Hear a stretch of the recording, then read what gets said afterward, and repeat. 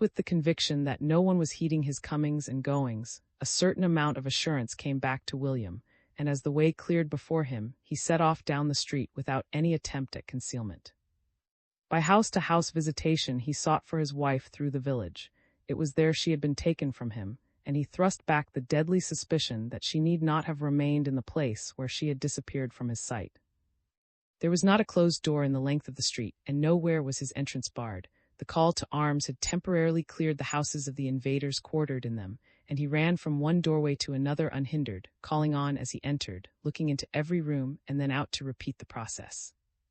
The two first houses were empty from garret to cellar, but with signs of having been left recently and hurriedly by the soldiers billeted therein. Odds and ends of military kit were scattered about, chairs overturned and left lying, and in one room a kitchen on a half-extinguished fire, a blackened frizzle of meat in a frying pan filled the air with a smell of burning. The third house he thought likewise empty. Downstairs there was the same litter, overthrown furniture, and food half-eaten on the table, but opening the door of an upper room he came on a woman with 3 children. The woman started to her feet as the door opened, a child hugged to her bosom and other 2 clinging to her skirt, and William had a passing impression of a plump, pallid face with lips apart and wide, wet eyes, half imploring and half defiant. One of the children was crying, its mouth was rounded in a roar, but you heard nothing of its vigorous plaint for the louder din without. William made a gesture that he meant to be reassuring, shut the door, and ran back into the street. He went in and out desperately, like a creature hunted or hunting, and having drawn blank in house after house, the deadly thought refused to be thrust and kept under. If they had taken her away, she might be anywhere. East or west, gone in any direction, and leaving no clue for her following. Anywhere in a blind, incomprehensible world, where men killed men and might was right, and life, as he knew it from his childhood up, had ended in an orgy of devilry. He went on running from house to house, while shells screamed and burst and guns clattered by, and no man gave heed to his running or the tumult and torture of his fears. Upstairs and down and out again, upstairs and down and out. He was nearing the end of the street when he found her at last, in the upper back room of a little white house some yards beyond the building in flames, and not far from the spot where they had seen the hostages die. She was alone and did not move when he flung the door open. Crouched in a corner with her head on her knees, she neither saw nor heard him. For an instant it seemed to him that his strength would fail him for gladness, and he staggered and held to the door. As the giddiness passed he ran to her, babbling inaudible relief, and pulled the hands from her face. He had an instant's glimpse of it, white and tear-marked, with swollen lips and red eyes. Then, as his arms went round her and he had her up from the floor, it went down on his shoulder and was hidden. He felt her clinging to him, trembling against him, sobbing against him while he held her, and all his soul was a passion of endearment and thankfulness. So for a minute or two, perhaps longer, they clung to each other, reunited, until William, his sense of their peril returning, sought to urge his wife to the door. She came with him for a step or two, her head still on his shoulder. Then suddenly she shivered and wrestled in his arms, thrust him from her, rushed back to the end of the room and leaned against it, shaking with misery. Her arm was raised over her hidden face and pressed against the wall, and he saw what he had not seen before, that the sleeve was torn and the flesh near the wrist bruised and reddened. He saw also his eyes being opened, that it was not only her hair that was tumbled, all her dress was disordered and awry. There was another tear under the armpit where the sleeve had given way and the white of her underlinen showed through the gap. His heart cried out to him that she had struggled merely as a captive, had been restrained by brute force from escaping, but his own eyes had seen that she turned from him as if there was a barrier between them, as if there was something to hide that yet she wished him to know. For a moment he fought with the certainty, and then it came down on him like a storm. For once in his life his imagination was vivid, and he saw with the eyes of his mind as clearly as with the eyes of his body. All the details, the animal details, her cries and her pitiful wrestlings, and the phrase licentious soldiery in the face of the man who had been round and roughly good in repose with black eyebrows and a blue-black chin. He caught her by the hands and said something to her, jerked out words that stammered and questioned, and she sobbed and turned her face from him again. After that he could not remember what he felt or how long he stood in the middle of the room, oblivious of danger and staring at her heaving shoulders and the tumbled hair that covered them. But it seemed to him that he talked and moved his hands and hated and did not know what to do. In the end there must have come to him some measure of helpless acquiescence, or perhaps he was quieted and taken out of himself by the need of giving help to After how long he knew not, he found himself once more with his arms around her. She let him take her hand, he kissed it and stroked her poor hair. This time she came with him when he led her to the door, and they went down the stairway together. Near the street door she hesitated and halted, and he saw she had something to say. "Where are we going?" she asked with her lips to his ear. "Can we get away?" He told her he thought so, that now was the time when they might slip away unnoticed, trying to encourage her by the assumption of a greater confidence than he felt. Fortune them, however, and the assumption of confidence was justified. Though the bombardment had slackened as suddenly as it had begun, the remnant of German soldiery left in the place was still too much occupied with its own concerns to interfere with a couple of civilians seeking safety in the rear of the fire zone, and no one paid any heed to them as they made their way along the street. They turned inevitably westward, away from the guns, down the road they had come that morning, two hunted little figures, keeping well to the wall and glancing over their shoulders. The crush of wagons, of guns and men, had moved forward and out of the village, which for the moment seemed clear of all but non-combatants save for the ubiquitous cyclist who dashed backwards and forwards in his dust. An ambulance was discharging its load at a building whence waved the Red Cross, and near at hand, but out of sight, a battery was thudding regularly. But of the few uniformed figures in the street itself, there was none whose business it was to interest himself in their movements. They hurried on, clinging to each other and hugging the wall, except when a heap of fallen brickwork, a derelict vehicle, or other obstacle forced them out into the road. They were almost at the entry of the village when they came upon such an obstacle. The upper part of one of the endmost houses had evidently been struck by a shell, for a large slice of roof and outside wall had crumbled to the pathway below. It had crumbled but recently, since the dust was still clouding thickly above the ruin and veiling the roadway beyond it. Hence, as they skirted its borders, it was not until he was actually upon them that they were aware of a motorcyclist speeding furiously out of the dusk. The roar of the battery a few yards away had drowned the of his machine, and was almost under it before she had warning of its coming. The stooping rider yelled and swerved, but not enough to avoid her. She went down, flung sideways, while the cyclist almost ran on to the heap of rubble on his right, then, recovering his balance, dashed forward and was lost in the dusk. Save for that momentary swerve and stagger, he had passed like a bolt on his errand, leaving crumpled in the road at William's feet. To his mind, no doubt, a mishap most luckily avoided. Lay without moving, her face to the dust, and for one tortured moment William thought the life beaten out of her. But when he raised her, her lips moved, as if in a moan, and as he dragged her for safety to the side of the road, she turned her head on his arm. He laid her down while he ran for water from the river, panted to its brim, soaked his handkerchief for lack of a cup, brought it back and pressed it to her forehead. Her eyes, when she opened them, were glazed with pain and her lips drawn tightly to her teeth. When he wanted to raise her to a sitting position, she caught his hand, thrust it from her and lay with her white face working. So she lay for minutes that seemed hours, with her husband kneeling beside her. Men passed them but stayed not, and once when William looked up, a car was speeding by with helmeted officers inside it, too intent on their own hasty business of death to have so much as a glance to spare for a woman in agony of bodily pain and a man in agony of mind. The night had come down before was able to move. With its fall the nearby battery was silenced and the distant thunder less frequent, so that William was able to hear her when she spoke and asked him to lift her. He sobbed for joy as he lifted her, gently and trembling lest he hurt her. She sat leaning on his arm, breathing painfully and telling him in jerks that it was her side that pained her most, her left side and her left arm, but most of all her side. At first she seemed dazed and conscious only of her sufferings, whimpered about them pitifully with intervals of silence, but after 10 minutes or so she caught his sleeve and tugged it. "Let's get away. Help me up."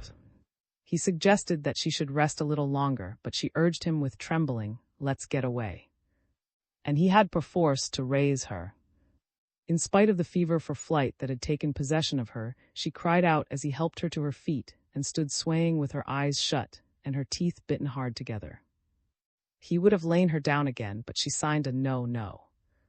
At the attempt and gripped at his shoulder to steady herself. Then, after a moment, guided his arm round her body so that he could hold her without giving unnecessary pain. "You mustn't press my side, I can't bear it. But if you put your hand on my shoulder." They moved away from the village at a snail's pace, leaning heavily on her husband. Behind them at first was the red light from burning houses, but as they crawled onwards the darkness of the valley closed in on them until, in the somber shadow of the cliff, William could only distinguish his wife's face as a whitish patch upon his shoulder. When she groaned, as she did from time to time, he halted to give her relief, but she would never allow him to stand for more than a minute or two. After a few painful breaths there would come the tug of her fingers at his coat that was the sign to move forward again. Once or twice she whispered to know if anyone were coming after them, and he could feel her whole body a-quiver with fear at the thought. Barred in by cliff to right and river to left, they kept perforce to the road, or rather to the turf that bordered it. The traffic on the road itself had not ceased with the falling of night. Cars were coming up and guns were coming up, and the valley was alive with their rumble, and at every passing shrank and her fingers shivered in their grip upon William's sleeve. "Can't we get away from them?" she whispered at last. "Right away, and hide. Can't we turn off the road?" He said helplessly that he did not know where, until they reached the entrance to their valley. "It's all cliff and the river on the other side." She had known it without asking. There was nothing for it but to drag herself along. To both the distance was never-ending. His terror of recapture communicated itself to her husband, and he shivered even as she did at the rattle of a passing car. Instinctively they kept to the shadow, stumbling in its blackness over the uneven ground below the cliff. Once, when a couple of patrolling horsemen halted near them in the roadway, they crouched and held their breath during an eternity of dreadful seconds, while they prayed that they had not been noticed. It seemed to William that his heart stopped beating when one of the horsemen walked his beast a yard or two nearer, and flashed a light into their faces, but the man, having surveyed them, turned away indifferently and followed his comrade down the road.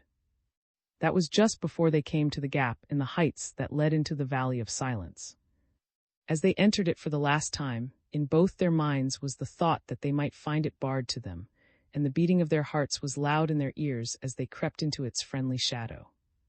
"The woods," whispered. They turned into the woods and took cover, and with a yard or two, the blackness under the trees had closed in on them, blotting out all things from sight. They halted because they could see to walk no further. "Let me down," said, and her husband knew by the gasp in her voice that she was at the end of her powers of endurance. He explored with an outstretched hand for a tree trunk and lowered her gently to the ground with her back supported against it. She panted relief as he sat down beside her and groped for her fingers in the darkness, so they sat holding to each other and enveloped in thickest night. The guns had died down altogether, and the rumble from the road, though almost continuous, was dulled so that William could hear his wife's uneven breathing and the stealthy whisper of the trees. He sat holding his hand and staring into the blackness, a man dazed and confounded, who yesterday was happy lover and self-respecting citizen, and today had suffered stripes, been slave and fugitive, learned the evil wrought on his wife.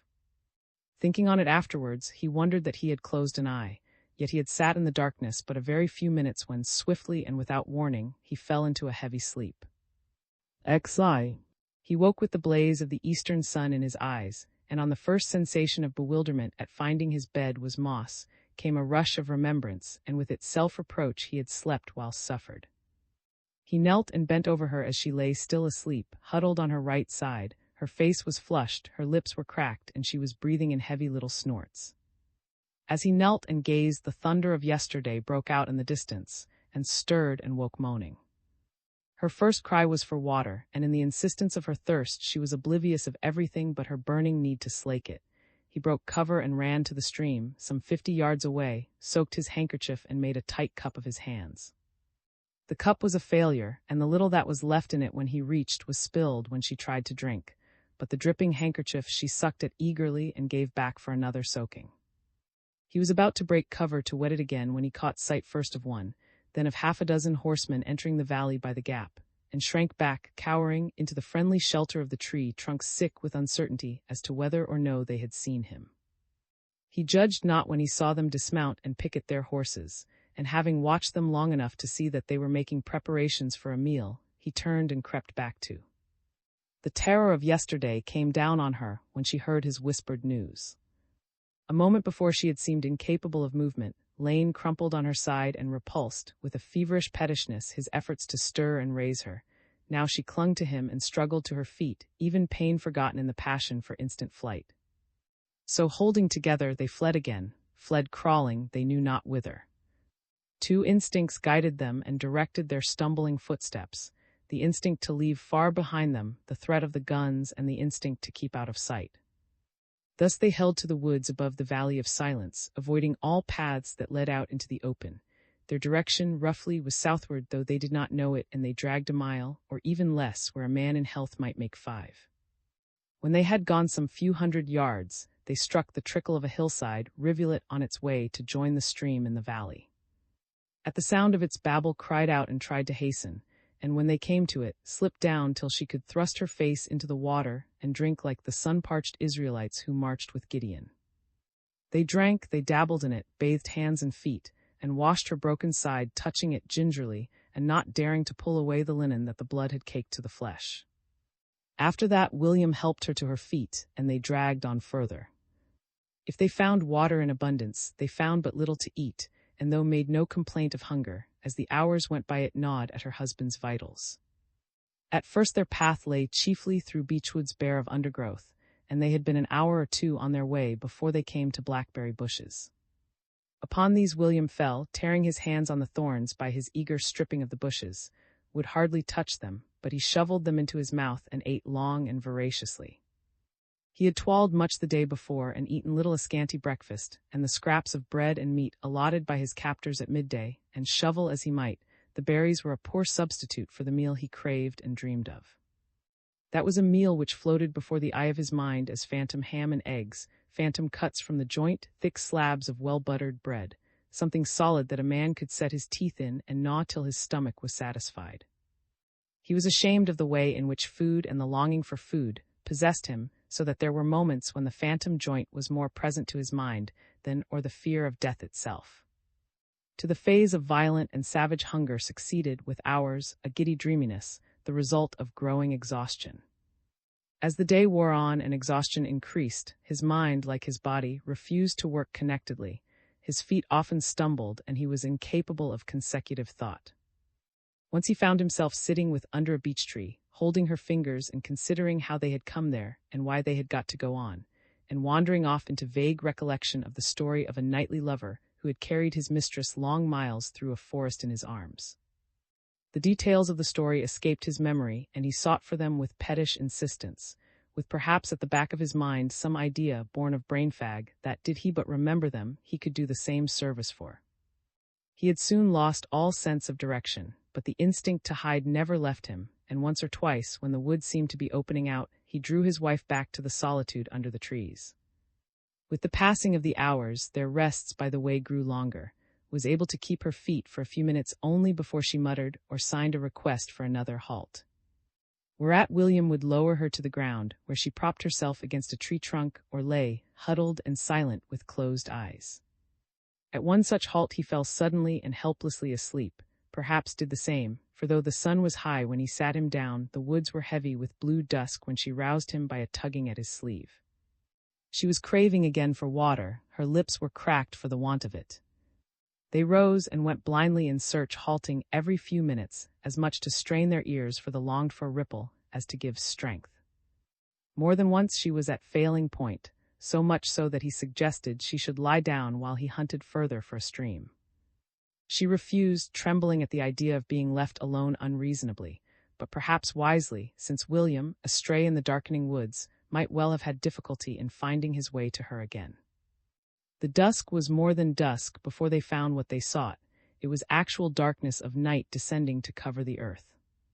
They had halted perforce more than once when could go no further, but always her thirst burned her, and she rose and struggled forward again.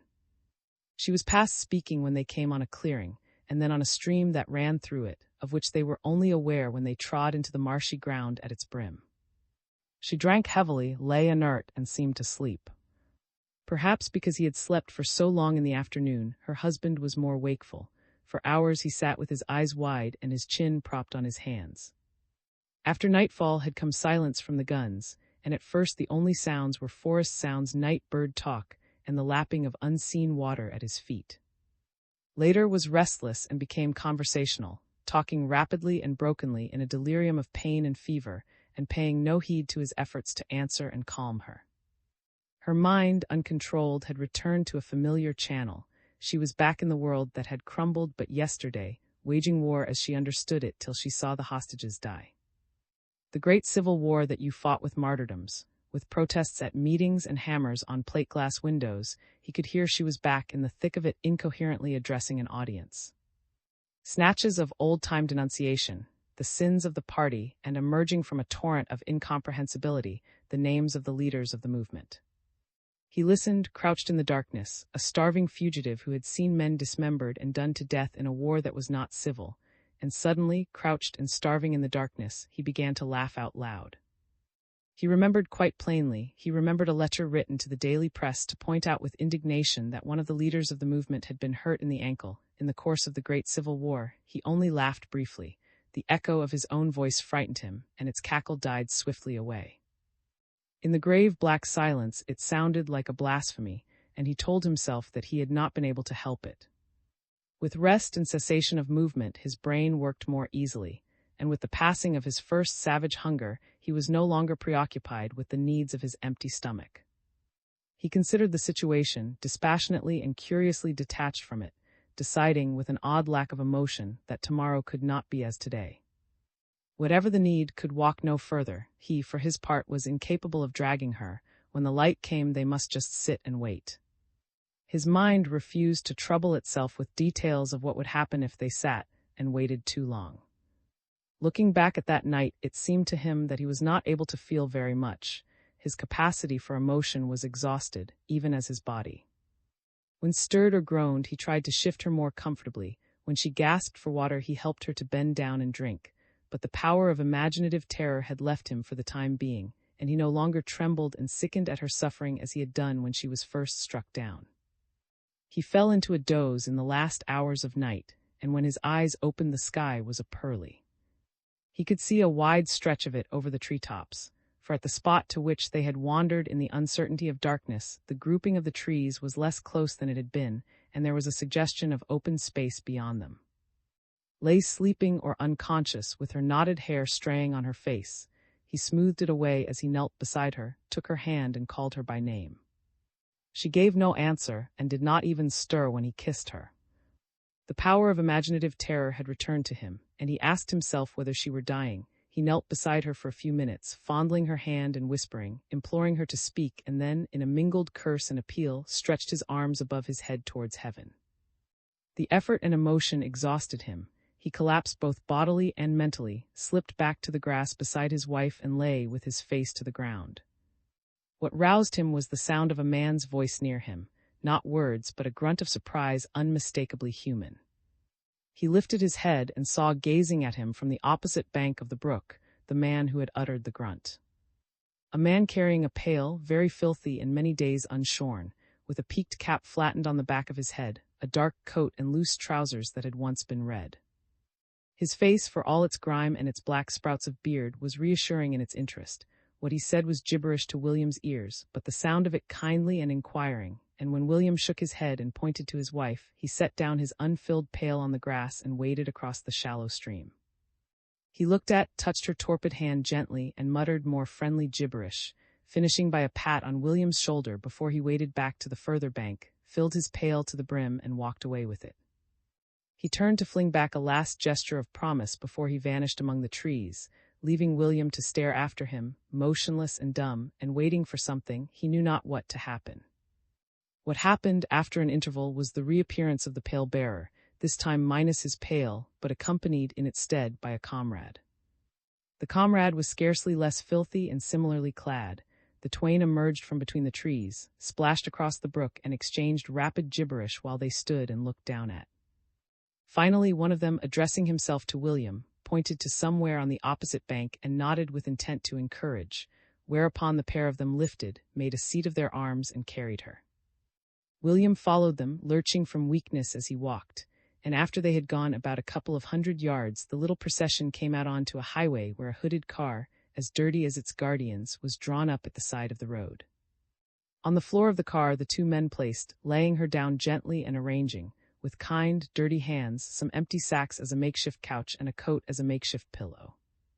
That done, they signed to William to climb in beside his wife, and one of them, noticing his feebleness, lent a hand to him over the tailboard, while the other provided him with a hunk of bread and a large tin mug of red wine.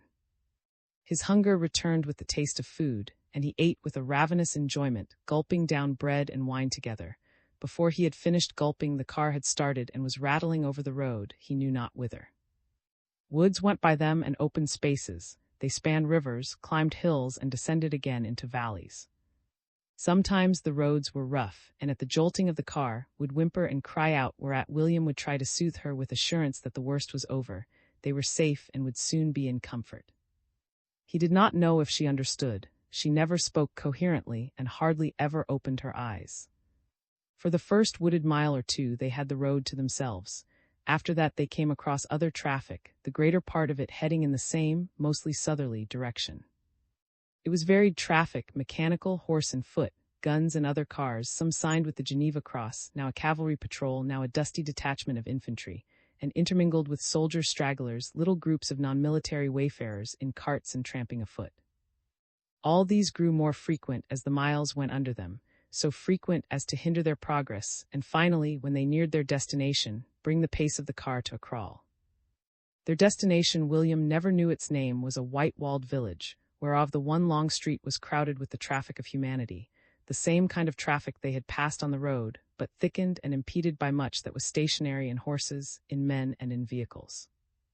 The car jolted halfway along the stone-paved street and came to a standstill in the company of 3 or 4 others. Its guardians descended, and one of them, the pale-bearer, looked over the tail and nodded in friendly wise to William before he hurried away. There was a few minutes' wait, during which nothing personal happened, only the confused sound of voices, the confused sound of movement flowing incessantly, movement of feet, wheels, and engines. And then the man who had nodded from the tail of the car came back, others with him, dirty soldiers like unto himself. One of these spoke to William, choosing his words with precision, and when he shook his head and answered, "I am English," there was talk and much gesticulation. It struck him later that they took him for a Flemish-speaking Belgian, and perhaps had tried him with a word or two of the language. To the accompaniment of talk and gesticulation, the tailboard of the car was let down, and William, by sign, was invited to set foot on the ground, whereafter was also lifted out and laid by the roadside on a truss of hay which someone had procured for the purpose. There she lay for another 10 minutes or so, unaware of her surroundings, while the stream of humanity flowed by her. William, hunched beside her on the hay, wondering dumbly what would happen to them next. He knew himself among friends and was no longer afraid, but all initiative had left him, all power of action and idea. He had a dull hope that someone was bringing a doctor. Meanwhile he could do nothing but wait and obey, and when his good Samaritan, the filthy little soldier, came back and tapped him on the shoulder, he rose, passively responsive. The man signed to him that they should lift between them. He obeyed with infinite difficulty, panting at the effort, and together they carried her some yards down the street to a cart that stood pulled up and waiting, a long, most un-English-looking country cart, with a man perched in front, and inside 2 women, many bundles, some ducks, and a goat. One of the women was shriveled and helpless with years, her head in a handkerchief and her gnarled fingers holding to her knees. She sat huddled against the protesting goat, a lump of bent, blear-eyed old age. Her companion in discomfort, possibly her daughter, was a stout, elderly peasant woman, the counterpart in petticoats of the grizzled-haired man who guided a solid. She made room for, talking rapidly the while, in the straw at the bottom of the cart, thrusting ducks and bundles to one side of the vehicle with her knotted and energetic hands. Perhaps she was striving to explain to William that it was impossible to accommodate another passenger and that he must follow on foot.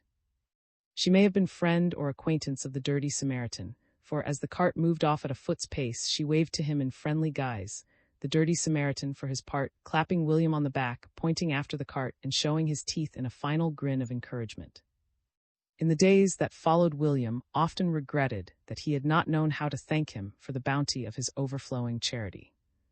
He walked after the cart as it lumbered through the village and out of it. Nourishment and the sense of relief had given back some of his strength. Thus he was able, if with difficulty, to keep up with the plodding of the solid, often brought to a standstill, moreover, by the traffic that cumbered the road. Sometimes the standstill was a long one, accompanied by confusion and shouting. There was a point where a stream of fugitives flowing southward met reinforcements hurrying north, and a flock of panic-stricken sheep, caught between the two, charged backwards and forwards, to the yells of their sweating drivers and the anger of a captain of cavalry. At almost every crossroads the stream was swollen by a fresh rivulet of fugitives, refugees, human and animal. Thus at such junctions the pace was slower, and a halt frequently called for. When it came, William dropped down with thankfulness, sometimes lying torpid till the cart moved on, sometimes satisfying hunger and quenching thirst with fruit from the regiments of orchard trees that lined the sides of the road. The stout peasant woman was more kindly than a hard face promised. She was careful and troubled about many things: the old wreck of humanity, her livestock, the safety of herself and her bundles, and she had lost her home and her livelihood, but she found time to think of and do what she could for her. She arranged her straw pillow, wiped the dust from her face, and from time to time raised her that she might hold a cup to her lips. Somewhere about midday she attended to the general needs. The cart was halted, and she doled out a ration, all round hunks of bread chopped from a yard of loaf and portions of a half-liquid cheese. William was not forgotten and shared with the rest of the party. They ate with the cart drawn up in a field a little way from the road, the horse grazing, the goat tethered to one of the wheels, the peasants and William sitting on the ground and lying in her straw. William climbed up beside her and coaxed a little wine between her lips. She had swallowed hardly a mouthful when she turned her head aside and pushed the mug feebly away. He was not sure if she responded when he spoke to her and stroked her hand. She muttered once or twice, but it was only a sound to his ears. For a moment perhaps it was the raw, red wine that had mounted to his head. There came over him a sort of irritation at her long and persistent silence. She must know what it meant to see her suffer and have no word. He felt she might have tried to rouse herself to the extent of one little smile of comfort. The afternoon was as the morning a weary journeying, whereof he knew not the goal. The horse plodded, the women sat hunched amid their bundles, and William tramped on his blistered feet at the tail of the creaking cart. When he looked ahead, the road, as far as his eye could reach, was dotted with fugitive tramps and fugitive vehicles, and when he looked back there were others following in their tracks. For the most part, however, he looked neither back nor forward, but trudged with his eyes on the ground through the whitened grass at the roadside. No rain had fallen for many days, and the road was deep in dust. It hung heavy in the air, and when a car went by it rose in clouds like smoke. The trees were thick with it, and every man's garments were powdered by its uniform. More than once their way led them through a village which might have been always the same village, so alike was its aspect and its doings. Always some of the houses would be closed and some in the act of emptying. In each and all was the same scene of miserable haste, of loading carts, of families, scared and burdened, setting out on their flight to the southward. It was a scene that grew so familiar to William that, staggering with the weight of his own weariness, he hardly turned his head to watch it. It affected him only by the halts it caused, by the need of maneuvering through a crowd. Cut off from his fellows by the lack of intelligible speech, he trudged on like an animal at the tail of the cart, ignorant as an animal of what the next hours might bring him. There were moments when it seemed to him that he was asleep and would surely waken, when he put out his hand to touch something and feel that it resisted and was real: a dusty axle, a gate, a wall, the dusty bark of a fruit tree. And there were other moments when the now was real, and he seemed to have newly wakened from the dream of a world impossible, of streets and stations and meals that came regularly, of life that was decent and reasonable and orderly, with men like unto himself. Late in the afternoon he started and lifted his head in sudden trembling recognition of a sound reminiscent, and because reminiscent, beloved the nearby whistle of a passing engine, the nearby clank of a train. The note of the whistle, the sight of a long line of trucks but a field's breadth away behind a fence, brought a rush of hope to his heart and a rush of tears to his eyes. His soul thrilled with the promise of them. After the vagabond horror of the last few days, they stood for decency, for civilization, for a means of escape from hell. His eyes followed the train with longing as it snorted over a level meadow, and wound out of sight behind a hill followed it with longing, with something that was almost love. A mile or two further they passed a level crossing, and soon after came again on a village. It was larger than any they had so far traversed, and in ordinary times must have been of a prosperous importance. Now many of its windows were bolted and shuttered, denoting the flight of inhabitants whom others were preparing to follow. The sun was red in the west when they reached its outskirts. It was when they were about halfway along the wide paved street that there came a loud cry from the cart, so loud and so sudden that the driver pulled at his horse. The cry had come from the hard-faced peasant woman who was leaning over. The life in William stood still as he saw her face, and she had to beckon to him twice before he moved to climb into the cart. She gave him a hand as he climbed and half-jerked him over the bundles, had died very quietly in the straw at the bottom of the cart. Cicely. Someone he thought kept him back from the body while they lifted it down from the cart. There was a stir and bustle, and 3 or 4 people gathered round, hiding it for a moment from his sight. One, he remembered, had the goat by the horns and was trying to drag it aside. The goat was refractory, kicked and bleated, and made itself the center of a scuffle. Afterwards he pushed through them all and stood looking down at his wife. As he looked at her limp, with glazed eyes and fallen jaw, there swam before his memory a pitiful vision of the dear he had married. He saw her, this huddle of rags and dirt, in her wedding garments, fussed and dainty, with her bouquet tied with suffragette ribbons. He remembered the expression, self-conscious and flushing, wherewith she had given her hand that he might place the ring on her finger, and how, when they were first alone as man and wife, he had taken the hand that wore the ring and kissed it till she drew it away. The crowd in the little house, at the handshakes, the well-wishing faces, they were all so close and so present that they gave the lie to this dead woman dropped by the roadside. He looked down stupidly while the bystanders whispered and stared. He did not know how long he sat beside her, nursing a dead hand in his own, but he knew he hated and shrank from the people around him, a group that kept forming and moving away and whispering as it gazed at himself and the body of his wife.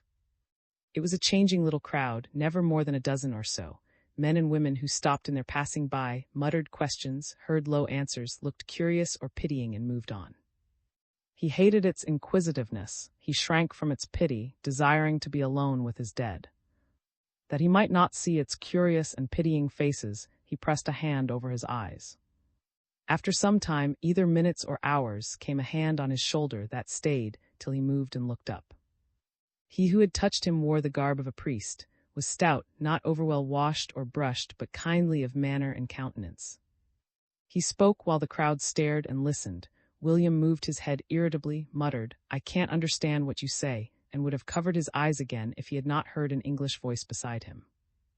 It was a woman who had caught his words and now pushed through the bystanders, a tall young woman in tweed coat and skirt, who had stayed to look over the shoulders of the shifting group. "You are English," she said. "What has happened?" He stared up at her for a moment, amazed at the sound of his own tongue. "My wife is dead," he told her, and hearing himself say the words aloud, he burst into a passion of sobbing. Through it he choked incoherent appeals to take them away, for God's sake to let him be alone. He turned his face to the wall and wept, long and brokenly, as one who has nothing more to hope, and for a time they left him till the paroxysm should wear itself out. When he turned his head at last, the crowd that he hated had scattered. Perhaps the priest and the Englishwoman had persuaded it away, for they were the only two near him. The Englishwoman, with her hands thrust deep into the pockets of her tweed coat, was standing at his shoulder, waiting till he was ready to listen. "Will you come with me?" she asked. "It will be better." Her tone, though very gentle, was authoritative and brought him instinctively to his feet, but once there he hesitated to follow her and stammered that he could not leave. "It will only be for a moment.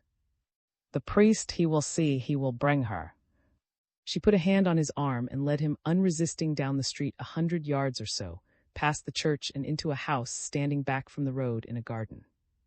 He knew afterwards that it was the village presbytery, and that the little woman who moved aside from the garden gate to let them pass in was the priest's elderly housekeeper. His companion spoke to her in French, no doubt to explain their arrival, and the old woman trotted ahead to the house, opened a door to the right, and ushered them into a sitting-room that smelt of unopened window. It was a ceremonious as well as a stuffy little room. There were good books lying on a table in the center, and stiff chairs ranged against the walls.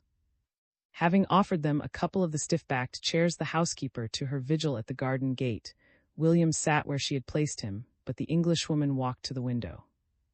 "I wish I could help you," she said with her back towards him. "I know nothing seems any good at such a time, but if there is anything you want." She was giving him more than she knew by her presence, by speaking in their common tongue. The sound of the familiar, comprehensible English was as the breaking of an iron barrier between him and the rest of mankind. She was talking to him, talking, not mouthing and making strange noises. He was back in the world where you spoke and your fellows understood you, where you were human intelligent, intelligible, not an animal guided by nod and beck or driven to by blows. Comprehensible speech meant not only sympathy, but the long power of complaint, and the pent and swollen misery of his last few days was relieved by a torrent of words. She stood and listened while he sobbed and talked incoherently. There was small plan or sequence about his tale. He went backwards and forwards in it, started afresh and left gaps. But she realized that he was telling it not for her benefit, but for his own relief. Let him pour himself out and refrain from interruption even when his talk was most entangled. She took it as a good sign when at last he paused and looked up to ask of her what it all meant, what had happened, and where he was now.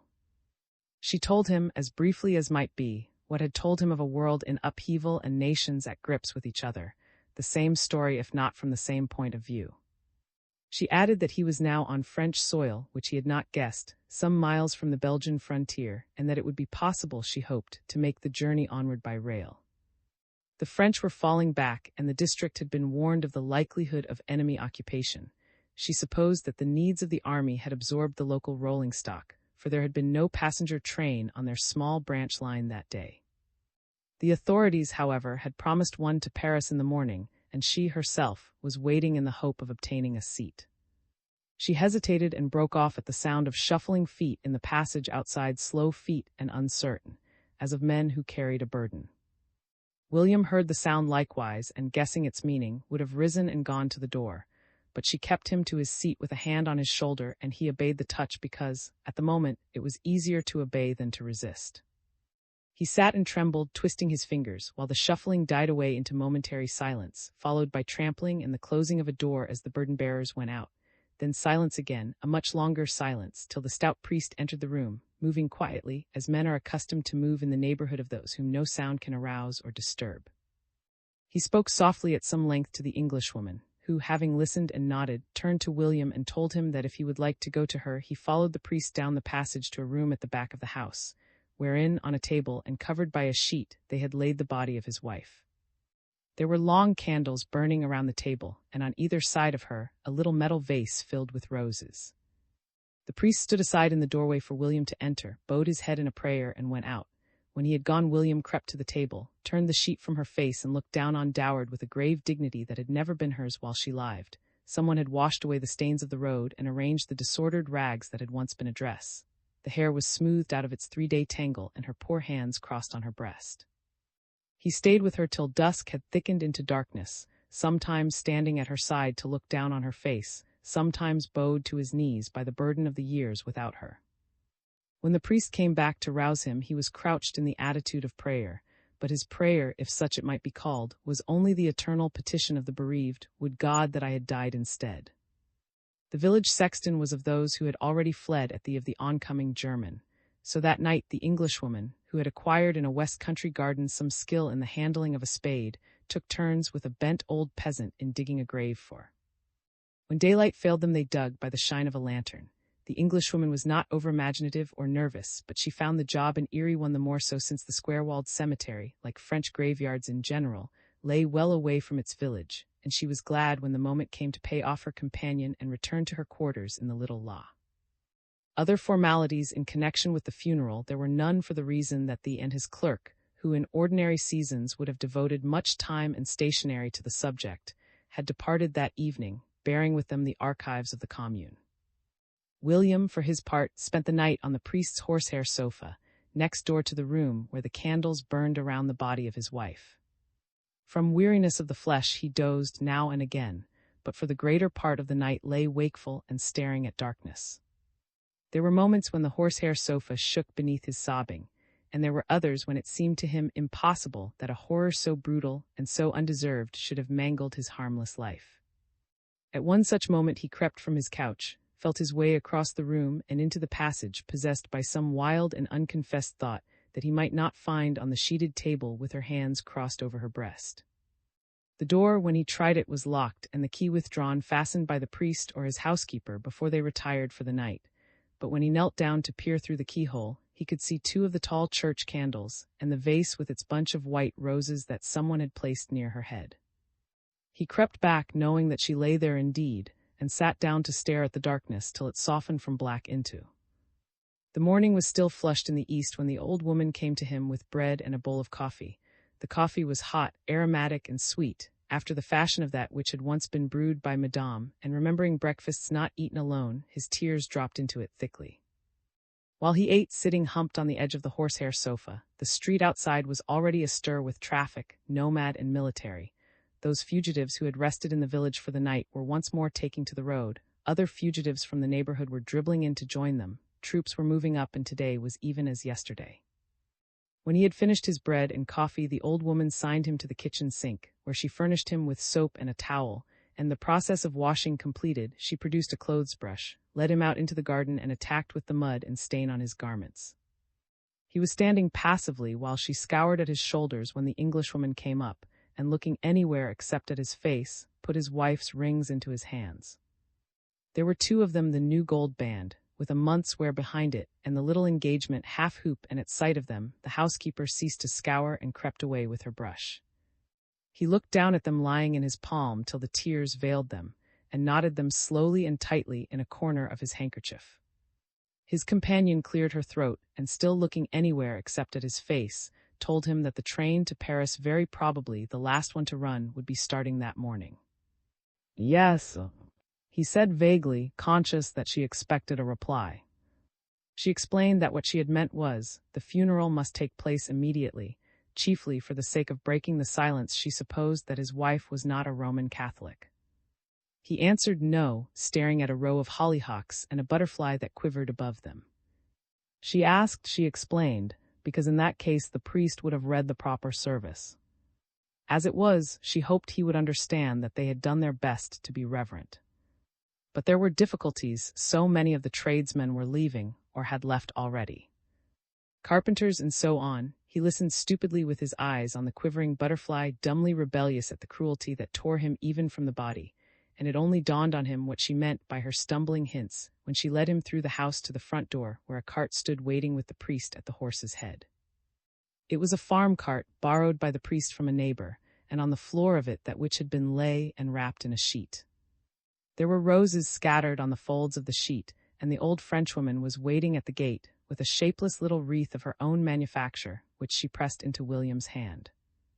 They set out, a funeral procession of three, which at other times would have drawn many curious glances, the priest leading the horse and William and the Englishwoman walking side by side at the rear of the cart. The cemetery lay outside the village, a half-mile or so from their starting point, and they passed wayfarers enough on the road, of whom some bared their heads and crossed themselves, and others were too busy with their own sorrows to give even a thought to the dead. The gate of the graveyard was narrow, and it was with difficulty that the cart was between its posts. At an ordinary funeral, the hearse would have remained in the road, but this was no ordinary funeral nor ordinary day, and it was as well not to tempt the footsore fugitive by the sight of a vehicle unguarded. Accordingly, the cart was through the gate before the priest. William and the Englishwoman lifted out the body of and carried it to the grave in the corner. The bent-backed old was sitting beside it on the mound that would shortly fill it. He rose when he saw them, leaning on his spade, and bared his hairs to the dead. The grave was shallow, but shallow as it was, the body being was lowered with difficulty, and the Englishwoman led William a little way aside that he might not watch while the priest and the peasant performed the last service would require of man. He understood what she meant and stood with his back to the group round the grave, staring at a granite tombstone bedizened with massive bead wreaths. When she touched him on the shoulder, as sign that he might turn, the priest was crossing himself at his prayers and the old man standing by the heap of new turned earth. He went to the edge of the grave, looked down at the crumpled sheet, and then stupidly round at his neighbor. He said nothing, but she thought he was expecting something. So as the priest still prayed with closed eyes in silence, she struggled with the racial shyness where things of the spirit are concerned, and swallowing her tears, spoke the funeral words for. "I am the resurrection and the life, saith the Lord. He that in me, though he were dead, yet shall he live. Blessed are the dead that die in the Lord, they rest from there. Man that is born of woman hath but a short time to live, he cometh up and is cut down. Lord, have mercy upon us." It was all she could remember, and when William had whispered Amen, they left the old peasant to his work. XIII. At the gate of the cemetery they parted from the priest, who had charged himself with the immediate return of the which he had borrowed from a neighboring farm. He shook hands with them, nodded kindly to the Englishwoman's thanks, climbed into the cart, and drove off along the dusty road. They saw him no more and often wondered what became of him when the wave of Teutonic invasions swept over his parish and himself. Their own way lay in the opposite direction, first back to the village inn, where the Englishwoman picked up her bag and a package of provisions for the journey, and then on to the station to await the arrival of the train. William followed her incuriously, without question or comment, and when she broke silence to explain what they were doing he assented, speaking with an effort and hardly knowing to what he assented. The train to Paris had been announced by the station authorities for an early hour in the morning, but morning dragged on and became afternoon before it put in an appearance. They waited through long and shadeless hours till 2 o'clock and after at the most insignificant of railway stations with a crowd of would-be passengers, a crowd that swelled as the hours crawled on until it flowed from the platform far along the line, and it seemed doubtful if any train, however capacious, could absorb its swarming multitude.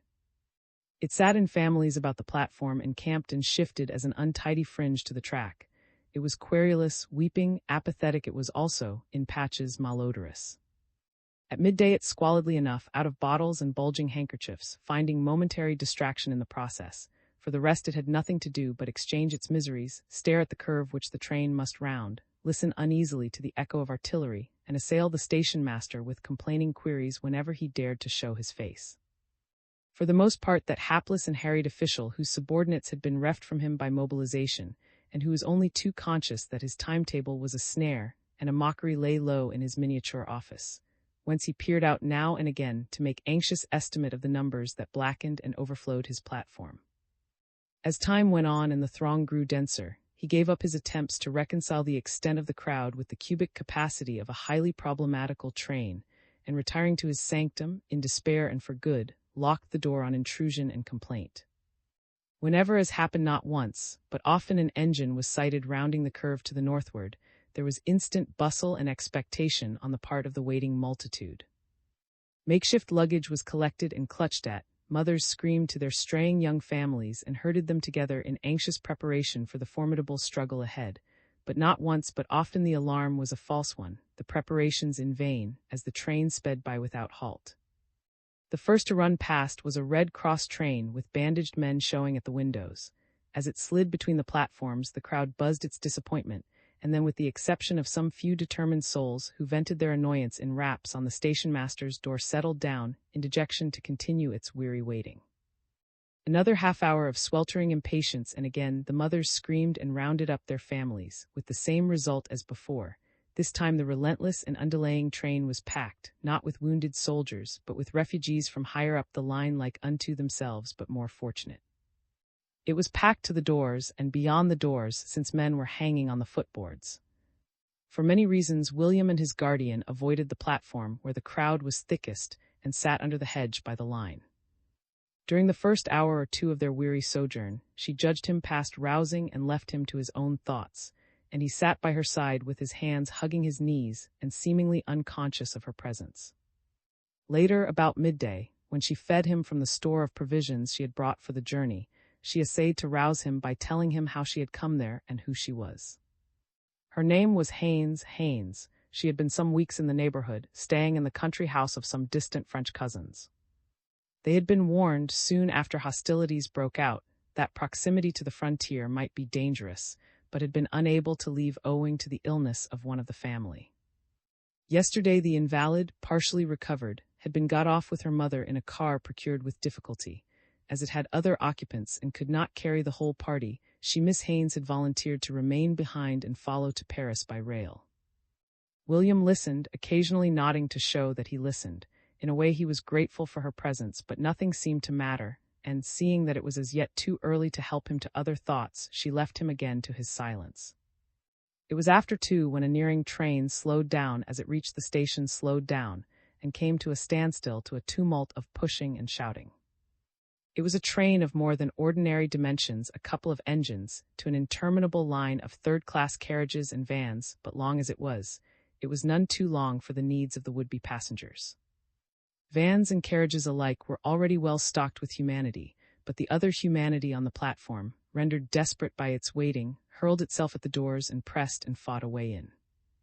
The sight was not pleasant. There was trampling, expostulation, threats. The angry, frightened crowd was past minding its manners, and at times the rush for the doors was carried on almost with savagery. Women were buffeted and buffeted back, and children swept away in the press. William and his friend, she was the sturdier as well as the taller of the two, clambered up the steps of a covered truck, and were thrust through its opening by the weight of those pressing behind them. The truck, when they gained it, was close, evil-smelling, and crowded, so crowded that many had to keep their feet for lack of the floor space to sit. When the struggle for places was over, and it was not over quickly, the train was packed end to end with sweating and exhausted. There followed a journey that to those who endured it seemed endless, a crawl punctuated with halts. The halts were lengthy as well as frequent, sometimes in sidings where refugees perforce gave place to troop trains, sometimes in junctions where they pulled up indefinitely at a platform and where worn-out officials could give no information as to when a fresh start would be made. The waits, wearisome as they were by far more endurable than the wretched stages in between, which were stages of sweating heat and smells, of stifling and cramped discomfort. On the platform, at least, it was possible to stretch and breathe. In the vans, it was aching backs and bones, and a foulness that thickened with the miles.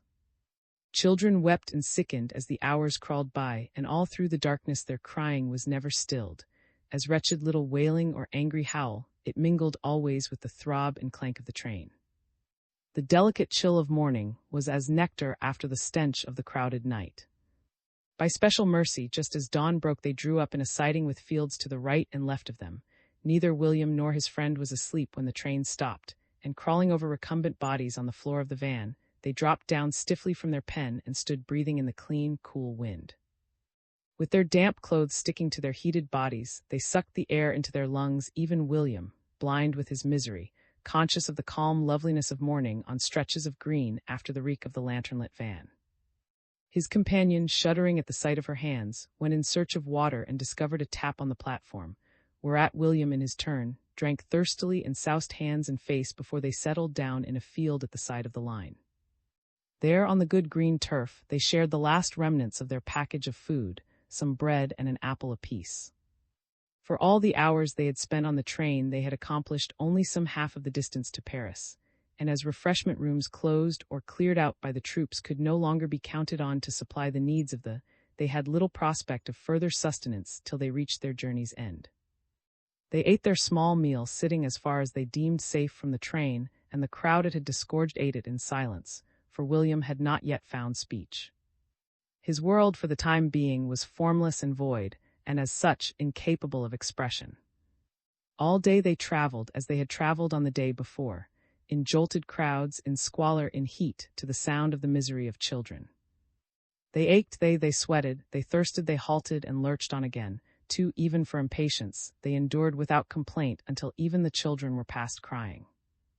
The sun was low on the horizon when William, drowsily stupid, raised his head from his knees as his friend touched him on the arm. He looked up stupidly. The train was plodding through forest. He had ceased to hope for the journey's end, and sat for the most part with his head on his knees in a dull, half-dozing resignation. "If we don't stop again," she told him, "we ought to be in fairly soon. I think that's Chantilly we've run through. We're only half an hour from Paris in ordinary times, that's to say." The times were not ordinary, and they took more than half an hour, very much more, to get over the 20-odd miles. They slowed to a crawl for the last stretch of the journey, and outside Paris, between Paris and Denis, they halted and waited till well after night had fallen. But at long last the interminable wait was ended, and they creaked and crept forward to a platform of the Nord, where William for the first time set foot in the capital of France. As he did so, he remembered a fact that had hitherto slipped his memory, that, and his companions, when they took his pocketbook, had left him without a penny. So far the loss of his purse had not troubled him. He had lived as the beasts live and been cared for even as they, but Paris was civilization, where money would be needed for a lodging. He had no resource but his companion, and as they drifted along with the slow-moving mass on the platform, he appealed perforce to her.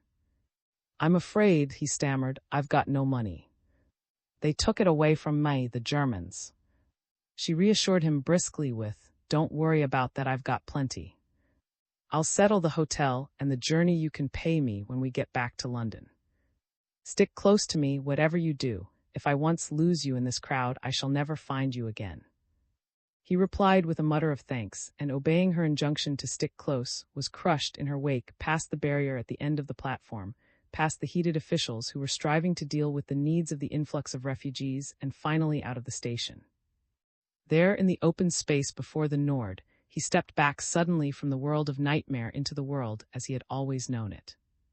The wide, lit street in front of the station was filled with a moving and everyday crowd. In his ears were the buzz of the taxi and the warning clang of the tram. The change from the horrible to normal surroundings, from brutality and foulness to the order of a great town, was so sudden and complete that it took away his breath like a swift plunge into cold water. And as the life of the city enwrapped him and claimed him for its own, for one crazy moment it seemed to him that the last few days were impossible. Their fantastic cruelty was something that could not have been, and he almost looked round for XIV. Haynes knew her way about Paris, and the little hotel in a quiet side street where a taxi deposited herself and her companion was one that had sheltered her in days less eventful and strenuous, and where Madame, in consequence, was compassionate and not contemptuous at being asked to shelter too late arrivals in the last stage of dirt and untidiness.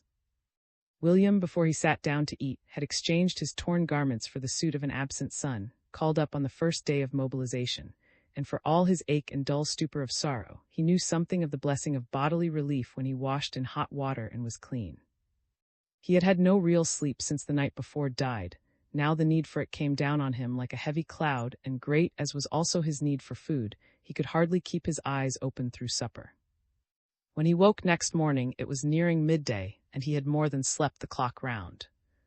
He pressed the bell as he had been told to do when he woke, and with the coffee and rolls that arrived at the summons came a penciled note from his mentor.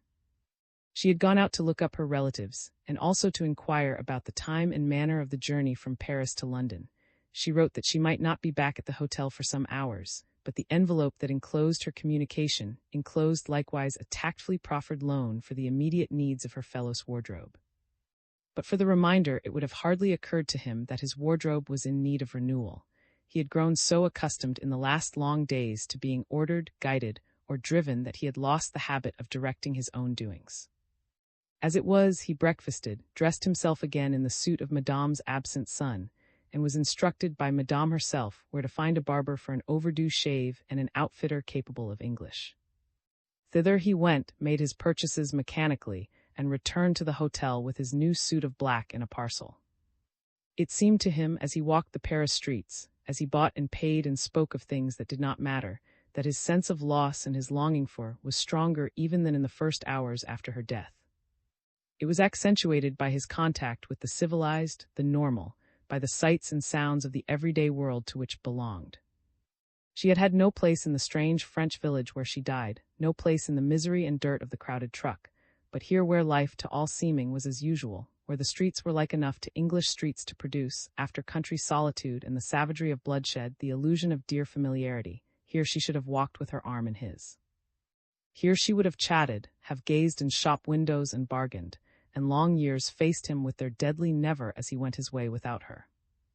Later, when he had returned to the hotel and changed into his new black suit, a wild fit of useless rage came over him, and alone in his third-floor bedroom, he cursed the devils who had killed his wife, the devils who had made the war. Under his breath, lest he should be heard in the corridor, he called down the vengeance of God on their evil heads, breaking inevitably, as his own store of invective gave out into lyrical reminiscence of that biblical lore with which his mother had imbued him through Sunday after Sunday of his childhood, believing in the God whose existence he had usually ignored and often doubted because of his need of an avenger and a present help in his trouble.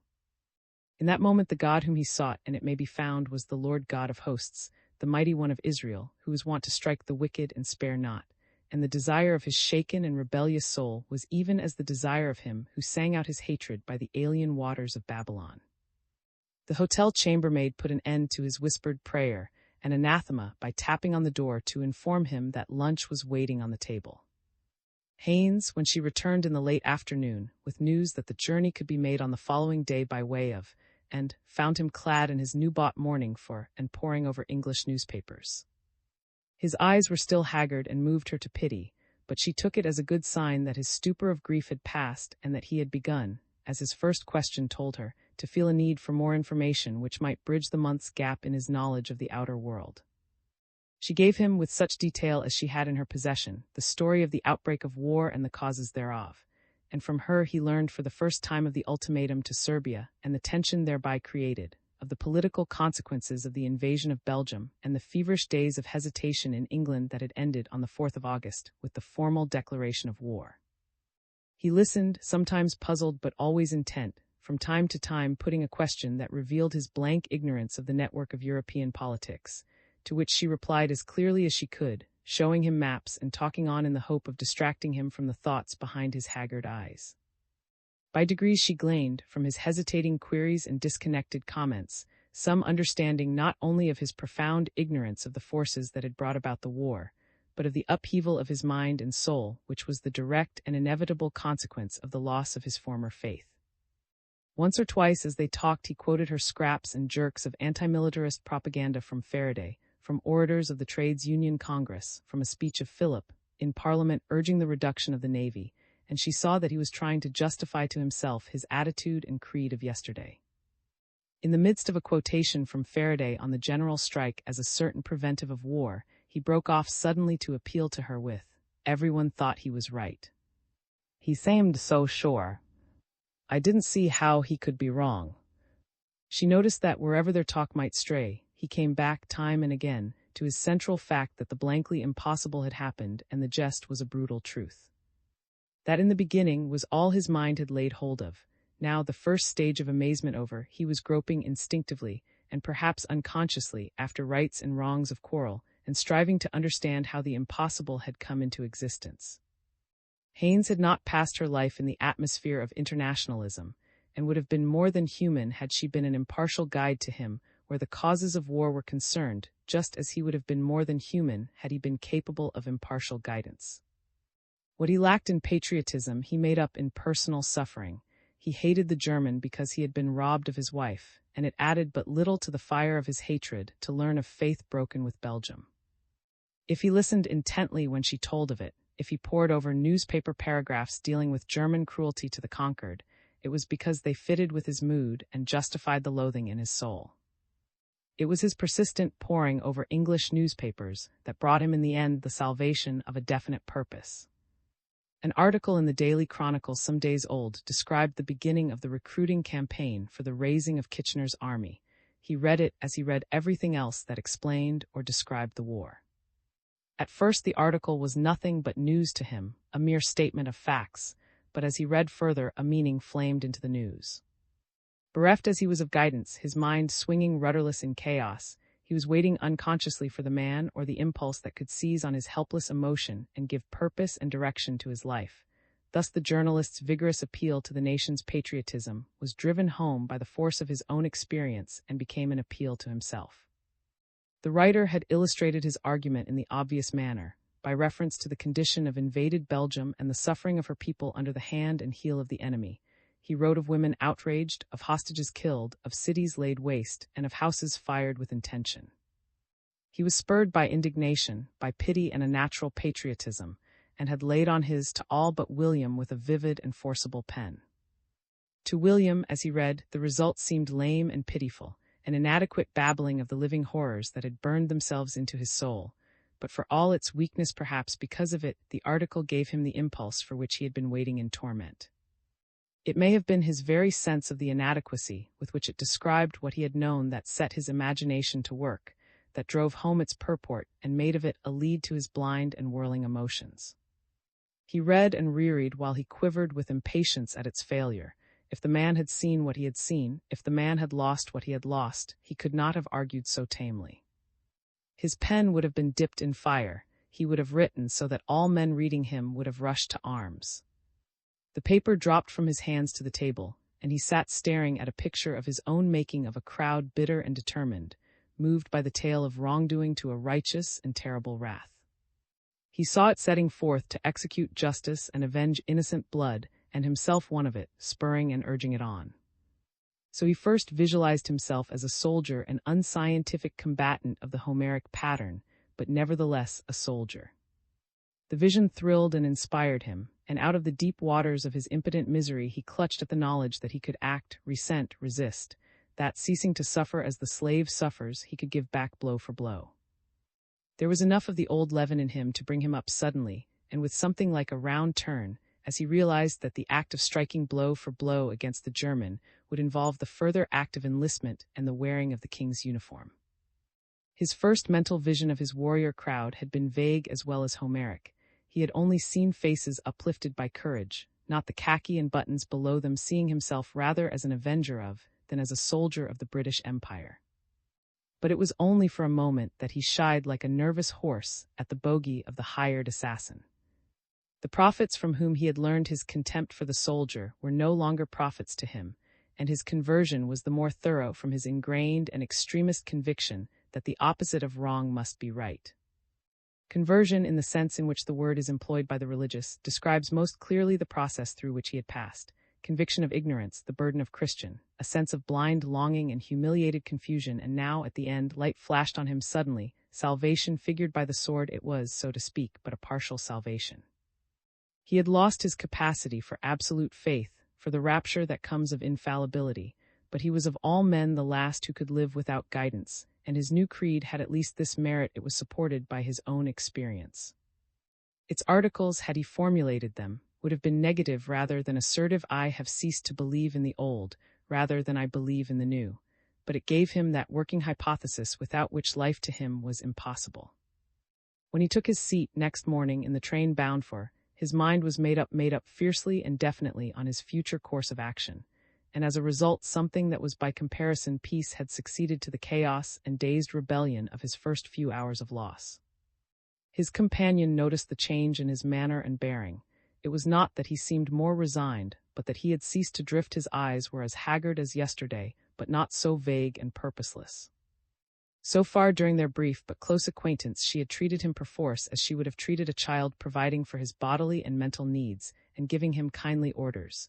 Now, ignorant and obedient as he still was in the matter of foreign travel, he was once more a reasonable being. He was still for the most part sunk in his own thoughts, but not helplessly and endlessly so. He was capable of being roused, and at intervals he roused himself. Once when they halted, she was struck by the intentness with which he gazed at a trainload of soldiers in khaki new come from England, and moving up from to the front.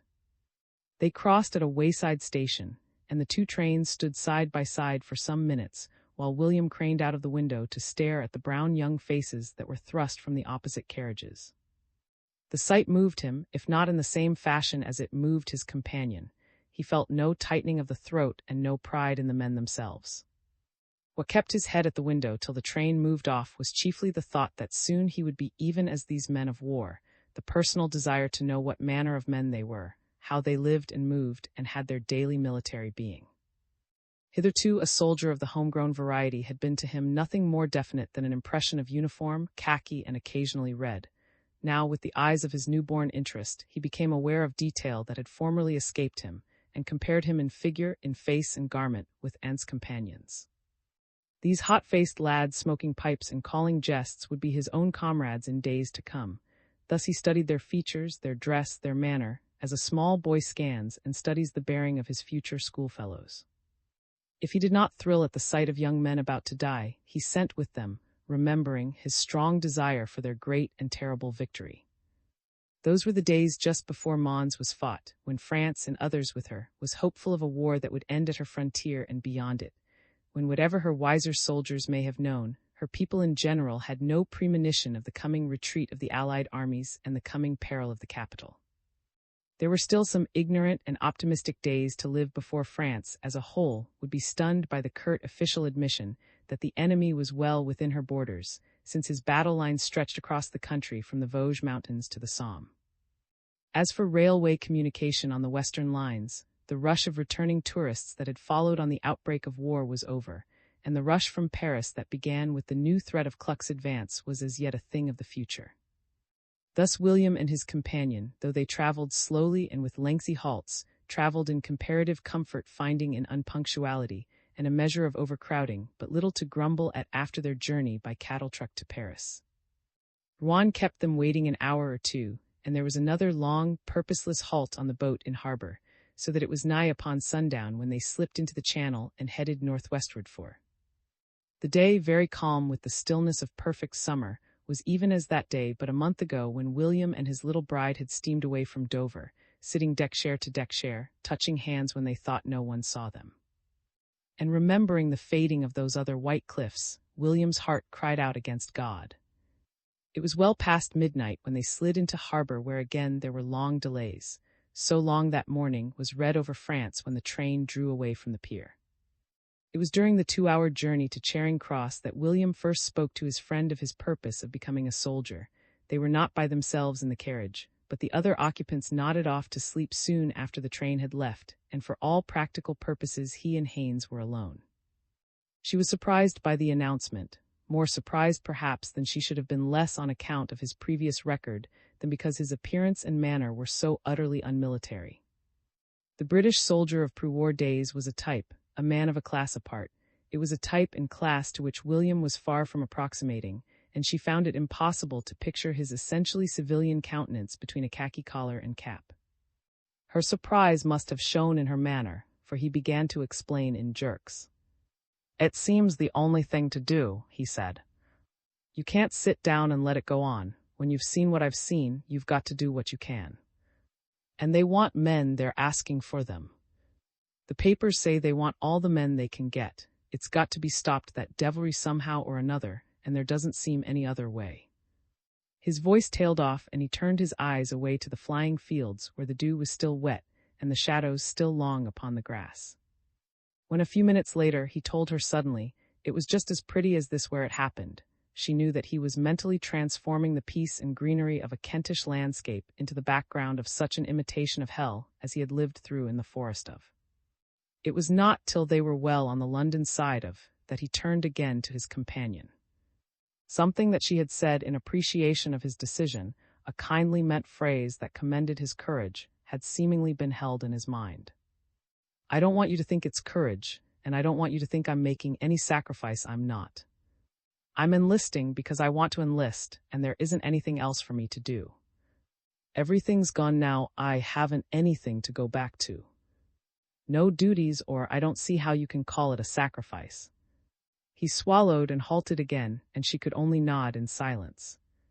She knew enough of him by this time to know that what he said was truth, having learned in the course of their days of acquaintanceship that he had lost even more than his newly made wife, his hopes of a home and children. In very deed he had nothing to go back to, neither home nor daily occupation. In losing his cocksure, infallible creed, he had lost the interests wherewith his days had been filled. His meetings, his busy committees, the whole paraphernalia of his agitator's life, were with yesterday's 7,000 years. Even if had not died, he, knowing what he knew, would have had to begin life again. Near, reminded of the nearness of London, he put an apologetic question. "You'll think me very ignorant," he said, "but you see I've never had anything to do with soldiers. Have you any idea how you set about joining the army?" She explained that he had only to offer himself, and turned up an English newspaper bought the day before at to point out a paragraph giving the situation of the various London recruiting stations. He studied it with interest, and showed her that the nearest to Charing Cross was a station on the Horse Guards parade.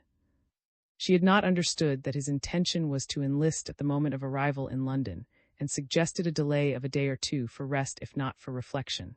The life before him was a hard one physically, and he had been passing through a week of exhaustion both physical and mental. To her arguments he shook his head, stubbornly impatient. He was so urgent to translate his new convictions into immediate action that it was with difficulty she prevailed on him to delay at Charing Cross for breakfast, and only him into the hotel by assuring him, whether rightly or wrongly she knew not, that it was as yet far too early in the day for any recruiting official to be at his post. On that assurance he yielded, and they took their last meal together. She had contracted an odd species of affection for the little bereft and destitute man whom chance had thrown on her hands in his hour of need.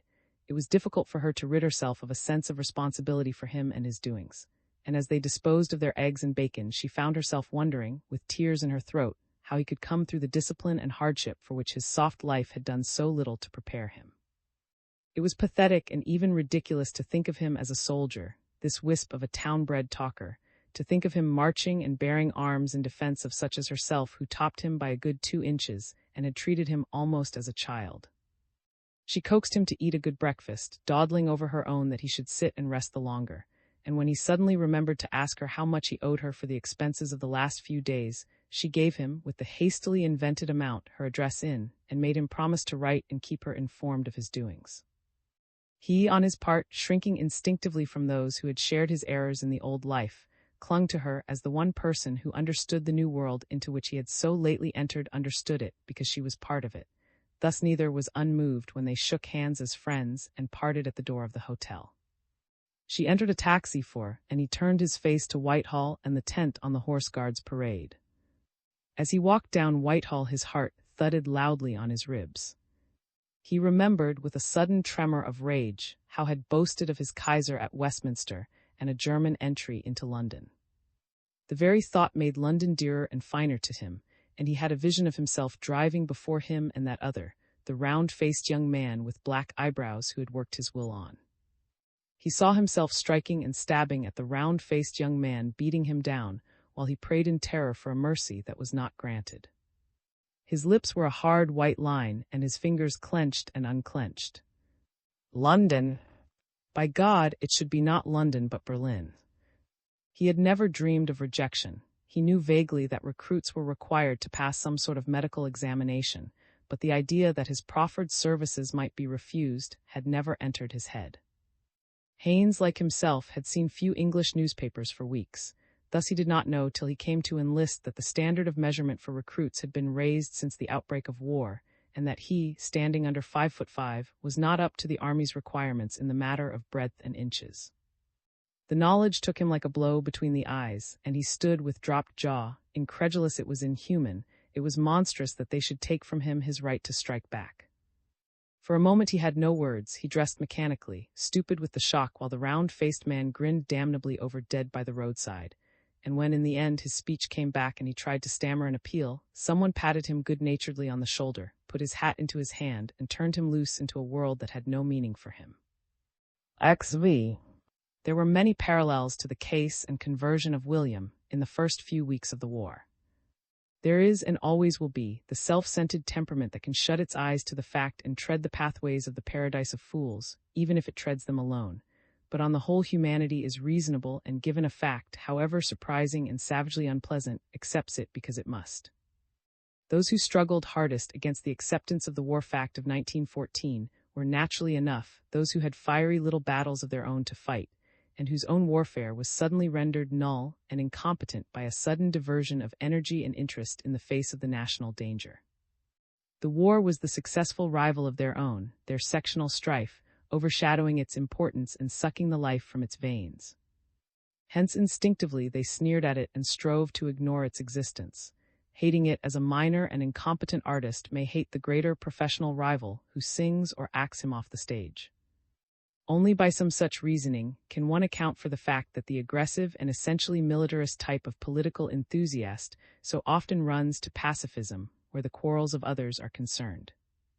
But for the bitter mischance of a honeymoon spent in the forest of, and the consequences thereby brought about, such would, very certainly, have been the mental attitude of William in the August of 1914.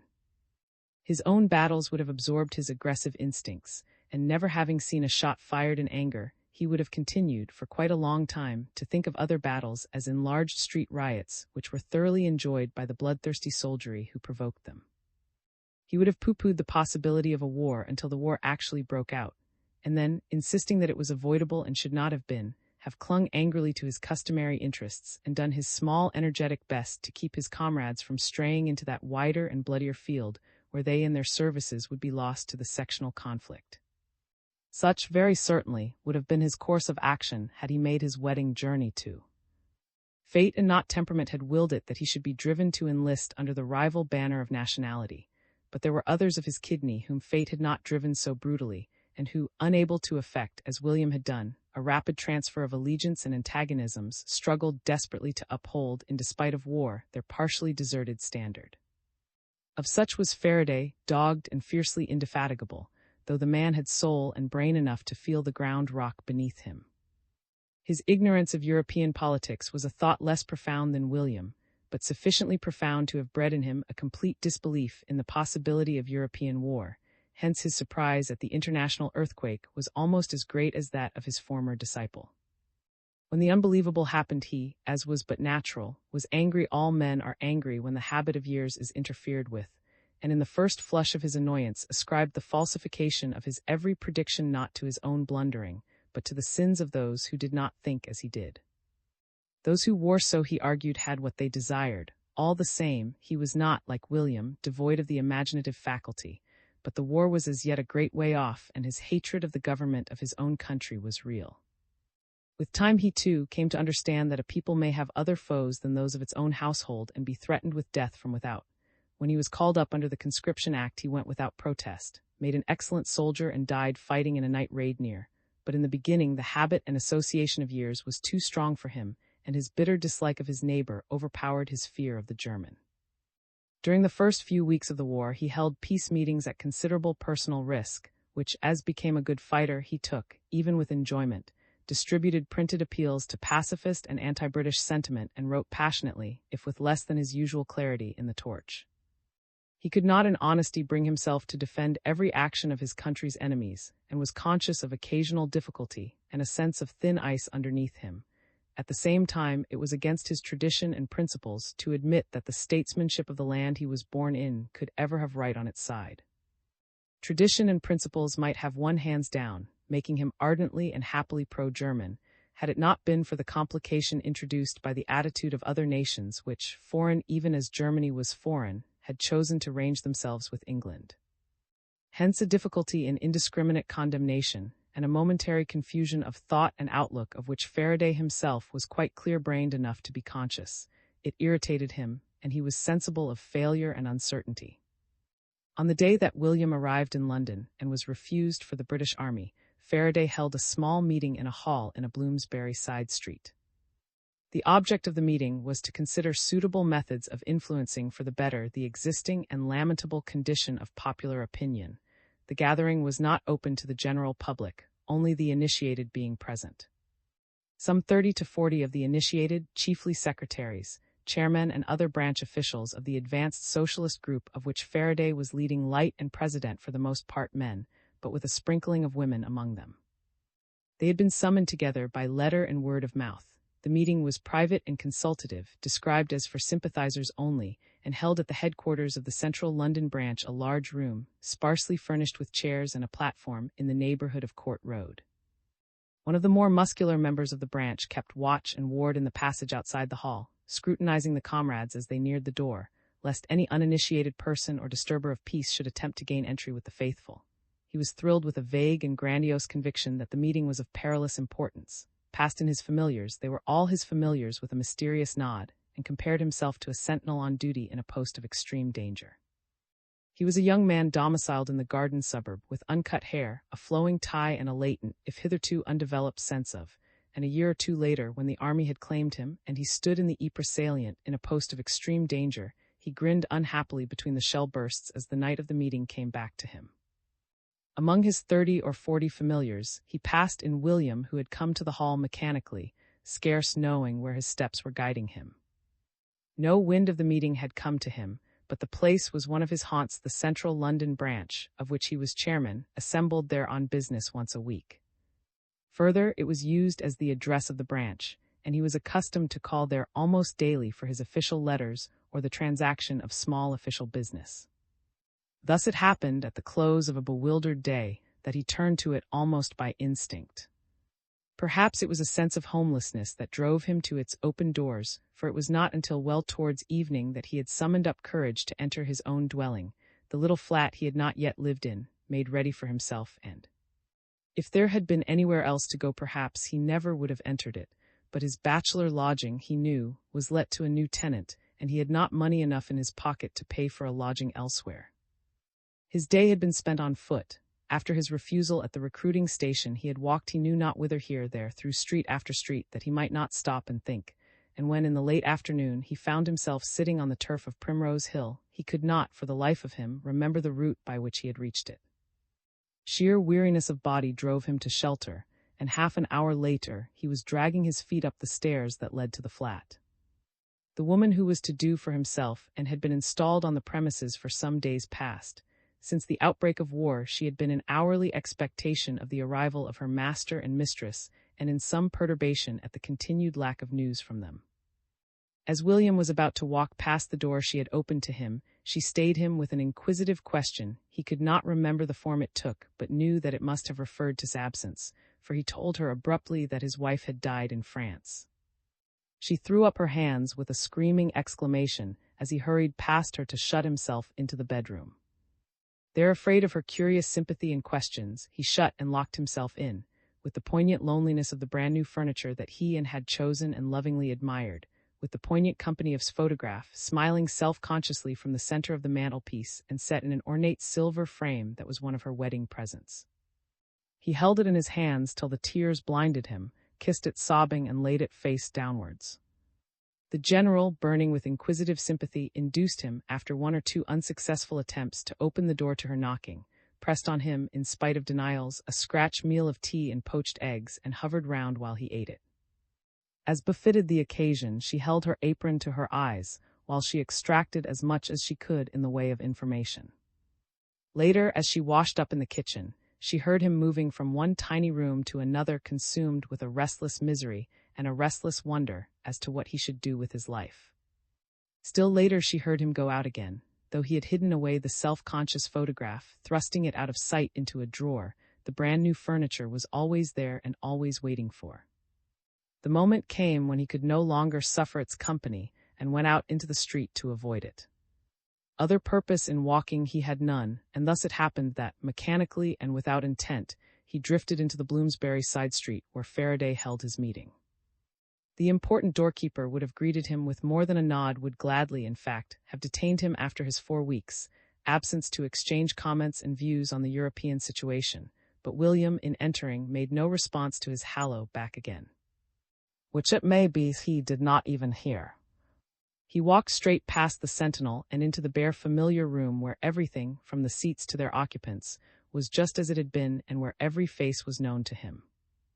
Time, for a moment, turned back in its traces, and yesterday unrolled before his eyes. He gazed at it and sat down slowly by himself in the last row of chairs. Edwards, the Central London secretary, was hugging his ankle as he always hugged it, and Mrs.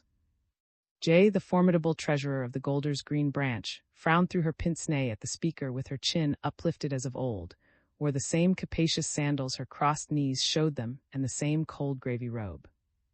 And her son, young J., as his habit was, sprawled sideways on one chair and curled his long limbs round another. It was all as it had been, and Faraday on the platform was speaking with the accents of yesterday.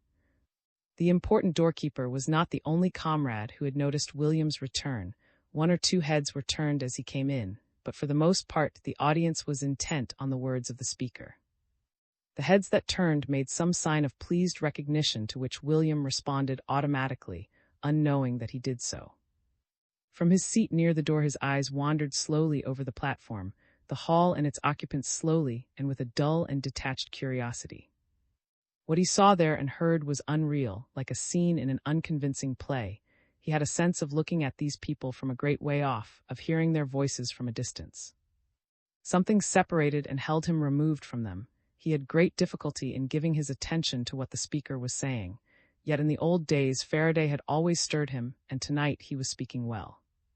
From 30 to 40 convinced adherents assembled at a private conference are not the material upon which a public orator usually throws away his best, but Faraday that night was speaking not so much to his audience as to himself. Unadmitted even to his secret soul, he had great and fierce need of conviction. It was with his own doubts that he wrestled, at his own head that he flung both his jeers and his arguments. He was of a finer because more intelligent than the and J who heard him and who were still thinking of the European tragedy as a red herring drawn by the cunning politician across the path of progress. Not for him was their happy imperviousness to the new idea, and looking down from his platform on their assembled faces, it may have struck him, not pleasantly, that these people were in part of his making. They were, at any rate, the product of a system of which he, in common with politicians of every creed, had not scrupled to make full use. Be that as it may, he spoke feelingly and well that night, far better and more feelingly than was needed by the numbers, the attitude, and of his audience, which was comfortably and stubbornly determined to agree with him before he opened his mouth. He had not come to the meeting with intent to be so lengthy and urgent. He had planned to be nothing more than brief and businesslike, to give and invite suggestions for a vigorous prosecution of the anti-war campaign. But when he rose to open the discussion, he was carried away by his own doubts and emotions, and the few remarks he had thought to make flared out into a veritable speech. He fought with and poured scorn on himself in the name of others, rallying his feebleness with argument and sneering at his own hesitations. Thus he spoke eloquently, and deserved the applause which greeted him when he sat down. Edwards followed him, in response to the invitation for suggestions, a little bespectacled man whose ideal was a world of committees. There had been something alive about Faraday's outpouring. It was the speech of a man who, however resentfully, understood that the world had moved. But as Edwards quacked earnestly about branch propaganda as an antidote to militarism and a means of diffusing the international idea, the sense of unreality descended again upon William. Branch propaganda, little leaflets and meetings when guns made a pulp of flesh and blood, and men were being shot against walls. Resolutions in minute books against wrongs likes and his own. For the first time for many days he felt a desire to laugh, and if it had not been for his sense of the distant unreality of the proceedings, perhaps he would have been moved to actual expression of perverted and unmirthful mirth. It was young Jay who made the proceedings real to him, and but for his intervention at the end of the discussion, it is probable that William himself would have taken no part in it. He would have listened for a little, perhaps to the end, and then crept out to his loneliness. But Jay roused him and swept him out of himself. Edwards quacked earnestly for 10 minutes or so, the aggrieved outpourings of a soul to which the really serious fact of the war was that it had caused a certain amount of backsliding and even desertion amongst the weaker brethren of his branch, and when he sat down, after a moment of silence, Jay rose to his feet. In the dark ages that had ended a week ago, William thought highly of Edgar Jay, esteeming him a youth of great promise. With his hands in his pockets, his broad shoulders lolled against the wall, and his hair, as usual, drooped over an eyebrow, he drawled out fine scorn upon the leaders of the party for their treachery to the cause of the people and their lack of the sense of brotherhood. There was no particular purport in his vaguely scathing remarks, which, the meeting being nominally for business purposes, might well have been ruled out of order, but he was enjoying the sound of his own full voice, and his mother gazed up at him admiringly. It was more himself than his vague remarks that made William flare, and see read his 6 feet of conceited boyhood propped sprawlingly against the wall. As he listened, he was gripped with a sudden hatred of Jay, a hatred that had its roots in envy of his physical perfections. It was for lack of that broad, deep chest and those long, strong limbs that the recruiting officer would have none of him, and a muscular boy, a potential soldier, lolled hands in pockets and cracked ignorant jests at men who knew better than he did, at the agony of such as himself. As the young man drawled onward, William breathed fast and thickly and clutched at the chair in front of him, till Jay, having sufficiently the official representatives of, went on to some smartly turned jibes at the recruiting campaign and the gulls who were caught by its appeals. One of his sarcasms brought him the ready laugh he had counted on, and something on which he had not counted. At the tail of the laugh came, imperative and raucous, the order, "Sit down, you young fool." Every head in the room went round with indignation to William, whom most of the gathering, Faraday included, now noticed for the first time. He was on his feet, stiffened and pallid with passion, but after the cry that had cut short Jay, he stood silent, with his lips apart and his hands clutching at a chairback. His fingers knotted and worked as they clutched, and his mouth was twisted and quivering. He stood like an animal backed into a corner, defying the astounded eyes and the open, incredulous mouths of those who had once been his comrades. Most incredulous of all was the mouth of Mrs. Jay, who gaped in amazement at the unprovoked attack on her son. "May I ask," began Edgar Jay, less slowly and languidly than usual, whereat William, hearing the silence broken, also found words to his tongue.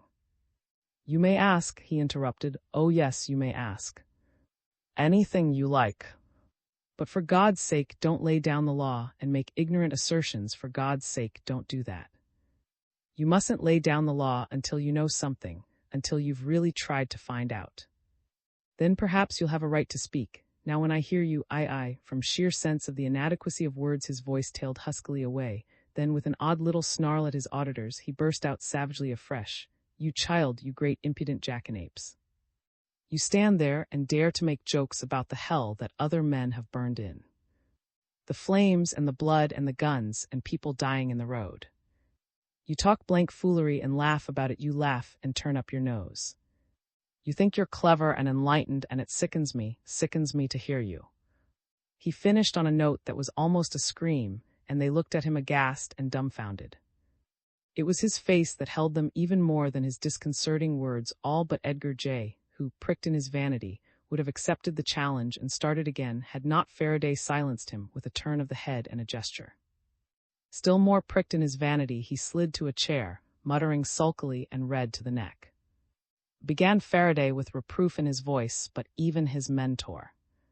Not savagely and with contempt, as he had and decried Jay, but as one who had a right to be heard. He mustn't talk like that till he knows something. It's child's talk, ridiculous babble. I know what I'm saying, I've come from it, and I've a right to tell him what I know. Not one of you here has seen what I have, you're just guessing. When a shell bursts, I've seen a man with his legs like red jelly and a horse. He choked at the memory. That's being a soldier, let him fight, and he'll find it out. Now he thinks it's what he said, just a sort of game that they like. Everything he said was mean little nonsense. How dare you listen to it and laugh at his silly little jokes? What's the good of saying that it shouldn't happen?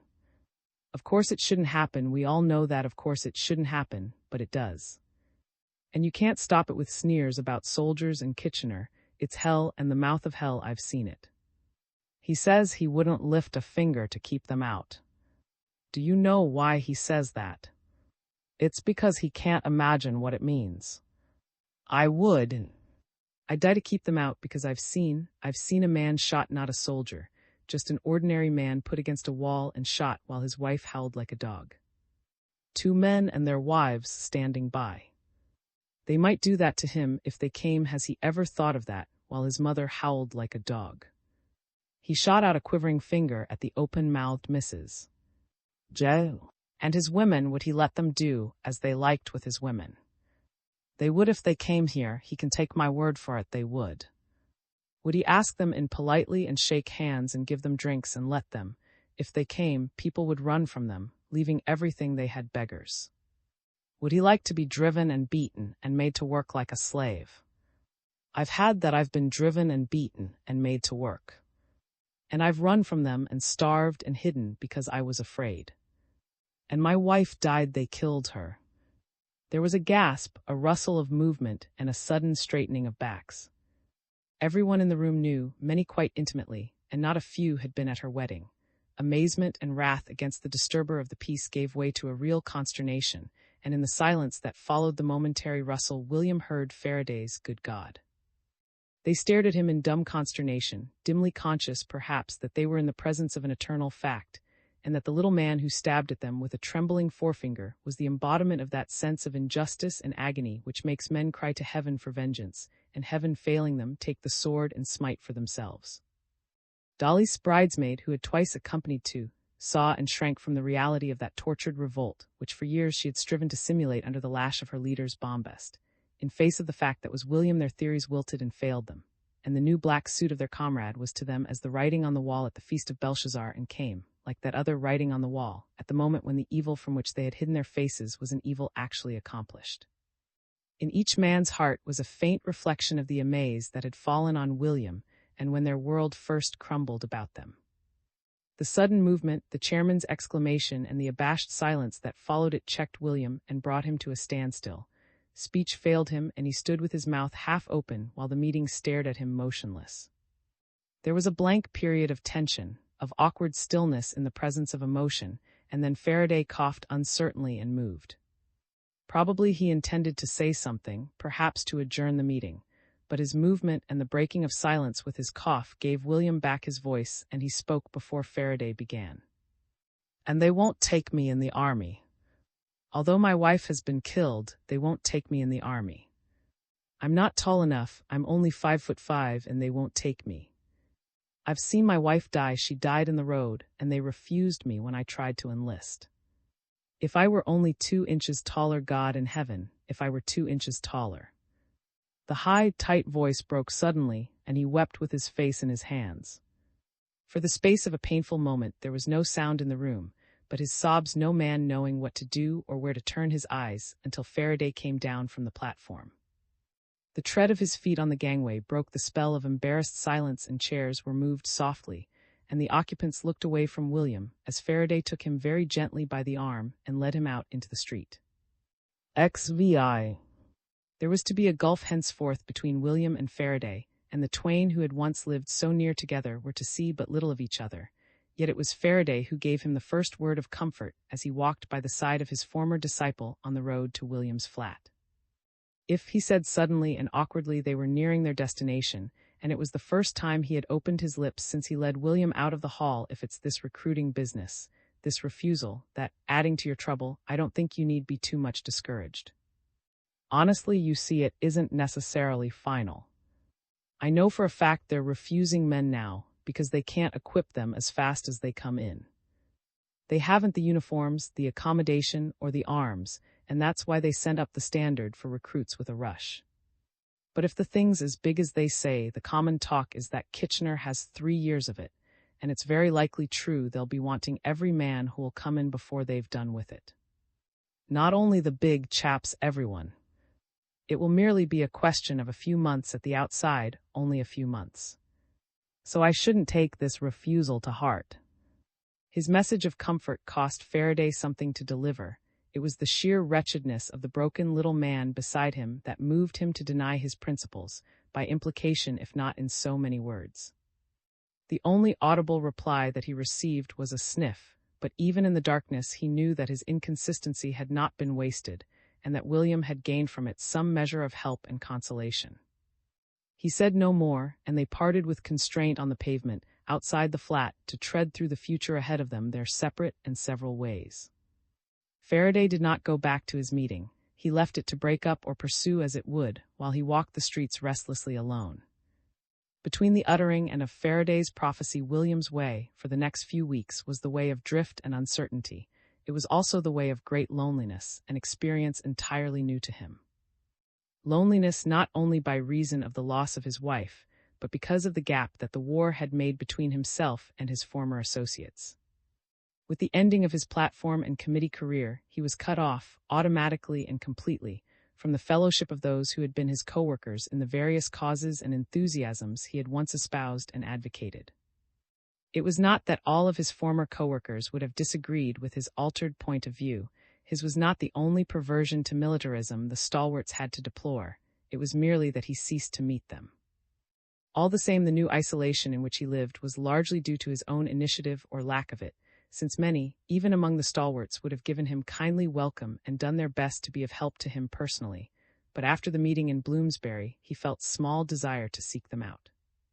On the contrary, he shrank into himself and avoided, as far as possible, any contact with those whose very presence would remind him of the busy, self-satisfied life he had passed in their company, of the vanished, theoretical world where he had met and loved her. It was a real misfortune that his small private income, though to a certain extent affected by the war, was yet sufficient to keep a roof over his head and supply him with decent necessaries of food and clothing. Thus, he was not driven to the daily work of hand or brain that might have acted as a tonic to the lethargic hopelessness of his mood. Nature had not made him versatile, and he had lived in a groove for years, and his occupation as a public speaker gone, he was left without interest as well as without employment. More than once, goaded into spasmodic activity by some newspaper paragraph, he offered himself vaguely for work only to be discouraged afresh by the offer of an entirely unsuitable job, or by delays and evasions which might have discouraged men more competent and energetic than himself. In one respect, fortune was kind to him. He was able, within a week or two of his return to London, to get rid of the lace of the haunted little flat in Bloomsbury. The place was dreadful to him, with its empty demand for, and he left it thankfully for a lodging in Camden Town. There for some weeks he lived drearily in 2 small rooms, with no occupation to fill up the void in his life, passing hermit days in the company of newspapers and poring over cheap war literature. He bought many newspapers and much war literature, and aroused the sympathy of his elderly landlady by his helplessness and continual loneliness. What kept him alive mentally was his thirsty interest in the war. Anything and everything that dealt with it was grist to his mill, and he acquired necessarily, in the course of his eager reading, some smattering of European history and the outlines of European geography. The pamphlet and journal soon ceased to satisfy, and he felt the need of supplementing their superficial comments and sketchy allusions by reading that was not up to date. A newspaper denunciation of the Silesian policy of Frederick the Great led him to, and others on the Kaiser's ancestor, and references to the Franco-German War resulted in the borrowing from the nearest free library of a volume of modern French history. One volume led on to others, and the local librarian came to know him as a regular client. His reading was haphazard, but perhaps for that reason, all the more informative and illuminating. So far he had acquired such small learning as he possessed on a definite and narrow plan, assimilating only such facts as squared with his theories and rejecting all the others. Where his new studies were concerned, the very blankness of his ignorance was a guarantee of freedom from prejudice. He stumbled amongst facts and opinions, making little of them, and yet making much, since for the first time in his life there was no glib mentor to guide him, and he was thrown on his own resources. With his theories demolished and his mind blank as a child's, he became aware of phases of human idea and striving of which he had known nothing in the past, and the resulting comprehension of the existence of spheres outside his own increased his sense of the impossibility of his previous classification of mankind into the well-intentioned and the evil. His own experience had shown him that there might be at least a third class, the ignorant, the mistaken, to which he, William, belonged, and his reading, by its very vagueness, confirmed that personal experience. As he floundered through histories, bewildered and at random, he realized dizzily, but none the less surely, something of the vast and terrifying complexity of these human problems upon which he had once pronounced himself with the certainty of absolute ignorance. The free library, though he knew it not, was a salve to his wounded heart. All unconsciously, he had done the best for himself in applying his mind to matters of which his little wife had known nothing. Bismarckian policy and the wars were topics he had not discussed and interests he had not shared with her, hence they tended to come between him and her memory and distract him from lonely brooding. Without his new studies he might have drifted into sheer melancholia and helplessness. As it was, he burned midnight gas over his books and kept his brain alive. In a measure, his interest in his new studies was personal. The craving to strike back was always with him, and his reading fed and fanned it. Beginning without system, he was naturally enough attracted by the drama and movement of the French Revolutionary and epoch, read avidly all that the librarian could give him on the subject, and his ideas of a soldier's life and military science on the doings of men of those days. The seed of hope that Faraday had implanted did not die, and he thought of himself as a soldier to be, while queer little ambitions flamed up in his barren heart. He read of and who had carried marshals' batons in their knapsacks until, the fervor of his obsession growing, he dreamed of himself as an avenging leader, and with a half-confessed idea of fitting himself for the office, applied hours to the study of the art of war through the medium of an obsolete volume on military lore picked up from a second-hand bookstall in the Charing Cross Road. By its aid it had been published in the early 50s. He attempted to work out the strategy of Kluck, and spent long evenings poring over diagrams explanatory of the tactics of Napoleon at, or the Archduke Charles at Essling. For a time his only real human intercourse, and that by letter, was with Haynes. He had written to her telling of his rejection for the army, and she wrote to him more than occasionally. She was fixed busily in her home, looking after the property of a brother fighting in Flanders, acting as bailiff and herself taking a hand in farm work. For the first few weeks after his death she remained William's only friend in the new world of war, and it was not until he had been settled for nearly 2 months in his Camden Town lodging that he discovered that some at least of his former associates had seen fit, like himself, to reconsider their views and take up arms for their country. He ran against one of them, Watson, in the old days a fiery committee member of his branch in the garb of the London Scottish, and he did not know how lonely he had been until he spent an evening in the convert's company, talking his heart out, talking of the war and himself. With the first announcement of the reduction in the standard of height for recruits, he tried to enlist again, and was again refused, this time by the doctor, who seemingly had doubts about his heart. On the way home a fool woman, arrogating to herself the right to make men die for her, offered him a white feather as he stood waiting for his bus, whereupon he turned and swore at her, using filthy words that were strange to his lips, till her vapid little face grew scarlet. That day, for the first time, his books were no comfort to his soul, and he thrust them away, and sat brooding, understanding perhaps how personal and revengeful had been his interest in the lore of the past, understanding how strong had been the dreams and ambitions he had cherished in his empty heart.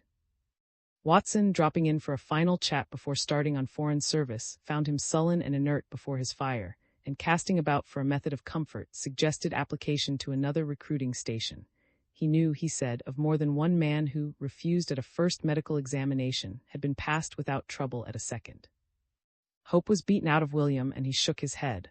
All the same, next morning he tubed to the other end of London, there to make his third attempt. He asked his way to thee, and in a species of dull resignation stood waiting his turn for the ordeal of medical inspection. When it came, he went listlessly through the now familiar process, stripped, was weighed and measured, was pummeled, showed his teeth, answered questions. It was the stethoscope that had done the business yesterday, and would do it again today. Not that there was anything the matter with him or his heart, it was just the blind, cruel stupidity that was always and in everything against him. While the doctor bent to listen, he was wondering what he should do with tomorrow, what he should do with the next day, what he should do with his life. He had made so sure of a third rejection that he could hardly believe his ears when he heard he was up to the physical standard required of a soldier of the king. "You've made a mistake," was on the tip of his tongue, and though he checked the words before they were uttered, he stood dazed and staring, much as he had done on the day he was first refused. He could not remember clearly what happened to him next or what he did. He went where he was told, he sat and waited, he repeated words which he knew must have been the oath. His fellows talked to him and he answered back, but all he was conscious of was the stunning fact of his acceptance. It seemed to him must know and rejoice, and he had thoughts of her watching him, of her white soul blessing him to victory. XVII. A penciled scrawl dispatched from a mushroom camp in the home counties told Haynes that William was at last a soldier. It was brief, written shakily by a man tired in body but uplifted in spirit, informed her that he had just been absorbed into a London battalion, that he had not yet got his uniform, was sleeping in a barn and drilling hard, and concluded with the words, "Thank God." She answered the scrawl by return of post, and a few weeks later, hearing nothing, wrote again. But in spite of her request for further news, for month after month she waited in vain for a successor to the shaky scribble. When it came, the war had been in progress a couple of years, and the address was a procession of letters, whereof the three last were the BEF that denoted service over Channel. It was a restrained and correct little letter, on the face of it uninteresting and not much longer than the last, but differing from it in that it was written in ink and in the tidy, clerical hand which William had acquired in the days of his boyhood for the use of the insurance office. It expressed regret for his lengthy silence, but did not attempt to explain it, and went on to relate that before coming to France he had been an orderly room clerk, that he was at present at an advanced base, he must not of course give its name, where he was employed in office work, principally the typewriting of letters. It concluded with an assurance that he had not forgotten her kindness and a hope she would write to him again, and she read and reread the polite little missive, half guessing what lay between its lines. It had been written in an interval of that typing of local official communications, which was private's daily contribution to the waging of the European war, and it had not been written earlier because Private was too sullen of heart to write. For a few weeks only he had known what it was to be a soldier of England in the making. He had drilled, he had marched, he had learned to hold a rifle, and his body had ached with the discipline. He had lain down at night so weary that he could not sleep, and he had risen giddily in the morning in fear of the day that was coming. Other men filled out and hardened with their training, grew healthy, muscular, and brown, and he set his teeth and argued with himself that this stage of sick exhaustion was only a stage, and in time he would be even as they. What he lacked in strength he made up in fiery willingness, overtaxing his energy by dogged efforts to keep level with broader-shouldered, muscled men, and steadfastly refusing to admit that his bodily misery was more than a passing discomfort. More than once a good-natured comrade suggested a visit to the doctor, whereat William would flush as at an insult, and turn on the meddler almost savagely. He held on longer than he could have done unaided, by virtue of much kindly help. Once in a sudden need for sympathy he had told to one of his fellows the story of, and his own conversion to militarism, and unknown to himself, the story went the round of his mess. From the beginning the men had treated him with the instinctive kindness that the stronger feels for the weakling, but from that time forth their kindness was more than instinctive. They ranged themselves tacitly on the weakling's side in his struggle with his own deficiencies. Little odd jobs of cleaning and furbishing were done for him often secretly, he knew not by whom, and no man was ever too weary to take on work that would spare him. They were in a conspiracy to save him from blunders, to warn him or shield him from consequences, and as far as camp life permitted they coddled him, with something of the sweet roughness wherewith Nelson was coddled by his captains. All the same, and in spite of coddling, the breakdown came as it was bound to do in the end. The doctor who refused had been wiser than the man who passed him. There was nothing urgently or seriously wrong with his health, but he was not made soundly enough to stand the violent and sudden change from a sedentary life to a life of unceasing exertion. He had never taken much out-of-door exercise, had always trained or bussed it rather than travel afoot, and of late his days had been spent entirely between the four walls of his Camden Town sitting room. It was on the homeward stretch of a route march that his strength failed him suddenly, and he knew that he could do no more. His pack was a mountain, his body was an ache, and a blackness closed upon his eyes. He fought very gallantly to save himself, and by the dogged effort of his will, kept going for a few minutes more. "I can do 10 steps, he told himself, and counted each step as he took it. Then the first 10 accomplished, now I can do 10 more. So he kept going for a few yards more and dragged foot after foot till he had reached the tail of 200, at which point 20 he staggered, fell out of the ranks in a faint, and was brought back to camp on a stretcher. That was the end of his soldiering with pack and rifle. From the day of his breakdown on the route march his platoon knew him no more, and when he came out of hospital, some 3 weeks later, he was put on to clerical duties. As orderly room clerk he handled a typewriter instead of a bayonet, and handled it steadily as the months lengthened into years. Others, his contemporaries, completed their training, left the camp, and went off to the front. He remained, at first savagely resentful and later sullenly resigned. His conception of soldiering, derived as it was from his own brief and fiery experience in Belgium, from the descriptive articles of war correspondence and his reading of bygone campaigns, had never included the soldier who was merely a clerk. He had never realized that a man in uniform was not necessarily a man of blood.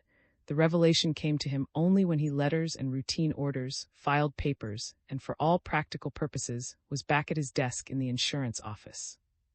His daily duties mocked and derided the hopes and ambitions wherewith he had joined the army, and ticking at his typewriter, he contrasted, half-ashamedly, the blank reality with the strenuous and highly dream.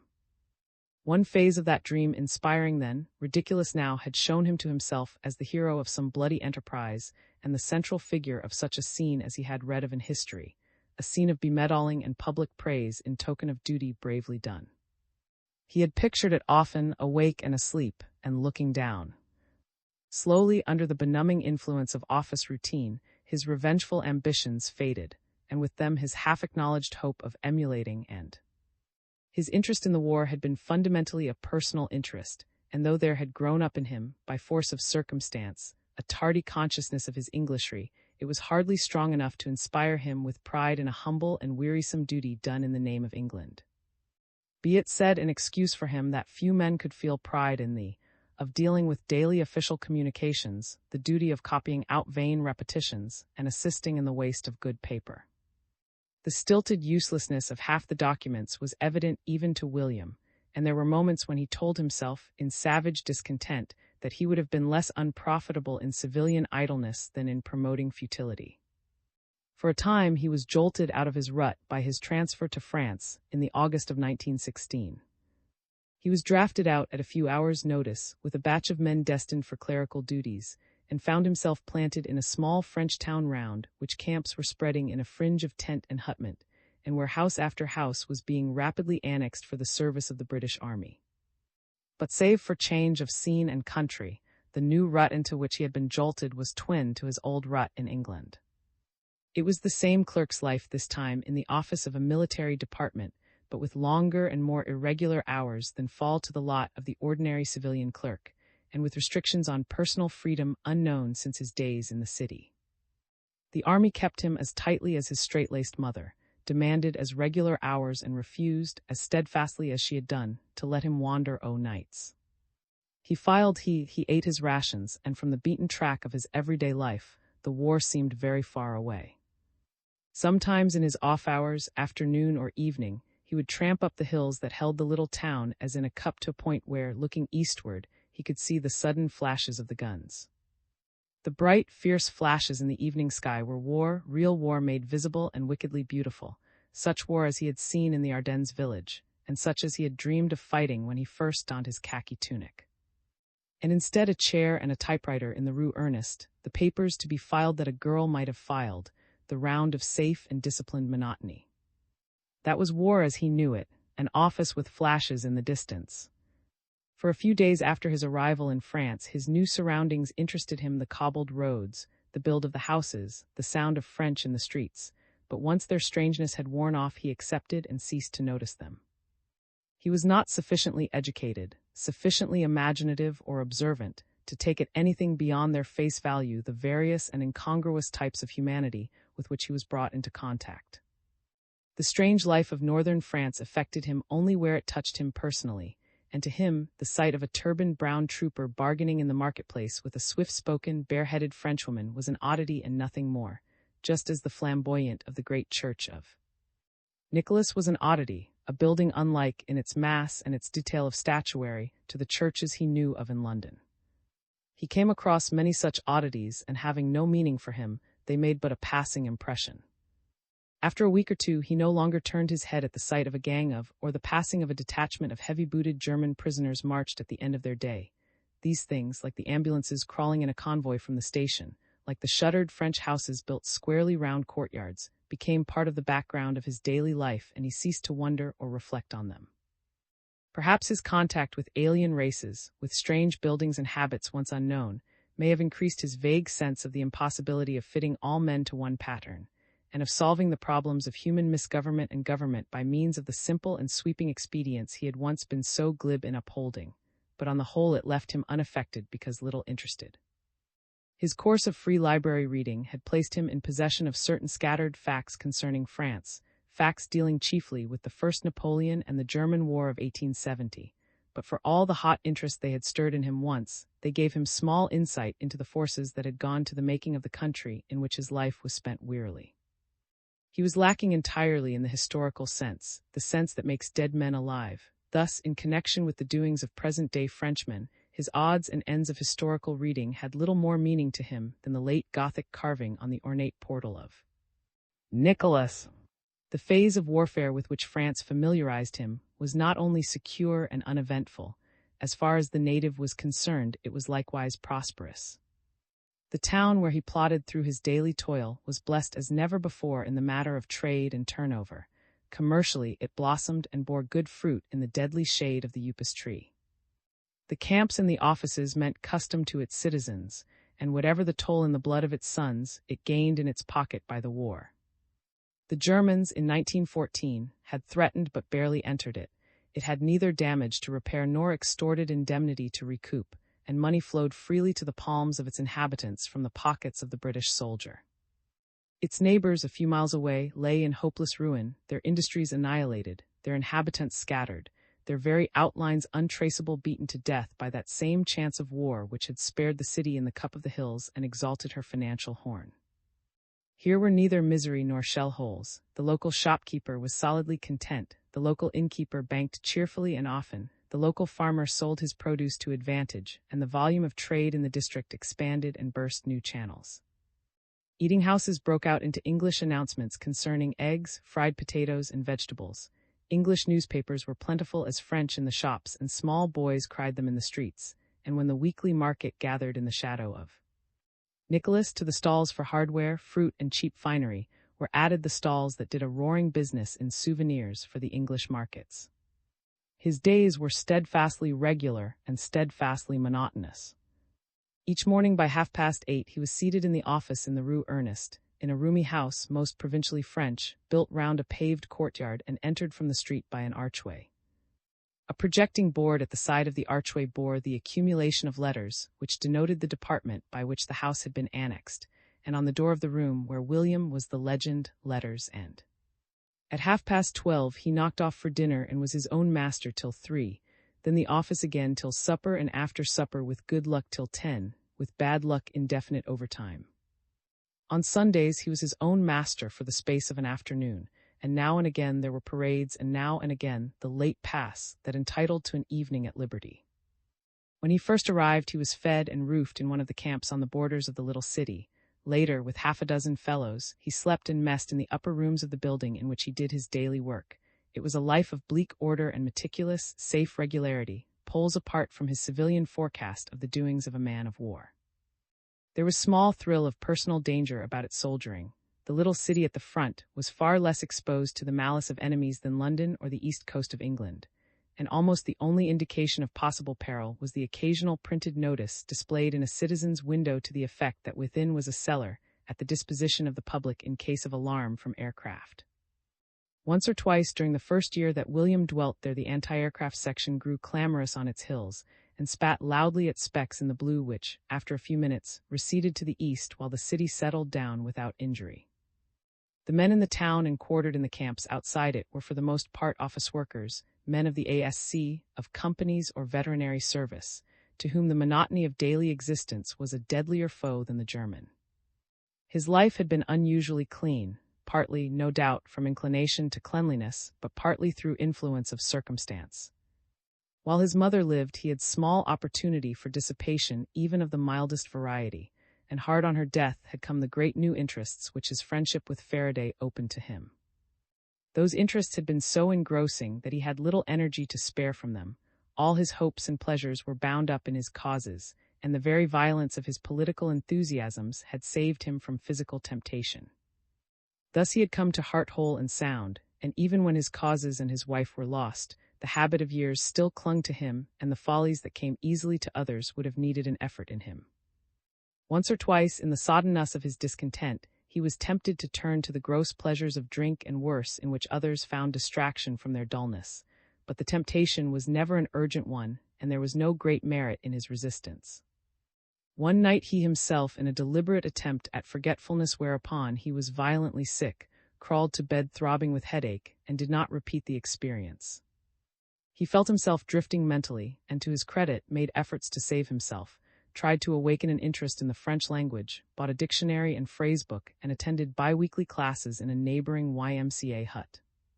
He spent a certain amount of his leisure in the YMCA hut, borrowing books from its library, listening to its concerts, and now and again making one at a game of draughts.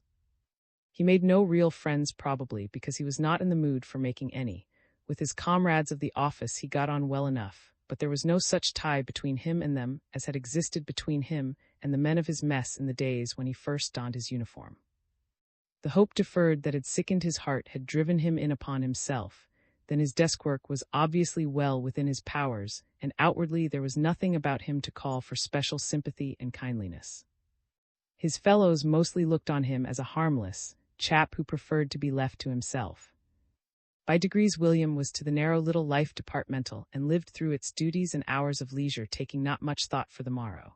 In the Rue Ernest, the war seemed much smaller, much farther away than it had seemed at home in England, and absorbed in its minor machinery, he could no longer consider it as a whole. The office and the daily details of the office, the companions he worked with, disliked and liked, loomed larger in his eyes than the crash of armies or the doings of men at the front. As a civilian he had wrestled with strategy and pored over maps. As a soldier of England he could not see the wood for the trees. And if he did not fall mentally to the level of that species of surgeon to whom war is an agency for the provision of interesting cases, it was merely because, unlike the surgeon, he had little enthusiasm for his work. Inevitably, with the passing of month after month, the memory of grew less poignant, and with the soothing of his sense of loss there came about, also inevitably, a cooling of his fury for instant and personal revenge. He had not forgiven and would never forget, but he no longer agonized at his helplessness to strike a blow, in part, perhaps, because the discipline under which he lived had weakened his power of initiative. Though he chafed under discipline, he learned to depend on it and became accustomed to the daily ordering of his life, and his early training in the insurance office stood him in good stead, so that he performed his duties with the necessary efficiency and smartness. What remained with him, long after the memory of his dead wife had ceased to be an ever-present wound, was the sense of having been fooled by he knew not whom, of having been trapped and held by false. The fact that his grievance was vague did not lessen its bitterness. It lay too deep for the grousing that he heard from others, and for the most he nursed it in silence, the silence of smoldering rebellion. There were moments when his face must have been more communicative than his tongue, for one Sunday, an early spring Sunday, as he sat on a hill above the town and stared vaguely at the skyline, a man addressed him with, "Are you feeling like that, mate?" And squatted on the grass beside him, a lean young man with a worn brown face deeply lined on the forehead and with eyes like a sailor, accustomed to looking at distances. "I'm like it myself," he went on without waiting for an answer, and stretched himself out onto his elbow. "These last few days it's been almost beyond holding in. It's the spring, I suppose, the good road weather and the sun. I don't mind it so much when there's mud and the country doesn't grin at you. I can stand it well enough then." Lying stretched on his elbow, he began to talk about himself. He was English-born, and he had begun his career at a desk, staying there just long enough to save up his fare and a few pounds to start him in Canada. After that came a farm to his thinking, but a shade less narrow than the office, to be left for the rolling, the shifting life, the only life worth living. He had had his ups, he had had his downs, but always with his eyes on the distance. 10 fine years of it, American, African, Australian, the life independent where you shouldered your pack and gave men the go-by when you were sick of them. And then, in the summer of 1914, a fancy to see the old country. He had worked his passage homeward in a short-handed tramp and arrived at Tilbury on the day the Kaiser's government sent its ultimatum to Russia. 4 days later, he was a soldier in the British Army, and a year or so later had a kneecap damaged and a shoulder put out of action. They had patched him up carefully, made quite a decent job of him, and he walked and moved his left arm with comfort, but adjudged unfit for the fighting line, he had done with the trenches for good. Permanent base now, with a cushy job at the office of the DD of Works. Filing and copying documents relating to hut construction, he had been fool enough to let out that he had had some small training as a clerk. "In a way," he said, chewing at a long blade of grass, "it's a good thing I've got my stiff knee. If I could put the miles under me as I used to, I believe I'd go. It would come over me and I'd go. Not that I want to desert, but it might be too strong for me. I've always been my own master, and I've always wanted to know what was on the other side of the hill." Straight on, he pointed southward, straight on, anywhere. "The road, if you've once tramped it." He broke off and stared with his eyes on the distance and beyond it. After a minute or two of silence, he asked William suddenly what had made him join the army, and William gave him confidence for confidence, attracted he knew not why. The man's craving for loneliness and bodily exertion was something he could not understand, but they were on common ground in their mutual rebellion against the weariness of daily life. They talked with long silences in between their speech, telling out their hearts to each other, or rather finding in each other's presence an excuse for speaking their hearts. Later it seemed odd to William that though they spoke freely of their lives and their griefs, it had never struck either of them to ask of the other his name. "So you joined up because of your wife," said the man who lay on his elbow. "Yes," William answered him. "I thought," he did not finish the sentence, it him now to remember what he had thought. "Sometimes," the other broke the silence, "I ask myself why I joined up. Don't see how it could have been patriotism. England hadn't been anything to me for years. My sister died soon after I left it, and I hadn't anyone else.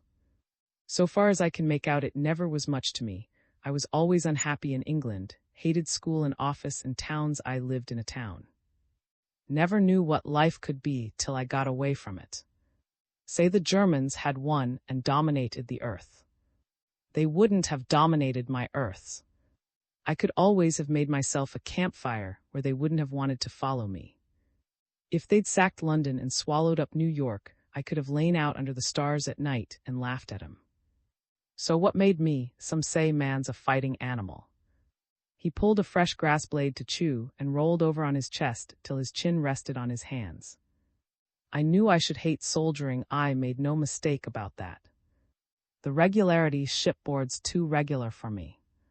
I've tried it more than once for the sake of getting somewhere, and before the voyage was half over I'd always had more than enough. I knew I should hate it, but I joined up straight and away. I've lost everything that made life good to me. Other chaps, blind chaps and crippled, might think I'd got off easily. So I have, I dare say, but then it isn't everyone whose life was in moving on. Often when I was alone I've shouted and laughed just to feel how my legs moved under me. It's the devil, this compound, but even if I were out of it, I'm a lame thing. When the war ends, I'm a lame thing. Not what most people would call crippled, of course.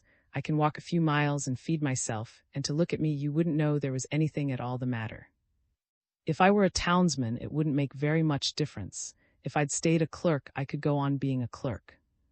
But I can't be what I was. I've lost everything that made life good to me. What for? I can't remember exactly the feeling I had about it when I enlisted, what made me do it. So many things have happened since then. But I know I didn't think about it long. So far as I remember, I didn't hesitate, not for a minute. I went straight off the morning after war was declared. Midnight 4th we were at war, and midday 5th I was a soldier. Must have been some sort of instinct. Sometimes I tell myself what a blazing fool I am. That's sometimes. Other times. He was silent for so long that William concluded the flow of his confidence had ceased. When you live in a crowd, he said at last, you can always make excuses for yourself. Most likely you don't need to. If you're a fool or a coward, you herd with a lot of other fools and cowards, and you all back each other up. So you never come face to face with yourself. The idea was new to William, and a year or two ago he would have repelled it because it was new. Now he turned his eyes from the horizon, curiously, to the lean-brown face at his elbow. No, he said interrogatively. If, said the other, if I had gone back, it wouldn't have been the same. It couldn't have been. If you live that way, there's two things you can't do without: a good strong body to stand rain and wind and work, and a mind you're not afraid to be alone with. When you're miles from anyone, in the woods at night, you want to be good company for yourself. If I'd turned my back on it all, I mightn't have been very good company. I've done plenty of things to set the parsons praying over me if I told 'em. I've been a fool times out of mind and ashamed of it afterwards, but... He slid into a silence that lasted until William took up the word, not in answer or argument but irrelevantly, so that he, too, might talk out his heart. Do you know what I think I am sometimes? A rat in a trap or a squirrel spinning round in a cage. Very busy doing nothing. I'll tell you one of the things I've been doing lately, every word of it truth. I've been typing a long correspondence about a civilian, a worker, in one of the religious organizations who came into the town, 10 miles by train, to get stores he wanted for his hut. The rule is civilians mustn't travel by train without a movement order from the APM. There isn't an APM in the place he comes from, so he went to the military and got in service. He came all right, but it's irregular and service should only be given to a soldier. One of the MPs on duty at the station reported it, and there's been strafing and strafing and strafing. Ream's written about it, I've written 'em. Not only about the service, but about who the correspondence is to go through, the APM's office or the base commandant or someone else. After 3 or 4 weeks it was referred to GHQ, and someone there wrote to the secretary of the organization asking for an explanation, and naturally he answered the letter. Well, that was irregular too. He oughtn't to have answered because the matter should have been dealt with locally, gone through the proper channels. So more correspondence and strafing, sheets of paper, reams of it, and they say it's scarce. And in the end, nothing, just nothing. When the wretched people wrote and asked exactly what they were to do, how they were to get a movement order from an APM when there wasn't an APM to give it, we wrote back and said, this correspondence must now cease. I ticked it out on my typewriter. I believe you, the other nodded. I've seen something of that sort myself, and the papers say your country wants you. And it goes on, said William, day after day. I'm always busy about nothing. Attention is directed to GRO 9999. The return called for in the form shown as the third appendix. Good Lord, cried the other, stop it. That's just what maddens me. I don't want to think of it. William laughed sullenly with his chin resting on his hand. I've not much else to think of, he said. He watched the lean man down the hill till a winding of the road hid him, and then he too rose in his turn and went back to the town, to the rat trap wherein he made war. XVIII. The war was well past its 3rd anniversary when William again met Haynes. The silence once broken between them, they had corresponded with a fair regularity, and leave being due to him, he he wrote to ask if he should be likely to meet her in London, receiving in answer a hearty invitation to pass as much of his leave as he could spare the whole of it if he would with her mother and herself in. The reply was an eager acceptance. Hitherto his leave, if a respite from the office, had been dreary enough in comparison with the homecomings of other men. It was a suspicion of the loneliness in which it was usually passed that had prompted its invitation. She met him at the station and drove him home, and they picked up their odd friendship at the point where they had left it off. The only other member of the family with whom he made acquaintance was a delicate, pale mother, given, since her firstborn was killed to long silences and lonely brooding. A younger son had been a prisoner since the surrender and ran her mother as well as the house and the estate. She looked older, and by more than the passing of 3 years. The iron of war had entered into her soul, for the brother killed in France had been her darling as well as her mother, but in other ways she was just what William remembered her, a kindly and capable good comrade. The delicate, pale mother kept much to her room, and the pair, in consequence, were left often to each other's company, sometimes tramping the home farm with bent on bailiff's duties, sometimes sitting by the evening fire. For the first day or two he was not communicative, engrossed, perhaps, in mere pleasure in his new surroundings, but even through the stiffness and restraint of his letters she had guessed at something of the change that had come over him, and when he showed signs of emerging from his shell she took pains, on her side, to draw him out and discover his attitude of mind. By degrees, from his silences as much as from his speech, she learned of the weariness that had settled like a mist on his soul, the aimlessness with which he plodded the pathway of his disciplined life. She knew him for a man disillusioned, in whom the imaginings of his pre-soldier days had died as completely as his faith in his pro-war creed. Had the lot fallen to him, he would not have shrunk from his turn in the trenches, and at the bottom of his heart, for sake, there was always of hatred. But he had seen much of the war machine, had realized keenly his own unimportance therein, and he blushed when he remembered that he had once imagined that his one small arm and his private vengeance might be factors, and important factors, in the downfall of the German Empire. And the first mad impulse of agony, the impulse which would have sent him into battle single-handed, had passed as it was bound to pass.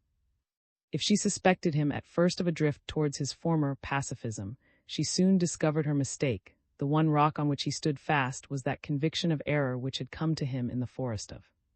He hated the war as it affected himself, was weary of the war in general. All he longed for was its ending, which meant his release from imprisonment, but neither hatred nor weariness had blinded his eyes to the folly of that other blindness which had that war could be. His contempt for his past dreams of a field marshal's baton was as nothing to his contempt for those further past dreams wherein fact was dispelled by a theory, and he had, in his own words, no use for a pacifist party which had never, as he had, made confession of its fundamental error. He was still in his heart a soldier, even though a soldier disillusioned. His weariness of the military machine, his personal grievance against it, were not to be compared to the fiery conversion that had followed on the outbreak of war. The one concerned matters of detail only, the other his fundamental faith, so much Haynes understood from their intimate fragmentary talks.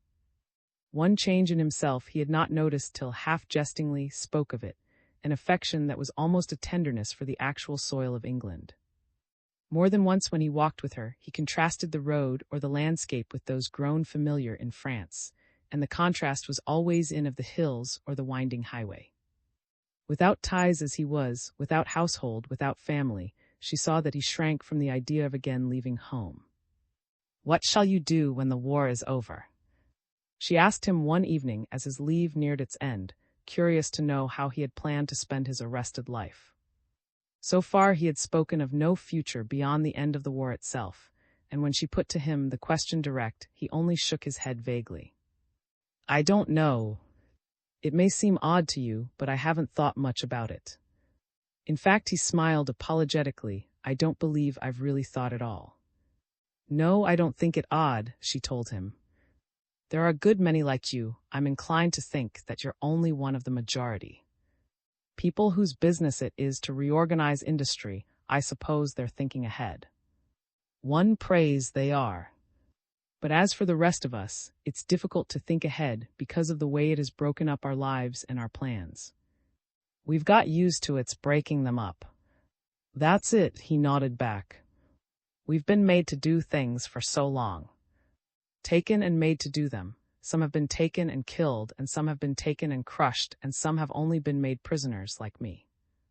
But we've all of us been taken and bent and twisted into things we never meant to be, so we don't plan what's the use. I might have not liked the men in the trenches who may be killed any minute. I'm safe enough where I am safer than in London, but all the same I just wait to see what happens. For a week before William left England, there had been expectation of coming developments at the front, and the papers had spoken of considerable aerial activity, on the enemy's side as on ours. The developments commenced in earnest on the day of his return from leave, but his first personal experience of the increase in aerial activity was not for a few days later, when, as he was passing through the square in the center of the town, a gun thudded out and then another. He stopped and made one of a little knot of khaki that was staring up into the blue, and whereof one of the component parts was a corporal who worked in his office. He himself could see nothing but a drift or two of smoke, but he gathered from the sharper-sighted corporal that there were 2 Fritz planes overhead, and he stood cricking his neck and blinking upwards in the strong sunlight while made groups on the pavement and shopkeepers issued from their doors. He had seen the same thing happen before and quite harmlessly. No one around him seemed alarmed or disturbed, and in a few minutes the guns ceased firing as the aeroplanes passed out of range. "Photographing," said the corporal as they walked away to the office. "He's been over quite a lot the last week or two, and some time or other I suppose we shall have him in earnest. It's a wonder to me he's left us alone so long. You'd be worth his while coming even if he didn't do more than drop a bomb or 2 on the AHTD and start a few hundred horses." "Yes," agreed William, "I suppose it would."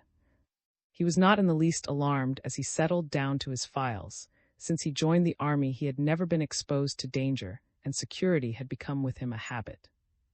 That night there was a heavy post, and the office was kept working late. It was close on 11 when William was called upstairs to take down some letters from dictation. The officer who had sent for him was clearing his throat for the first sentence when the door opened for the announcement, "Local aircraft alarm, sir." "Oh, all right," said the officer resignedly. "Go downstairs and come up again when the lights go on. Probably only a false alarm we had 2 the other night. Just the sort of thing that would happen when we're behindhand." He went out grumbling, and William followed him, feeling his way by the banisters, for the electric light was turned off while he was still on the upper landing. Other men from all over the warren of a building were descending likewise, and they bumped and jostled each other in the sudden darkness on the stairs. There were jests as they bumped and much creaking of boots through which, while William was still a flight from the ground floor, came the first rapid thudding of Archie. On it a moment later an unmistakable bomb and the pattering outburst of machine guns. William listened curiously. It was his first experience of an air raid, and though the pace of his heart quickened, as yet there was no real fear in him. But a man pressed against him by the descending stream gasped audibly and clawed round William's arm with his fingers. The action was fear made manifest in darkness, and William, instinctively knowing it infectious, repelled it and strove to free his wrist, but the shaking fingers, eloquent of terror, only clung more tightly to their hold. "What is it?" William snapped. "What's the matter?" "It's me right," a voice whispered back in jerks. "I can't help it, the Lord knows I try, but I can't. If it was shells I could stand 'em, but—" A nearby gun beat down his voice but did not stop it at Dunkirk. "I was buried 2 hours, 2 mortal hours before they got me out, and when I was in hospital he came over and bombed us again. He got one right on to us, and I was blown out of bed, and the men at the other end of the ward were in pieces. In pieces, I tell you, beastly bits of flesh." William tried to stand it, realizing that the man must cling and gibber to someone as a child clings and wails to its nurse. They had turned into a room on the ground floor. There were no cellars, but it was esteemed the safest place in the building by reason of the comparative absence of glass, and the pair of them stood backs against the wall. When Wright stopped talking, which was not often, William could hear his breath as it came whining through his teeth, and he remembered that the man wore the ribbon of the DCM, a man who had once had nerve and to all appearance was sound, but who had not sufficient hold on himself to keep his terror from his tongue. He spoke of it unceasingly. Whenever the sounds without died down, William could hear him whispering now of the night when he was bombed in hospital, and now of the building they were in. It was no good as a shelter, would crumble like a house of cards. Nothing was any good but a cellar or trenches. There should have been trenches. And they were so damnably close to the station, and the station was just what those devils were trying to hit. There came a moment when William could bear it no more, and wrenched himself free of the clawing fingers on his sleeve. He dared not feel them longer, lest his heart also melted within him. His nervousness took the form of a difficulty in keeping still, and he fidgeted about the darkened room. But the room was fairly full, and he could not move far after a step or two this way and a step or two that. He was brought up by a solid group that stretched from the wall to a table. He came to a standstill on the edge of the group and tried to listen to their talk, forced himself to listen to it, and all the time straining his ears through the murmur for the droning of the Gotha engines. He fought with himself and fought more manfully than he knew, striving to thrust out of his mind Wright's phrase about the beastly bits of flesh, and to fasten his hearing, to the exclusion of all else, on the voice of a man, his neighbor in the darkness, who had lately seen a German aeroplane brought down, and having apparently some mechanical knowledge, was describing its points and its engines. The engines were first-rate, he said, waxing technical, but even if he had not been told it, he should have guessed from the fittings of the plane that was getting a bit scarce in his stock of rubber and leather. What he was using here, the windows rattled loudly and drowned him. "That's pretty close," someone commented, and William moved a restless step away. Once it had seemed to him an easy thing to follow and die. Now all the moral strength he possessed went into the effort not to shrink, to be master of his body, to behave decently and endure. That was all that seemed to matter, to be steady and behave decently, so that, for all his fear of instant death, he never turned his thoughts to God. He had not known how beautiful silence could be till it came almost suddenly, like a flood of clear, cool water. When someone, muttering that it seemed to be over, opened the door and went out into the courtyard, he followed and stood there feeling the silence as something clean, exquisite, and grateful. His hands were wet and hot, and he stretched them out to the air. If he had not prayed when he was under the spell of fear, his heart, at his release from it, was filled with something like praise. "Listen," said a voice in his ear. It was Wright, his face uplifted in the moonlight and disfigured by ugly twitchings. "Listen," he said, "they're coming back." William shrank from him irritably, but the man had not spoken particularly to him, and having spoken, turned swiftly and went back into the house. He had been the first to catch the double-noted drone which, as they stood and listened, grew nearer. "That's him, sure enough," another voice agreed. "Coming up in relays. He'll be out to make a night of it. I thought we'd got rid of him too quickly." A searchlight wheeled in the anti-aircraft spoke on the word. Someone cried, "Got IM," and pointed, and for an instant William had sight of a wicked thing caught in the ray and rushing upwards.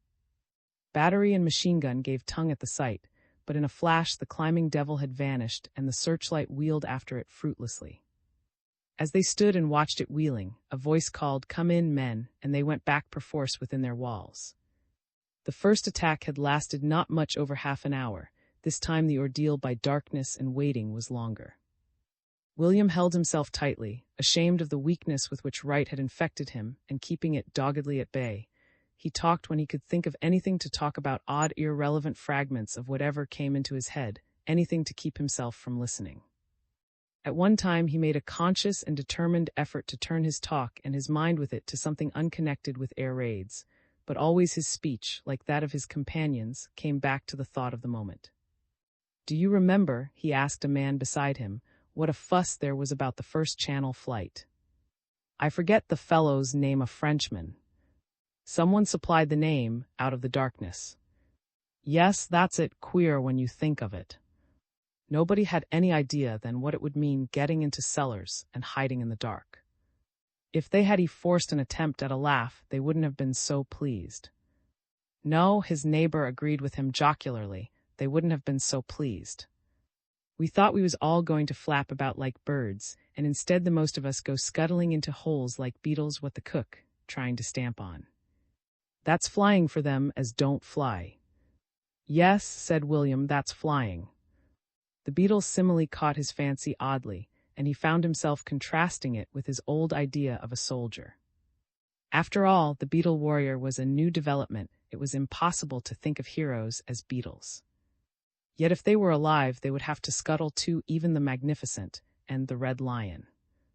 "When the next war comes," his jocular neighbor was continuing, "every man that ain't in the RFC be crawling at the bottom of a coal mine." And I don't mind mentioning in confidence that if I saw a coal mine, I wouldn't mind crawling down it now."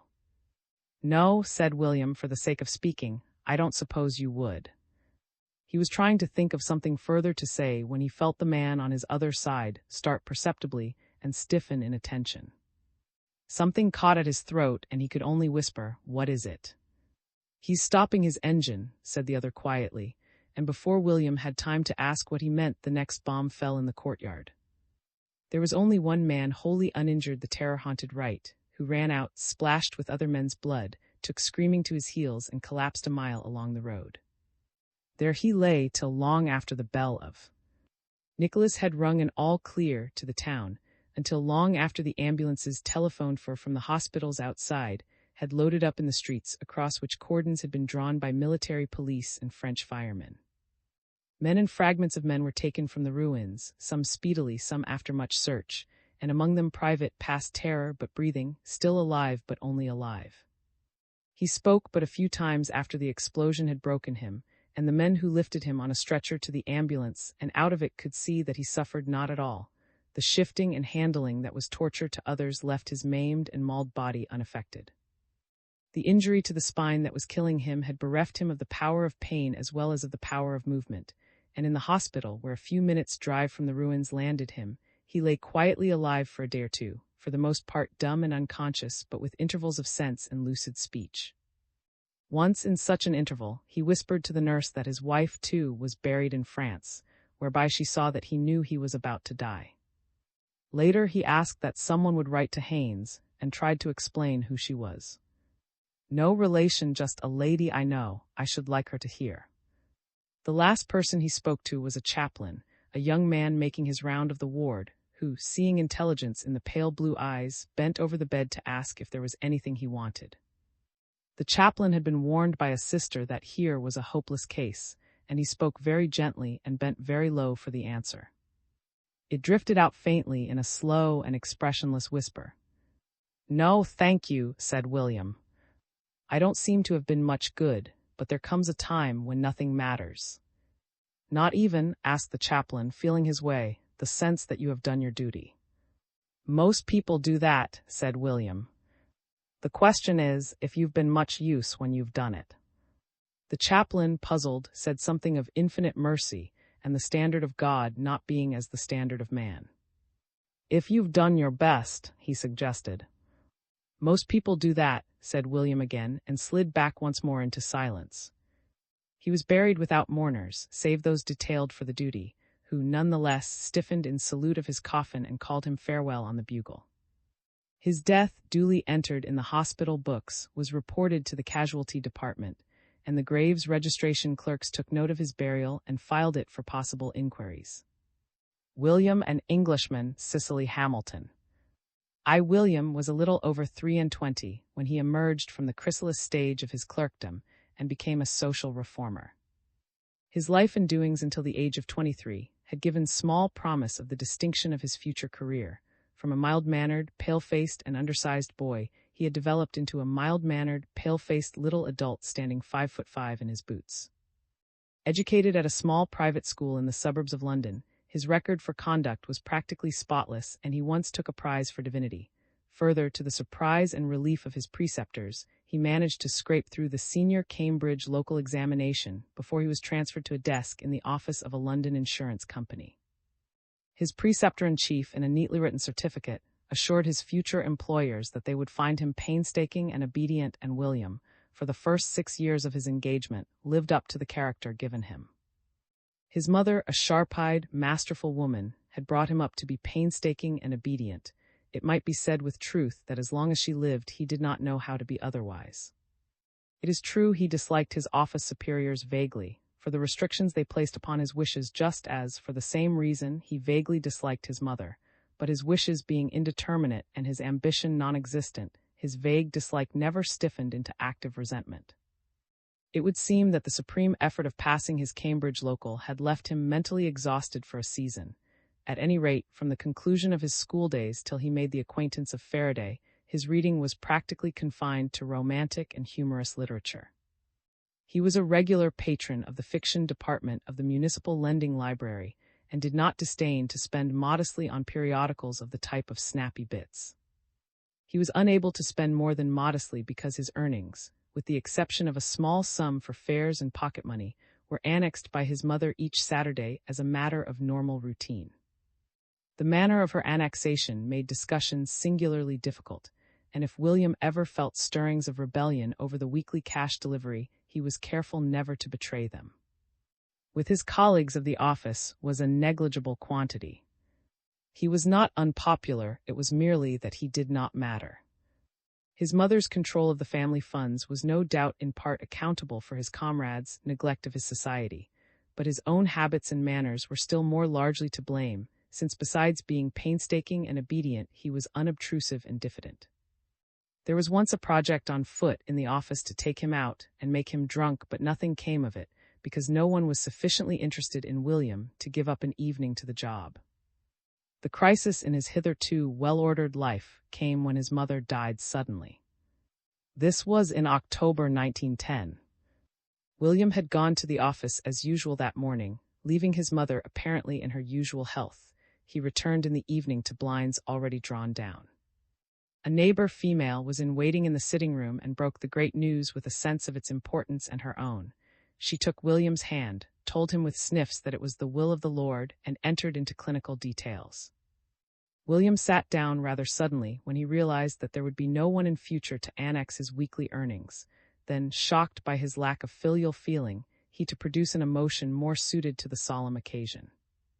Disconcerted by a want of success which he feared was apparent to his audience, he fidgeted, dry-eyed and awkward, and finally, all things considered, acted well and wisely by demanding to be left alone. To his relief, the demand was accepted as reasonable and proper in the first moments of his grief, the sympathizer wiping her eyes unnecessarily and hoping that God would support him. He locked the door stealthily and stared at his mother's armchair. He was a little afraid of its emptiness. He was also shocked and excited. He knew instinctively that more was to happen, that life from now on would be something new and different. The armchair was empty. The masterful little woman who had borne him, slapped him, managed him, and cowed him, the masterful little woman was dead. There was no one now to whom he was accountable, no one of whom he was afraid. He walked on tiptoe round the tiny room, feeling strangely and pleasantly alive. The next day increased the sense of his newfound importance. His mother had died rich, as he and she understood riches. She had trusted her son in nothing, not even with the knowledge of her income, and after the stinting and scraping to which she had accustomed him, he was amazed to find himself master of £150 a year, the interest on capital gradually and carefully invested. In his amazement, at first incredulous, he trod on air, while his mind wandered hazily over the glorious possibilities of opulent years to come, the only alloy in his otherwise supreme content being the necessity for preserving, at least until the funeral was over, a decent appearance of dejection. He felt, too, the need of a friend in whom to confide, someone of his own age and standing before whom it would not be needful to keep up the appearance of dejection, and who would not be shocked at the babblings of his stirred and exultant soul. And it was this natural longing for a confidant which, on the day following his mother's funeral, led to the beginning of his friendship with his fellow clerk, Faraday. The head of his department, meeting him in the passage, had said a few perfunctory and conventional words of condolence, whereto William had muttered a sheepish "Thank you, sir," and escaped as soon as might be. The familiar office after his 4 days' estrangement from it affected him curiously and unpleasantly. He felt his newly acquired sense of importance slipping gradually away from him, felt himself becoming once again the underling and creature of routine, the William, obedient and painstaking, who had earned from his childhood the contempt of his superiors. It was borne in on him as the hours went by that it was not enough to accept good fortune had to be made use of, and he began to make plans in an irregular, tentative fashion, biting the end of his pen and neglecting his work. Should he chuck the office? And if he chucked it, what then? Here imagination failed him. His life had been so ordered, so bound down and directed by others, that even his desires were tamed to the wishes of others, and left to himself he could not tell what he desired. The need for sympathy and guidance became imperative, driving him, when the other occupants of the room had departed for lunch, to unbosom himself to Faraday. In his longing to talk he would have addressed himself almost to anyone, but on the whole, and in spite of an entire ignorance of his habits and character, he was glad it was Faraday who was left behind to hear him, a newcomer, recently transferred from another branch, and as William realized, if only half-consciously, like himself, regarded by their fellow clerks as a bit of an outsider. A sallow-faced young man, dark-haired and with large hazel eyes, he was neatly garbed as became an insurance clerk, but there was a suggestion of discomfort about his conventional neatness, just as there was a suggestion of effort about his personal cleanliness. He worked hard and steadily, taking no part in the interludes of blithesome chat wherewith his companions enlivened their hours of toil, and appearing to be satisfied rather than annoyed by the knowledge of his own isolation. He had spoken to William but 2 or 3 times, and always in the way of business, nor was his profile bent over a ledger particularly suggestive of sympathy. William's emotions, however, had reached exploding point, and the door had hardly closed behind the last of their fellows when he blurted out, "I say," and Faraday raised his head. "I say," William blurted again, "did you know my mother's dead?" "Ah, yes," said Faraday uncomfortably. He believed he was being appealed to for sympathy and fidgeted, clearing his throat. I had heard it mentioned. I needn't say I'm very sorry extremely. I suppose you were very much attached to her." William reflected for a moment and then answered honestly, "No." "Indeed?" Faraday returned, surprised as well as uncomfortable. Not knowing what further to say, his eyes went back to the ledger and the conversation languished. It was William who resumed it, wondering at the difficulty of expressing his bubbling emotions. "I don't mean to say," he explained with a twinge of remorse, "that I had anything to complain of. My mother always did her duty by me. But we weren't what you might call sympathetic." "Indeed?" Faraday repeated, still at sea as to the motive of the conversation. "It was unfortunate," William went on, "but it couldn't be helped. I am sure she was a very good woman." He said this with the more confidence because, from his childhood up, he had always associated goodness with lack of amiability. "But that wasn't what I wanted to say. What I wanted to say was, she has left me a good deal of money." "Indeed?" said Faraday for the 3rd time, adding something about congratulation. He hoped the episode was over, but William was only beginning. "I've been wondering," he said, "what I should do now that I'm independent. I don't want to go on like this. It's a waste when you've got money. But I don't know how to set about things if someone would put me in the way."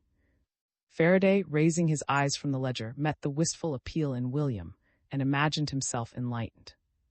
"I see," he said interrogatively, "then you haven't got your living to earn. You are not tied here any longer. You can direct your own life and take up any line you choose." "Yes," William assented, pleased with the phrase, "I can direct my own life, certainly." "Which," Faraday suggested, "was difficult for you before." "Very," said William emphatically. And the other went on, "Now that you are your own man, you wish to take the line that attracts you and be of some use." "Oh, certainly," William assented again, perhaps a shade less emphatically. So far his ideas had run more upon pleasure than usefulness. Faraday reflected with his chin resting on his hand. "Why have you asked me?" he demanded suddenly, with the accent strongly on the me. "I know so few people," William explained humbly. "I mean, of course, people who could give me any ideas. I thought you wouldn't mind, at least I hoped you wouldn't. I know it's unusual, but if you could help me in any way with suggestions, you know." Again Faraday reflected with his chin resting on his hand. "I could put you," he said at last, "in touch with people who might help you. I should be very pleased to do so, of course. I should like to know more of you first, what your views are." "Of course," William agreed vaguely, puzzled partly by the words and partly by the enigmatic manner. "If you've nothing else to do," Faraday continued, "perhaps you'll come round to my rooms tonight for a talk. Say at 8:30. We could discuss things more comfortably there." William, still puzzled by the hint of mystery in his manner, murmured that he also should be very pleased, and Faraday gave him the address, returning forthwith to his ledger in sign that he considered the incident closed for the present. He had a distinctly authoritative way with him, and William, who would gladly have continued the subject, had perforce to be content with wondering what the night's discussion and exchange of views would bring forth. An evening spent away from home was so rare an event in his life that the prospect of his visit to Faraday's rooms afforded him food for an afternoon's busy speculation. His own domicile being in the region of, he did not return to it after office hours, but whiled away the time by dinner at an Oxford Street Lyon, secretly glorying in the length of his bill, and contrasting his power of spending what he liked with the old days of doled-out allowance. He rang down a sovereign at the pay desk, gathered up his change, and strolled out of the building with an air, and at 8:30 precisely found himself outside Faraday's lodgings in a mournful side street in Bloomsbury. A shabby maidservant ushered him upstairs to a shabby, paper-strewn room where Faraday, pipe in mouth, rose to greet him. They were not long in finding out that the invitation had been given and accepted under a misapprehension on both sides. Faraday, as soon as he had settled his guest in a chair, came straight to the point with, "Now tell me, how long have you been interested in social questions?" "In social questions?" William repeated blankly. "I'm afraid I don't. What sort of questions do you mean?" It was Faraday's turn to be taken aback, and though he did not say it, his eyes looked. "Then what the devil—" Williams fell before them nervously, and he shifted in his chair like a child detected in a blunder. "I'm afraid I don't," he said again, and halted. "Then you didn't know," his companion, "that I am of the Torch?" "I'm afraid not," muttered William, who had heard neither of one nor the other. Of the Torch sighed inwardly. He was young, ambitious, fiercely in earnest, and ever on the lookout for his chance, and the wish being father to the thought, he had momentarily mistaken William for an embodiment of his chance and dreamed dreams, since the morning dreams of a comrade like-minded and willing to be led, whose newly inherited riches might be used to endow a periodical that should preach a and more violent rebellion even than the Torch itself. With the aid of William's £3 a week many times over in the eyes of his eager mind, he had seen himself casting the hated insurance behind him, and devoting himself heart and pen to the regeneration of the state and race by means of the class war. And lo, as a couple more searching questions revealed to him, in place of a patron and comrade was a nervous little nincompoop, bewildered at finding himself for the first time out of leading strings, to whom 150 a year was wealth untold, and who had never so much as heard of the class war. For a moment he was more than half inclined to be angry with the nervous little nincompoop, whose blundering, egoistic attempt at confidence had induced him to believe that the secret of his identity had been penetrated by an ardent sympathizer. It was an open secret in advanced circles, though carefully guarded in the office. Then more justly he softened, recognizing that the blunder was his own, the mistake of his own making, and pitying William's dropped jaw and open confusion, poured him out a whiskey and to set him at his ease. That evening in the company of Faraday and his first whiskey was the turning point in the career of William. Any man stronger than himself could at that juncture in his life have turned him to right or left. A push in the wrong direction would have made of him an idler and a wastrel, and fate was in a kindly mood when she placed him mentally and morally in charge of the Torch. She might, as her reckless way is, have handed over his little soul to some flamboyant rogue or expert in small vices. Instead, she laid it in the keeping of a man who was clean living, charged with unselfish enthusiasm and never consciously dishonest. The product of a board school scholarship and a fiercely energetic process of self-education, prompted in part by the desire to excel those he despised, Faraday, when William made his acquaintance, was beginning to realize some of his cherished ambitions, beginning, in certain and socialist circles, to be treated as a man of mark. His pen was fluent as well as sarcastic, and if his numerous contributions to the rebel press had been paid for at ordinary rates, he would have been a prosperous journalist. It was somewhat of a shock to William to discover on the top of the whiskey that his new acquaintance was a socialist, but after the first and momentary shock, he swallowed the fact as he had swallowed the alcohol, not because he liked it, but because it was something the narrow circle of his mother's friends would have heartily and loudly disapproved of. This reactionary and attitude of mind was not deliberate or conscious. On the contrary, he would certainly have been horrified to learn that it was the dominant factor in his existence during the first few weeks of his emancipation from maternal supervision and control, urging him to drink deeply of Faraday's brand of socialism, as it urged him to partake with unnecessary sumptuousness of the best that Lyon could provide. He acquired the taste for Faraday's political views more thoroughly and easily than the taste for Faraday's whiskey. The man's authoritative and easy manner, the manner which stood him in good stead with his audiences, of assuming, quite honestly, that his statements were proven facts which no sane human being could dispute, would have made it impossible for William to combat his opinions, even had his limited reading and thinking supplied him with material for the contest. He was impressed with Faraday's erudition no less than with Faraday's manner, and impressed still more when, later in the evening, a colleague of the Torch dropped in for a smoke and a chat. The pair talked in international movements with the careless ease of connoisseurs, and bandied the names of politicians contemptuously from mouth to mouth, William sitting by in a silence dazed and awed, drinking in a language that attracted by its wild incomprehensibility and suggestion.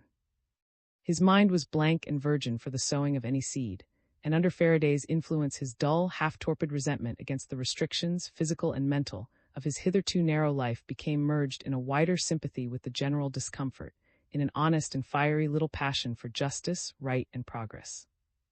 That, of course, was not the affair of one evening's talk, but even the one evening's talk sowed the seeds. He went away from it uncomfortably conscious that as yet he had lived solely for himself, never troubling his head concerning the evils that men like Faraday were fighting to overcome. The manner of his future living was decided for him when he knocked at the door of Faraday's Bloomsbury lodging.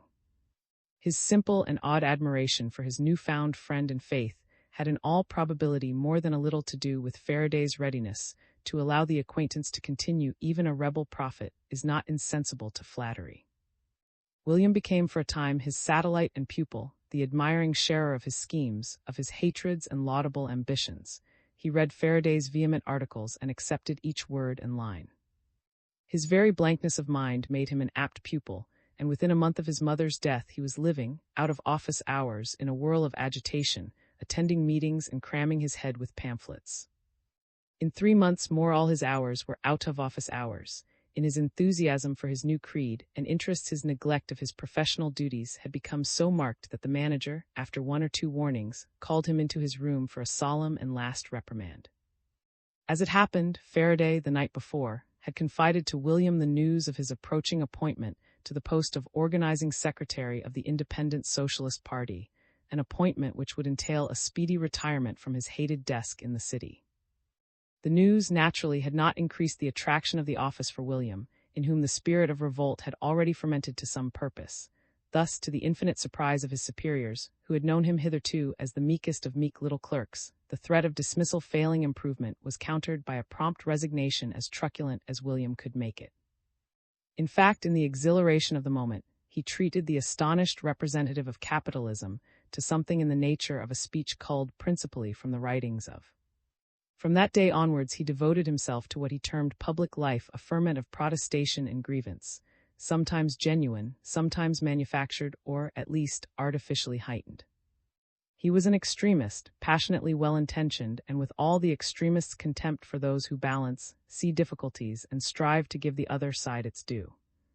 He began by haunting meetings as a listener and a steward, Faraday's meetings at first, then, as his circle of acquaintance and interest widened, any sort of demonstration that promised a sufficiency of excitement in the form of invective. The gentlest of creatures by nature and in private life, he grew to delight in denunciation, and under its ceaseless influence the world divided itself into 2 well-marked camps, the good and enlightened who agreed with him, and the fools and miscreants who did not. In short, he became a politician. As I have said, at the outset of his career, he modestly confined his energies to stewarding to the sale of what propagandist bodies insist on describing as literature, the taking of tickets, ushering to seats, and the like. But in a short time ambition fired him, and the fighting spirit thereby engendered led him to opposition meetings where, on Faraday's advice, he tried heckling the enemy speakers. His first and flustered attempts were not over-successful, but sustained by revolutionary enthusiasm, he refused to be crushed by failure and accompanying jeers, and held doggedly on to his purpose. Repeated efforts brought their measure of success, and he began to be marked by his comrades as a willing and valuable member. Within a year he had found his feet and was a busy and full-blown speaker of the species that can be relied on to turn on, at any moment, a glib, excited stream of partisan fact and sentiment. His services were in constant demand, since he spoke for anything and everything provided only the promoters of the meeting were sufficiently violent in their efforts to upset the prevailing order. He had developed and was pleased with himself. Faraday, though still a great man in his eyes, was more of an equal than an idol. He was wonderfully happy in his new, unrestful existence. It was not only that he knew he was doing great good and that applause uplifted him and went to his head like wine. As a member of an organization and swayed by its collective passion, he attained to and was conscious of an emotional, and as he thought, intellectual activity of which as an individual he would have been entirely incapable. As a deceased statesman was intoxicated with the exuberance of his own verbosity, so William was intoxicated with the exuberance of his own emotions. There were moments when he looked back on his old life and could hardly believe he was the same William who once, without thought of the social revolution, went daily from to the city and back from the city to as time went on. He was entrusted with campaigns and the stirring up of revolt, and it was a proud day for him when a conservative evening paper, in connection with his share in a mining agitation, referred to him as a dangerous man. He wondered, with pity for her blindness, what his mother would have thought if anyone had told her in her lifetime that her son would turn out dangerous. As a matter of course, he was a supporter of votes for women, an adherent, equally as a matter of course, of the movement in its noisiest and most intolerant form. He signed petitions denouncing forcible feeding and attended meetings advocating civil war, where the civil warriors complained with bitterness that the other side had hit them back, and his contempt for the less virulent form of suffragist was as great as his contempt for the Home Secretary and the orthodox members of the party.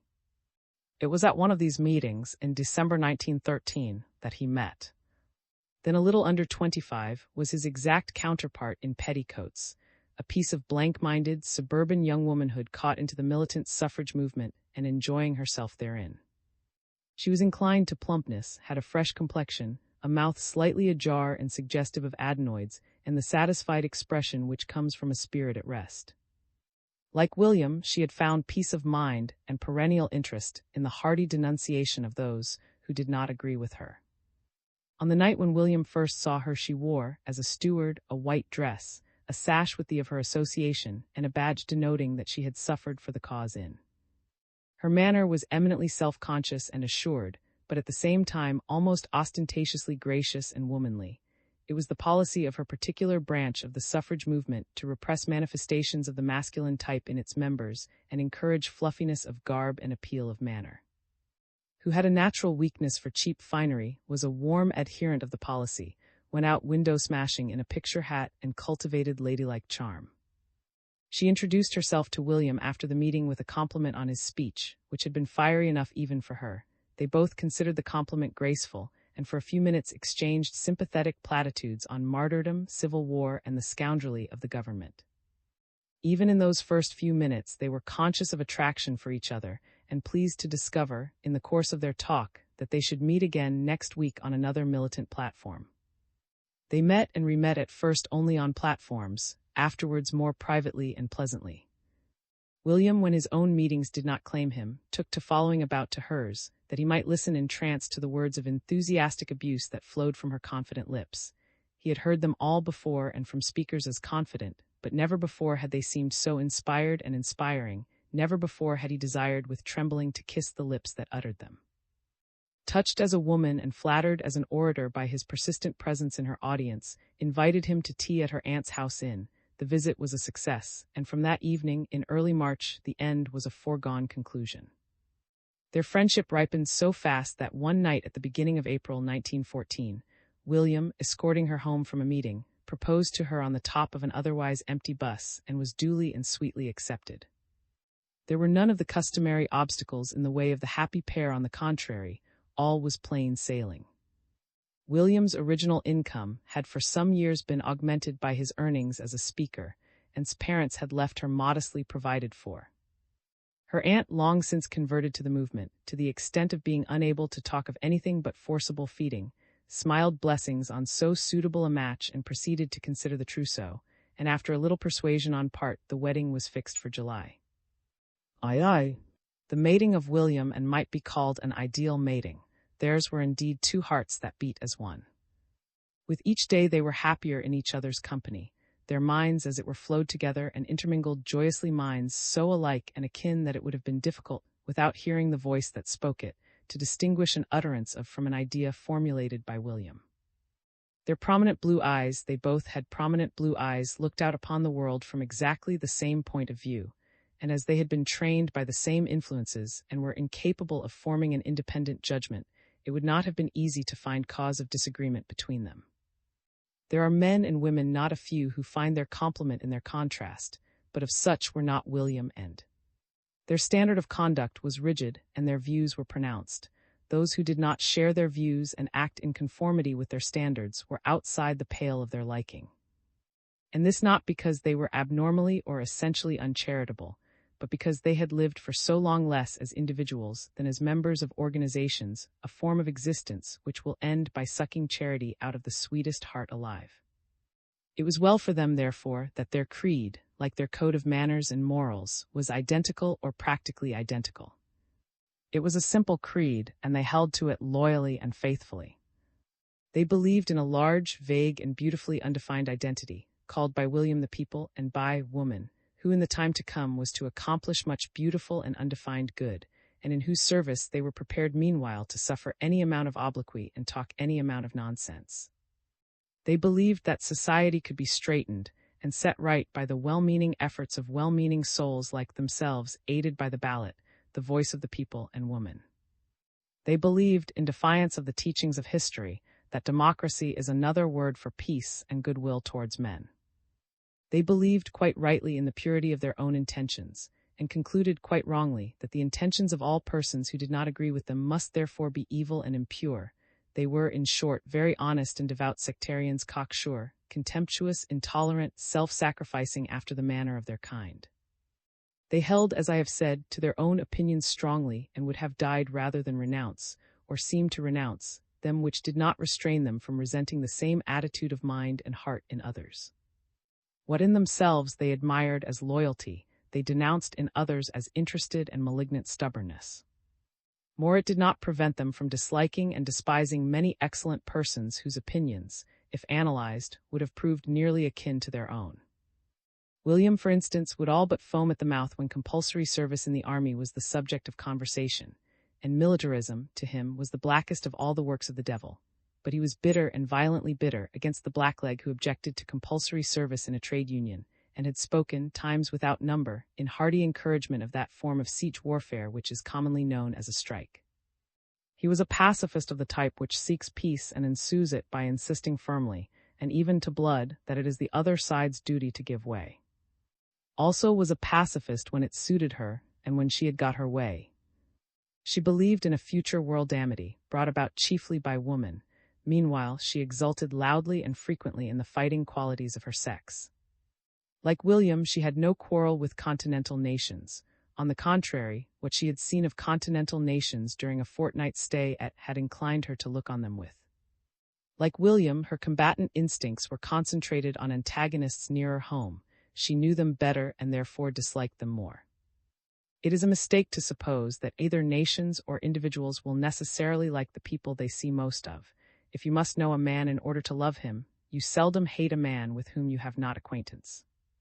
Nothing could have been more ideally peaceful than the relations of China and England during the Middle Ages, for the simple reason that China and England knew absolutely nothing of each other. In the same way, if in a lesser degree, and William had a friendly feeling for Germany and the German people. They had never been to Germany and knew nothing of her history or politics, but they had heard of the Germans as intelligent people addicted to spectacles, beer, and sonatas, and established on the banks of the Rhine. And the Rhine being some way off, they liked them.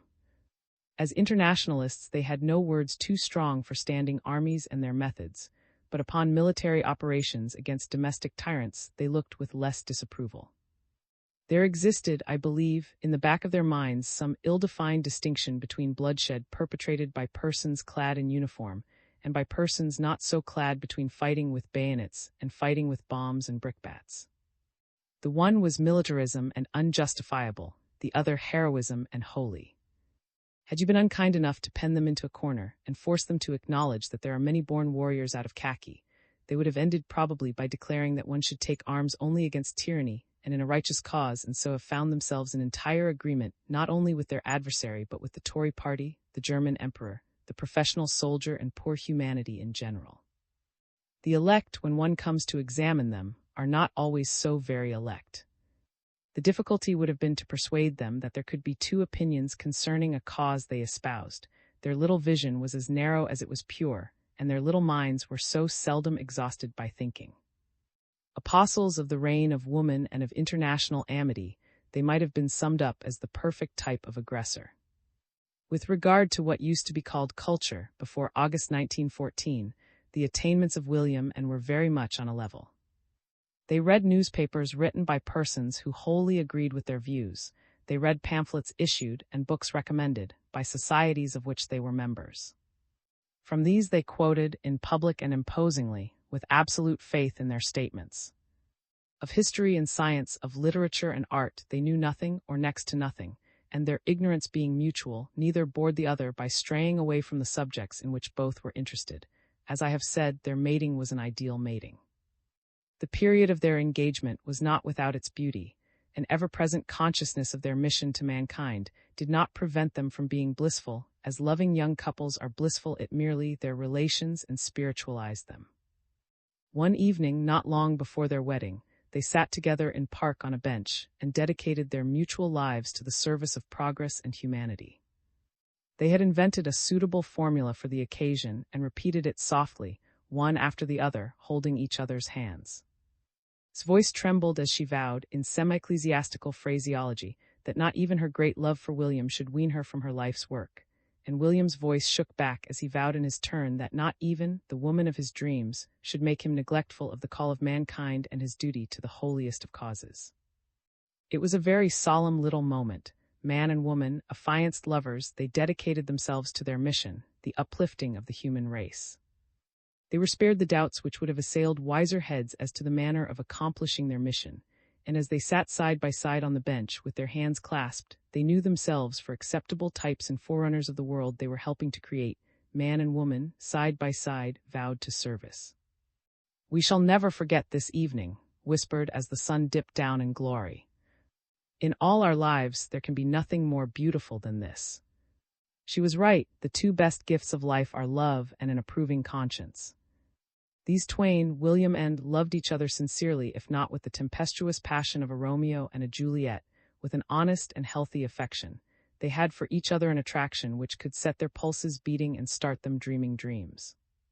That evening, on the bench in park, they had dreamed their dreams while their consciences looked on and smiled.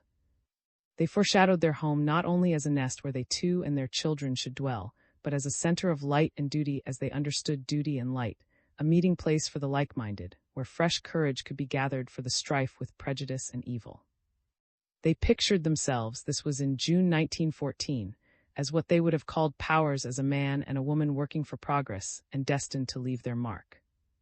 The sense of their destiny awed and elated them, and they walked away from park with their hearts too full for speech.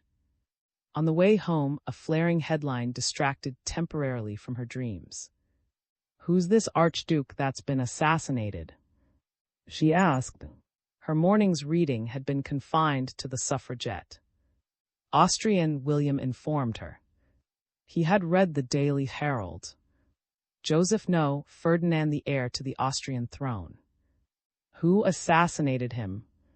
his betrothed inquired, not very much interested. "I can't remember their names," William admitted, "but there seem to have been several in it. Anyhow, he's been assassinated. Somewhere in the Balkans. With bombs." "Oh," said, ceasing to be interested at all. Her mind had turned from traffic in strange archdukes and was running on a high resolve. The solemn vow of service was translating itself into action. "I shall go to the meeting tomorrow," she announced, "and make my protest." William knew what was passing in her mind and made no effort to dissuade her.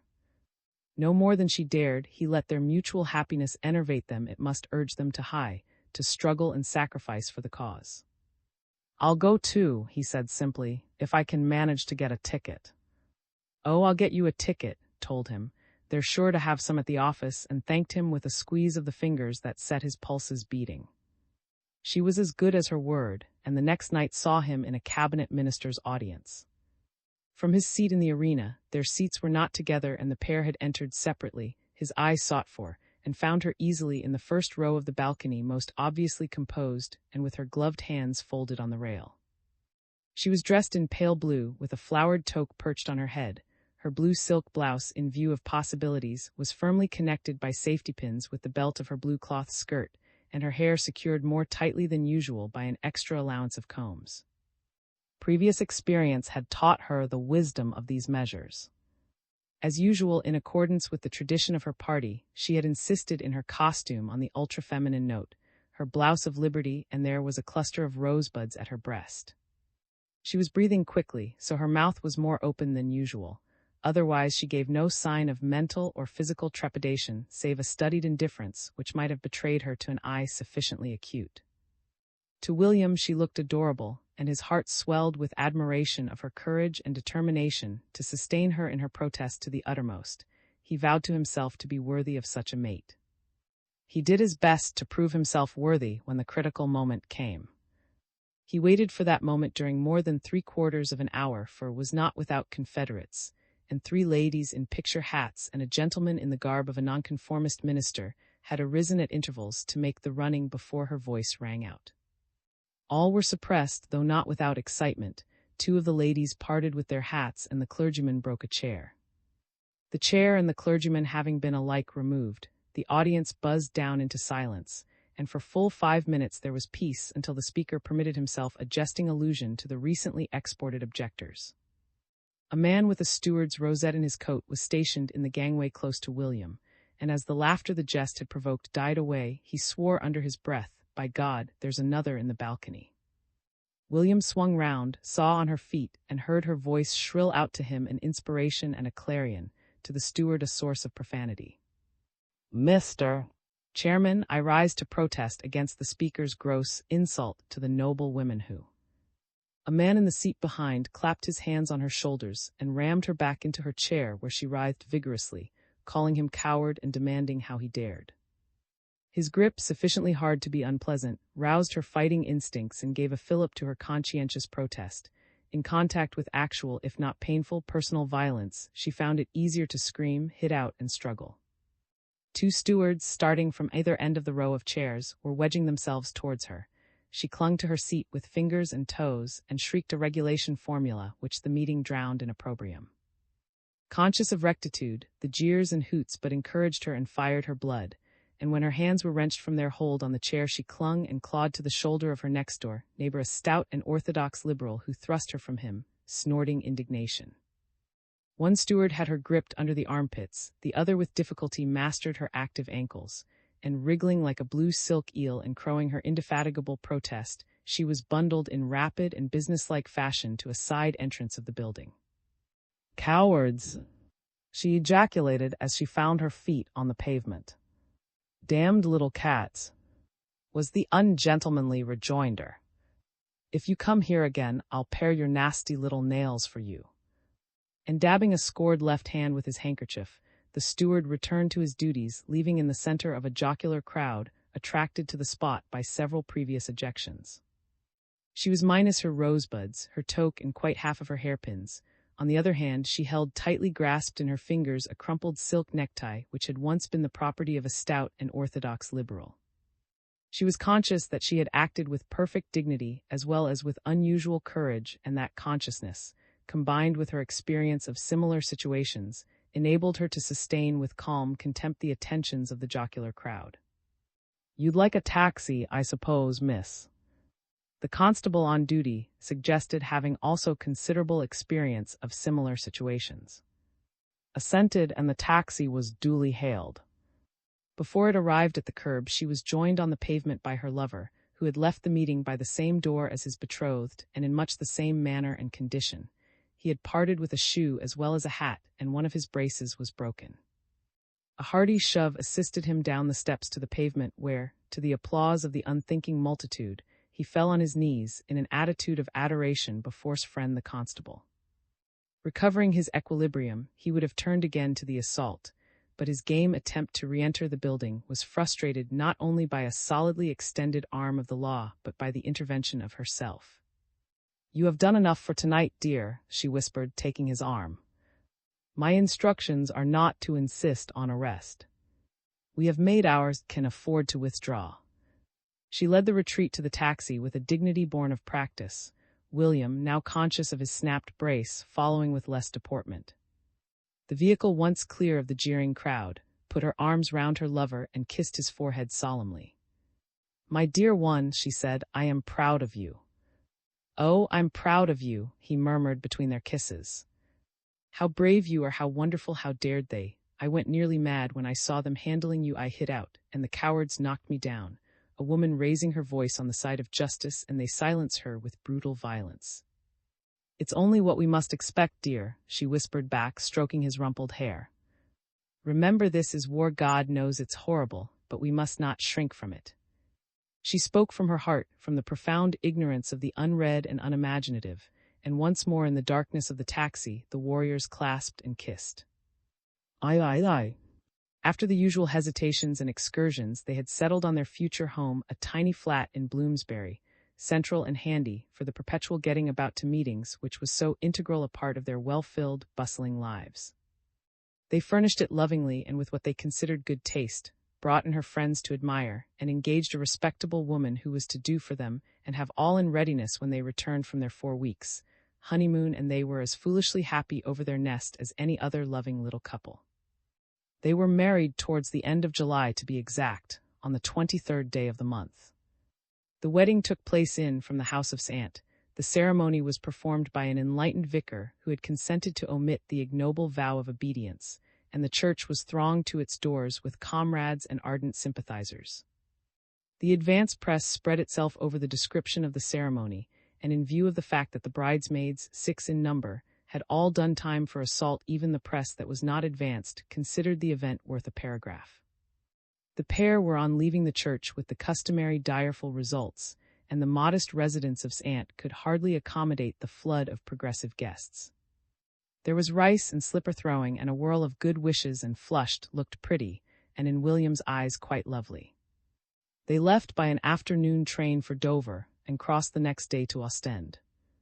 Their selection of the Belgian Ardennes for a honeymoon was due to long-standing acquaintance with a cosmopolitan female revolutionist understood to be of Russian-Polish extraction. Owing, it was further understood, to her pronounced opinions and pronounced manner of expressing them, she had long ceased to be welcome in the land that gave her birth. At any rate, she avoided it studiously and existed chiefly at a series of epoch-making revolutionary meetings, which she addressed by turns in bad German, worse French, and worst English. She wrote vehement pamphlets in all these languages and prided herself on the fact that, on the continent at least, they were frequently suppressed by the police, wore tartan blouses, a perennial smile, and a hat that was always askew. For some reason or another, she was the possessor of a cottage in the heart of the Belgian Ardennes, which she visited on the rare occasions when she was not plying her epoch-making activities in London, Vienna, or New York. A week once a year was about all the use she made of it, reappearing after her 7 days' seclusion with a brace of new pamphlets burning for the press, and like a giant refreshed for the fight. This estimable woman was as good-natured as she was revolutionary, and hearing that was thinking of a rural honeymoon, she hastened to offer the happy couple the loan of her Belgian property, which was as secluded as heart could desire. Since her fortnight had hankered for another stay abroad, she jumped at the offer, and William, whose acquaintance with foreign parts was limited to an international socialist congress in Holland, jumped gladly in unison with her. Madame beamed with joy at their delighted acceptance of her offer. She kissed, shook hands with William, and promised to make all the necessary arrangements for their stay, to write to the old woman who looked after the cottage and tell her when to expect them.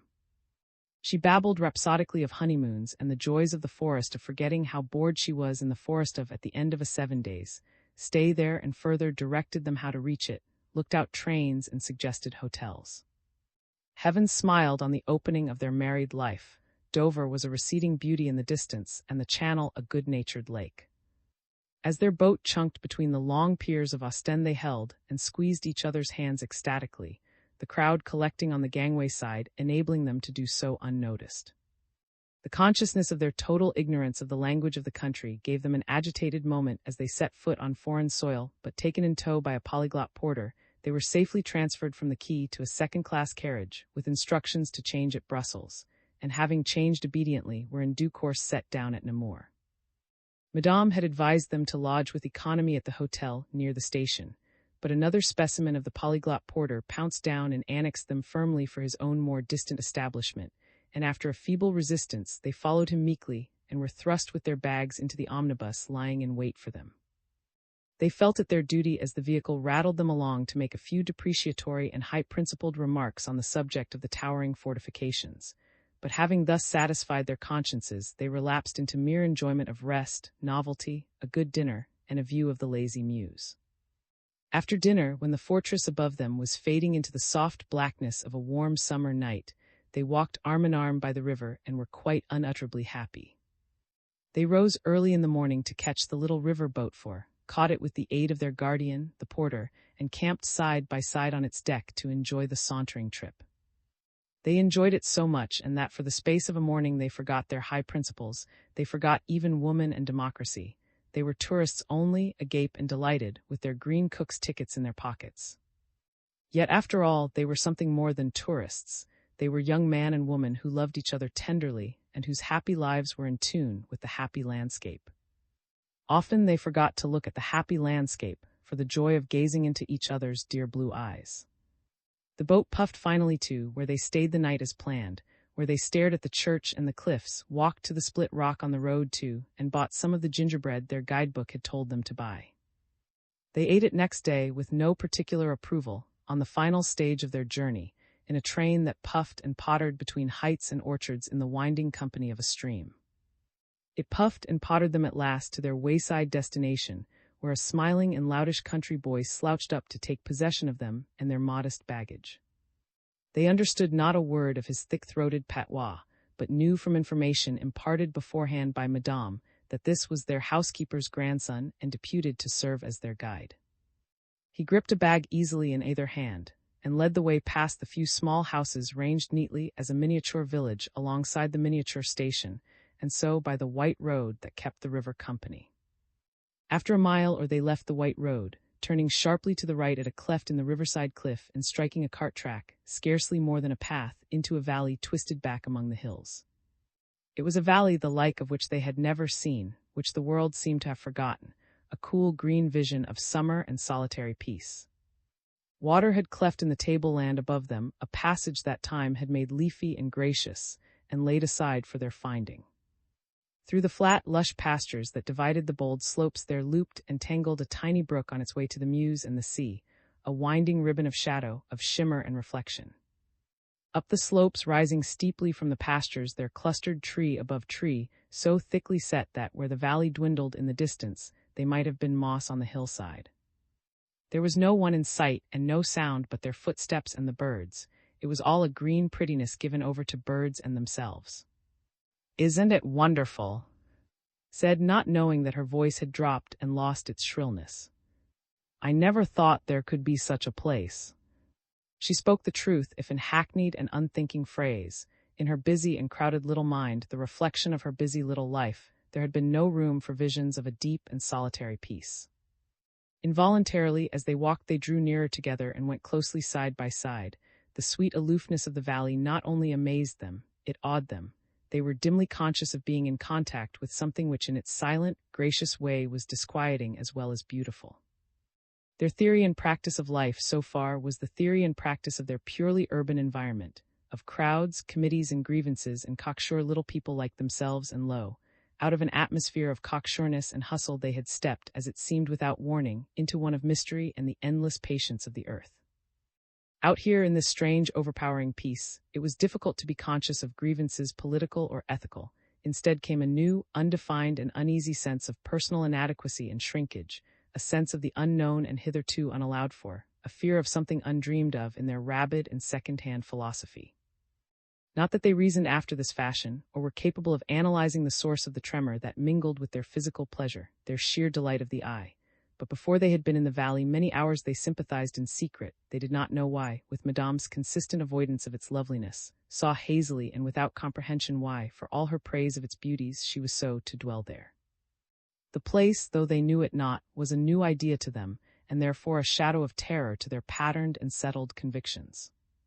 As such their organized and regulated minds shrank from it at once, and instinctively cautiously apprehensive, lest the new idea should tamper with accepted beliefs, disturb established views, and call generally for the exercise of faculties hitherto unused.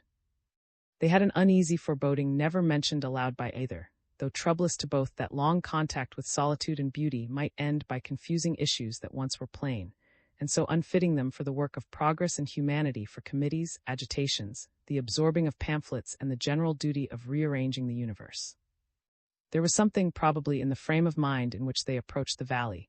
They came of a migratory, holiday race and had seen green beauty before, if only fleetingly and at intervals. What they had lacked before was the insight into beauty born of their own heart's content, the wonder created by their own most happy love. They followed their guide for the most part in silence, relieved that he had ceased his well-meaning attempts to make them understand his jargon, and speaking, when they spoke at all, in voices lowered almost to a whisper. "What's that?" Still under her breath. That was a flash of blue fire ahead of them, darting slantwise over the stream. Later they learned to understand that a flash of blue fire meant kingfisher, but for the moment William shook his head, nonplussed, and hazarded only, "It's a bird." For half an hour or so it was only the birds and themselves. Then at a turn in the narrowing valley, they came in sight of cows nuzzling the pastures. Several cows, party black and white like the cows of a Noah's Ark, and further on, a tiny farmhouse standing close up to the trees in its patch of vegetable garden. They knew from Madame of the existence of the tiny farmhouse.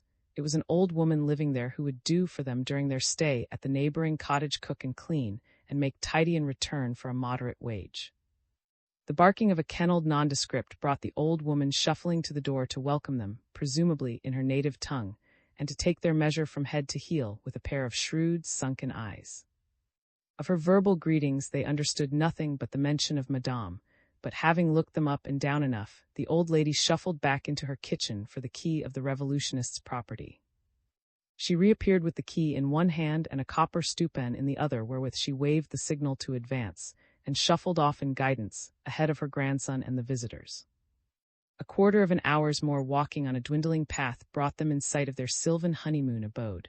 It had originally been built for the use of a woodman, and was a four-roomed cottage on the edge of the wood overlooking the stream and the pasture of the black and white cows. Madame, they knew at least her name, unlocked the door and ushered them into the kitchen, where the boy deposited their bags. "IV." The cottage was what anyone who knew Madame might have expected her cottage to be. It was sparsely furnished, except with explosive literature. There were very few chairs, and those few verging on decrepitude, but numerous tracts and pamphlets in divers civilized languages. Kitchen utensils were conspicuous chiefly by their absence, and presumably the owner relied consistently on the loan of the copper stewpan which had accompanied her guests from the farm. On the other hand, the kitchen walls were adorned by photographs, more or less flyblown, of various political extremists, and a signed presentment of Rosa Luxemburg adorned a bedroom mantelpiece. While Madame made play with the stewpan and a kettle, the honeymoon couple unpacked their bags and examined their new domain, still, to a certain extent, overawed by the silence and loneliness around it, still, unknown to themselves, speaking more gently and with more hesitation than usual. It was the familiar tang of the books and pamphlets, with which the shelves were crammed and the floor was heaped, that first revived their quieted spirits and created a sense of home. Woman and democracy, even on the backs of books, had power to act as a tonic and trumpet call, to reflect the atmosphere of noise and controversy where alone they could breathe with comfort. With unconscious relief they turned from the window and the prospect of the valley, green and untenanted, to entrench themselves against the assaults of the unknown, behind the friendly and familiar volumes that had overflowed from Madame's steel to Madame's floor. Conning them, handling them, and turning their pages, they were again on the solid ground of impatient intolerance. They were back amongst their own, their cherished certainties. William, in the presence of, felt his feet once more beneath him, recognizing a pamphlet by Pankhurst, ceased to be troubled by the loneliness around her, grew animated and raised her voice, and the mess which Madame produced from her stewpan, combined with the no less excellent coffee that followed, dispelled for the moment the sense of mystery and the shadow of the new idea. The shadow obtruded itself more than once during the next 3 weeks or so, but on the whole they managed with fair success to be in the country, and not of it to create in the heart of their immemorial valley a little refuge and atmosphere of truly advanced suburbia. Their existence in the Ardennes Valley was one of mutual affection and study, by which latter term they understood principally the reading of books they agreed with. From the cares and worries of housekeeping they were blissfully and entirely free. Madame did their catering, taking toll, no doubt, of their simplicity and ignorance of French, but taking it with tact and discretion. Her bills were a weekly trouble too, but not on account of their length. What she disliked was the embarrassing moment when she strove to conceal her complete ignorance of the items and difficulty in grasping the total as set forth in un-English-looking ciphers. Their tidying was also done daily and adequately, their cooking more than adequately. Madame called them in the morning, set the house to rights and their various meals going, and looked in at intervals during the day, departing for the last time when supper was cooked and laid. Their daily doings fell naturally into routine. They rose of a morning to coffee steaming on the stove, and having digested their breakfast, they usually proceeded to walk a little, concluding the exercise by sitting under the trees with a book which William read aloud to. They lunched sometimes in picnic fashion, sometimes at home. In the afternoon took another stroll or sat at home reading, with happy little interludes of talk. On 2 or 3 days they made small excursions to one of the neighboring villages. On others William, with a pen and a frown of importance, would establish himself at the table after lunch was cleared away. He had a tract in hand on the woman question, and gently but firmly insisted that even in the first ecstasy of their honeymoon he should not lay it aside. Having a due sense of the value of his epoch-making work, he did not require much pressing, and while he frowned and scribbled and frowned and paused, she would sit by reading, and now and again glance up that she might meet his eye and smile. Long afterwards, months afterwards, when he had forgotten the epoch-making work and all he had meant to prove by it, he would remember how she had risen and come behind him, smoothing and fondling his ruffled hair and bending over to kiss him. He would drop his pen and lift his face to hers, sometimes in silence and sometimes murmuring foolishness. In time, as the peaceful days crept by, they were sorry that, yielding to a romantic impulse, they had directed that neither paper nor letter should be forwarded during their absence. As a result of this prohibition, their entire correspondence, while they stayed in the valley, consisted of one picture postcard dispatched by Madame from Liverpool at the moment of her embarkation for an extended lecture tour in the States. It was sent 3 days after their wedding, and expressed exuberant affection, but was singularly lacking in news of the outside world. To remove the prohibition would be to confess failure and suggest boredom, therefore neither ventured to hint at it. All the same, they knew in their secret hearts that they had overrated their resourcefulness. It was not that they palled on each other, far from it, but part at least of their mutual attraction was their mutual interest in certain subjects and limited phases of activity. Madame's revolutionary library, valuable as it was in distracting their thoughts from the silence and beauty around them and defending them against the unknown, could not entirely supply the place of daily whirl and unceasing snarl and argument. William pined unconsciously for the din and dust of the platform, and missed the weekly temper into which she worked herself in sympathy with her weekly suffragette. She missed it so much that at last she was moved to utterance late on a still, heavy evening in August, when once or twice there had come up the valley a distant mutter as of thunder. "Dear," she said gently, as they sat by the window after supper, "I don't know how you feel about it, but I am beginning to think that our life here is almost too peaceful. It is beautiful to sit here together and dream and forget the world, but is it a preparation for the life we are to lead? Is it a preparation for our work?" William sighed a gentle sigh of relief, and his hand went out to his wife, in a squeeze of agreement and gratitude. As usual, their minds had jumped together, and the thought of twain had been uttered by the lips of one. "I've been thinking the same thing myself," he said. "It has struck me more than once. As you say, it's beautiful here in the heart of the country. Nothing could be more beautiful. But I have wondered, especially lately, if it isn't enervating. It is good for some people, perhaps, but when you have an aim in life and the fighting spirit in you—" "Yes," flared responsively, "it's the fighting spirit and the cause calling to us. I've been hearing the call getting louder and louder. We can't stand aside any longer. We haven't the right to stand aside. How dare I rest and enjoy myself when there are noble women struggling for freedom, suffering for freedom, keeping the flag flying?" And the unconscious little humbug clasped her hands and from force of habit rose to her feet, addressing an imaginary audience. William, an equally unconscious humbug, also rose to his feet and kissed her. It was one of those happy and right-minded moments in which inclination agrees with duty, and they were able to admire themselves and each other for a sacrifice which had cost them nothing. The decision taken, there remained only the details of their speedy departure to settle. Their first impatient impulse was to leave for Brussels on the morrow, but on consideration they decided that the morrow would be too soon. Investigation of a local timetable revealed the fact that the connection with Brussels, the only tolerable connection, meant a start in the very early morning. But an early start meant an overnight warning to the farm boy that his services would be needful to carry their bags to the station, and the farm people, all of them, went to bed soon after the sun and were certainly by now asleep. There was, further, the old lady to settle with where financial matters were concerned, and it always took time to make out her illegible bill. On reflection, therefore, they decided for the following day. I hope, meditated, that I shall be able to make Madame understand that we want the boy the first thing in the morning. I expect she will see what I mean if I show her the train and the timetable and say, and point to the bags. That ought to make it clear. It rather detracts from the enjoyment of being abroad, not being able to make people understand what you say. Was much more convenient in that way. All the waiters spoke English quite nicely. And the understanding is even more difficult than the speaking. Tonight Madame was talking away hard to me all the time she was cooking our supper, but I couldn't make out one word she said, only that she was very excited. I said every now and then because she seemed to expect it, and I was sorry to see her upset. I thought perhaps one of the people at the farm was ill, but I've seen her son and his wife and the boy since, so it can't be that. Of course, she may have other relations in some other part of the country, or perhaps something has happened to one of the cows. I could see she was worried. They sat until late side by the open window and talked in snatches of the world they were going back to, the dear, familiar, self-important world of the agitated and advanced.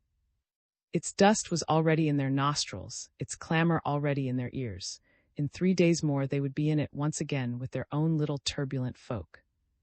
The mere thought increased their sense of their own value, and they grew gay and excited as they talked and planned, instinctively turning their backs on the window and shutting out sight and sound of the country peace, the oppressive peace in which they had no part. "What shall we do tomorrow, darling?" asked at length. The question was prompted by her longing for tomorrow to be over, and her mind was in search of some method for inducing it to pass with swiftness. They considered the point with that object in view, and decided that should the day prove fine they would spend it away from the cottage, taking their lunch with them. There was a winding path leading up through the woods to the heights which they had not yet explored except for a short distance. They would start out, provisioned, soon after breakfast, to go where the path led them, and eat their meal on the hilltop. Then home to supper, settlement with Madame, and an early departure next morning, so they planned comfortably and without misgiving, while the world seethed in the melting pot and the Kaiser battered at. "If it's fine," William cautioned again as they mounted the stairs to bed. "I've heard thunder several times in the distance, so we may have a storm in the morning." There was no storm or sign of a storm in the morning. It must have passed over, said. She had listened to its faint and distant mutterings for half an hour before she fell asleep. Their meal of coffee and new-laid eggs was waiting on the stove as usual, and Madame had vanished as usual before they came down to partake of it. They hard-boiled more eggs while they breakfasted, and the meal disposed of, set to work to cut plentiful sandwiches and otherwise furnish their basket. As their road up the hill did not lead them past the farm, and Madame had not yet put in an appearance for the process of tidying up, William inscribed in large roundhand on an envelope the word, as a sign to their housekeeper that the preparation of a midday meal was unnecessary, and having placed the announcement on the kitchen table, duly weighted with a saucer, he took the basket on one arm, his wife on the other, and set out.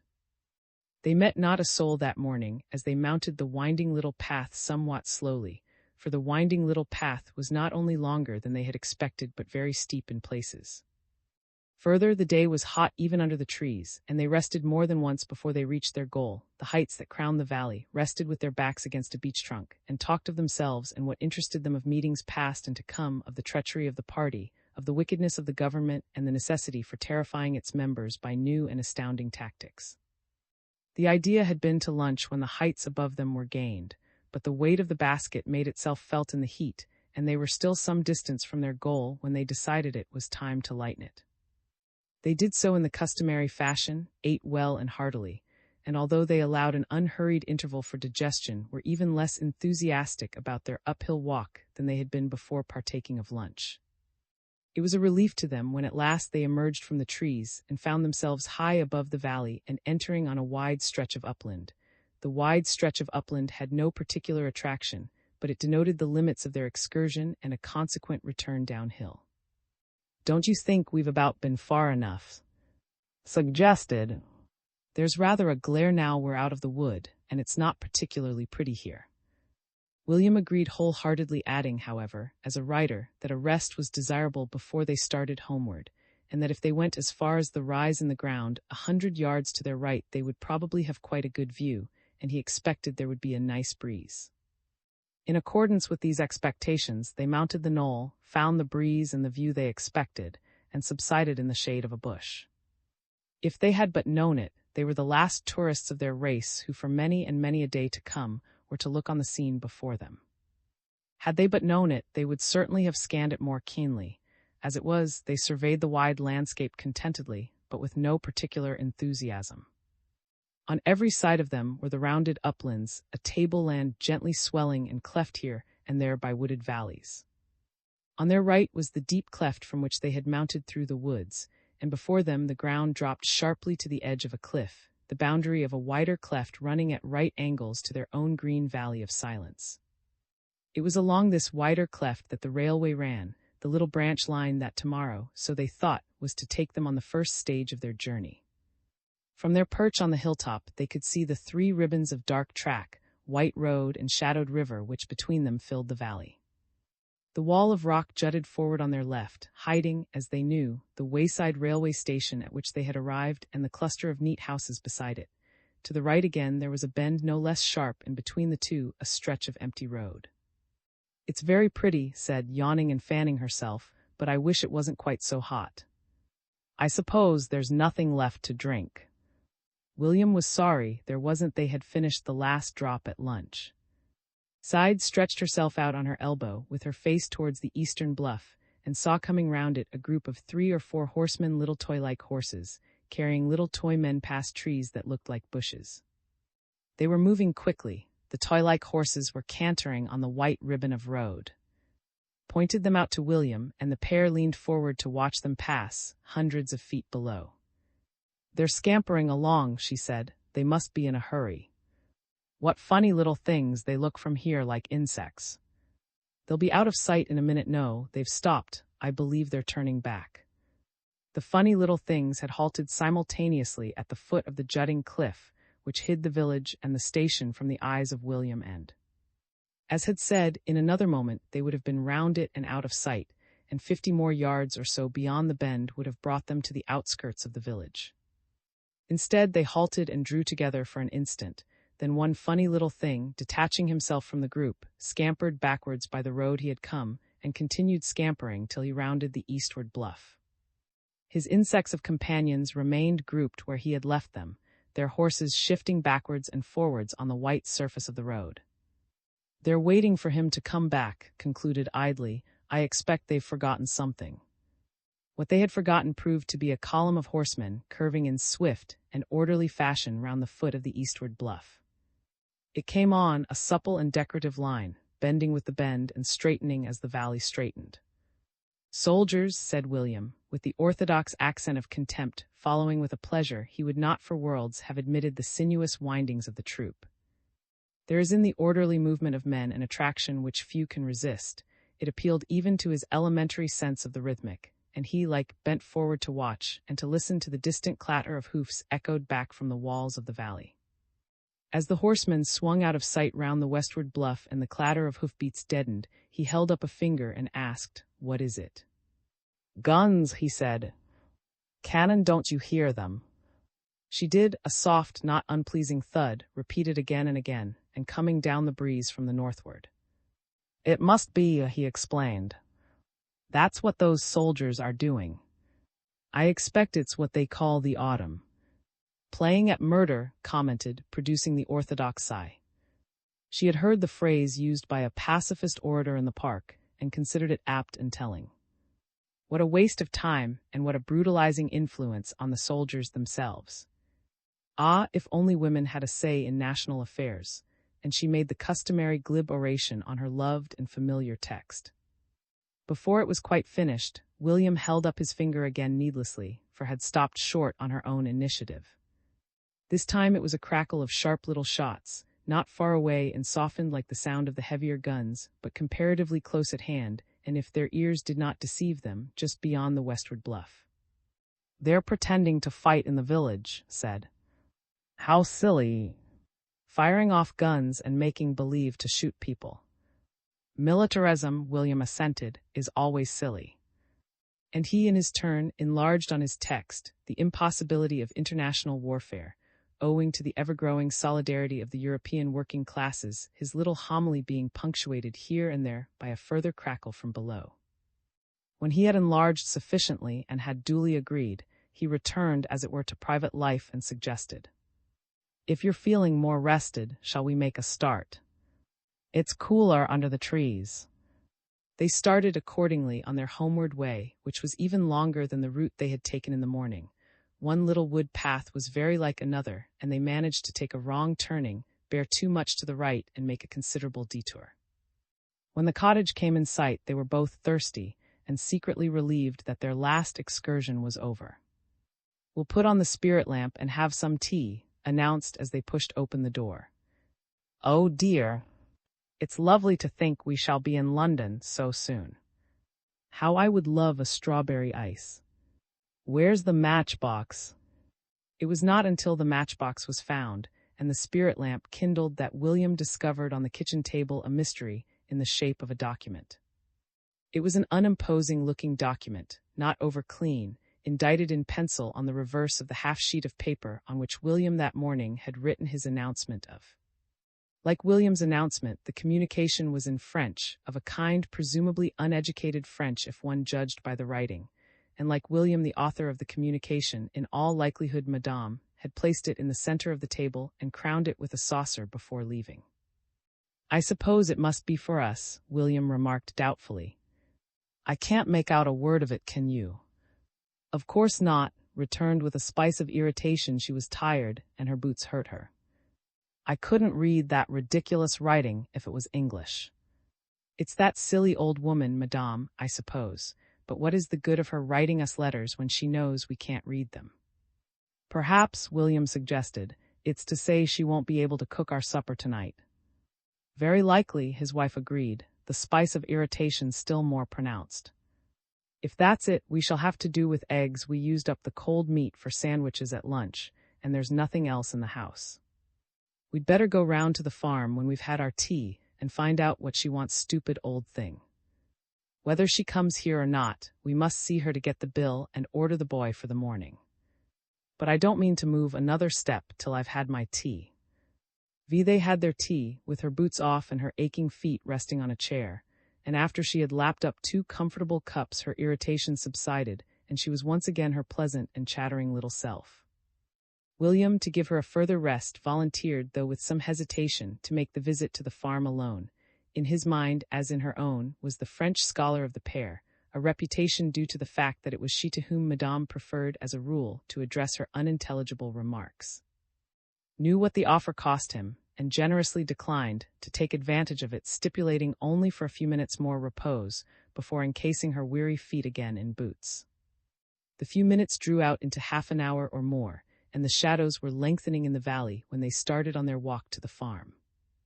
They started arm in arm, the wife leaning on the husband, but when they came in sight of the house took her arm from William's and they drew a little apart. They need not have troubled to observe the minor proprieties. Not a soul stirred, not a nose showed itself as they opened the little wooden gate of the garden and made for the open door. They were both of them unobservant of country sights and sounds, and it was not until they had knocked in vain on the open door and called in vain on the name of Madame that they were struck by the absence of the usual noises of the farm. There was neither lowing of cows nor crowing and clucking of poultry, and the nondescript of a dog who usually heralded the approach of a visitor by strangling tugs at his chain and vociferous canine curses, for once had allowed their advent to pass unchallenged. They realized suddenly that there was a strange silence from the kennel and turned simultaneously to look at it. "It's odd," said William. "I suppose they've all gone out and taken the dog with them. Where are the cocks and hens?" Said suddenly. As if in answer to her query, a scraggy pullet at the awkward age appeared on the top of the farmyard gate, flapped groundwards, and proceeded to investigate the neighboring soil with a series of businesslike pecks. Their eyes turned towards the yard whence the pullet had emerged in search of her usual bevy of feathered companions, but the satisfied cluck of the bird as she sampled a seed remained unechoed and unanswered and brought no comrade to the spot. Obviously the family excursion was unlikely to be accompanied by a lengthy procession of poultry, and moved by a common impulse of wonder William and made for the gate and surveyed the farmyard beyond. The doors of byre and stable were standing wide, untenanted either by horse or by cow, and the 2 farm carts had vanished. There was a small dark square in the corner of the yard, marking the spot where yesterday an imprisoned mother had kept watch and ward over a baker's dozen of attractive yellow. Now the dark square was the only trace of mother, chicks, and cell. "I wish," said William, "that we could read what's written on that paper. What can have happened to them all?" "What's happened to them is that they've gone," returned with decision. "And gone for a good long time. People don't take their cows and chickens, and with them when they go for a weekend. I suppose they're moving and taking another farm." "Yes," William agreed doubtfully. "But I shouldn't have thought they'd have moved at such short notice with all those animals. Of course, if they're moving, they'll come back for what they've left, those spades and the wheelbarrow and the furniture. There are a lot of things still in the kitchen. They may come to fetch them tonight." "They're sure to," his wife said hopefully. "Besides, Madame would never leave us without milk or provisions for the morning. She's much too considerate.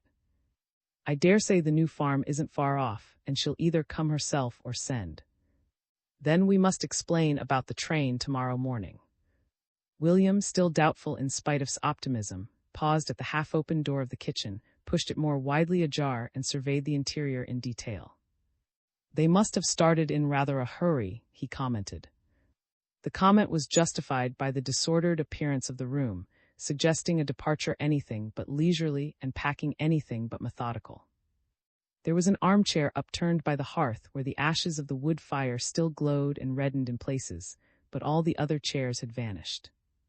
The heavy table was still in the center of the room, but a smaller one had gone, and several pans were missing from the row that shimmered on the wall opposite the fireplace.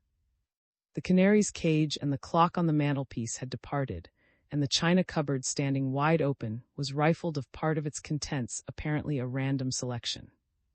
On the floor in one corner was a large checkered tablecloth knotted into a bundle and containing, judging by its bulges, a collection of domestic objects of every shape known to the housewife.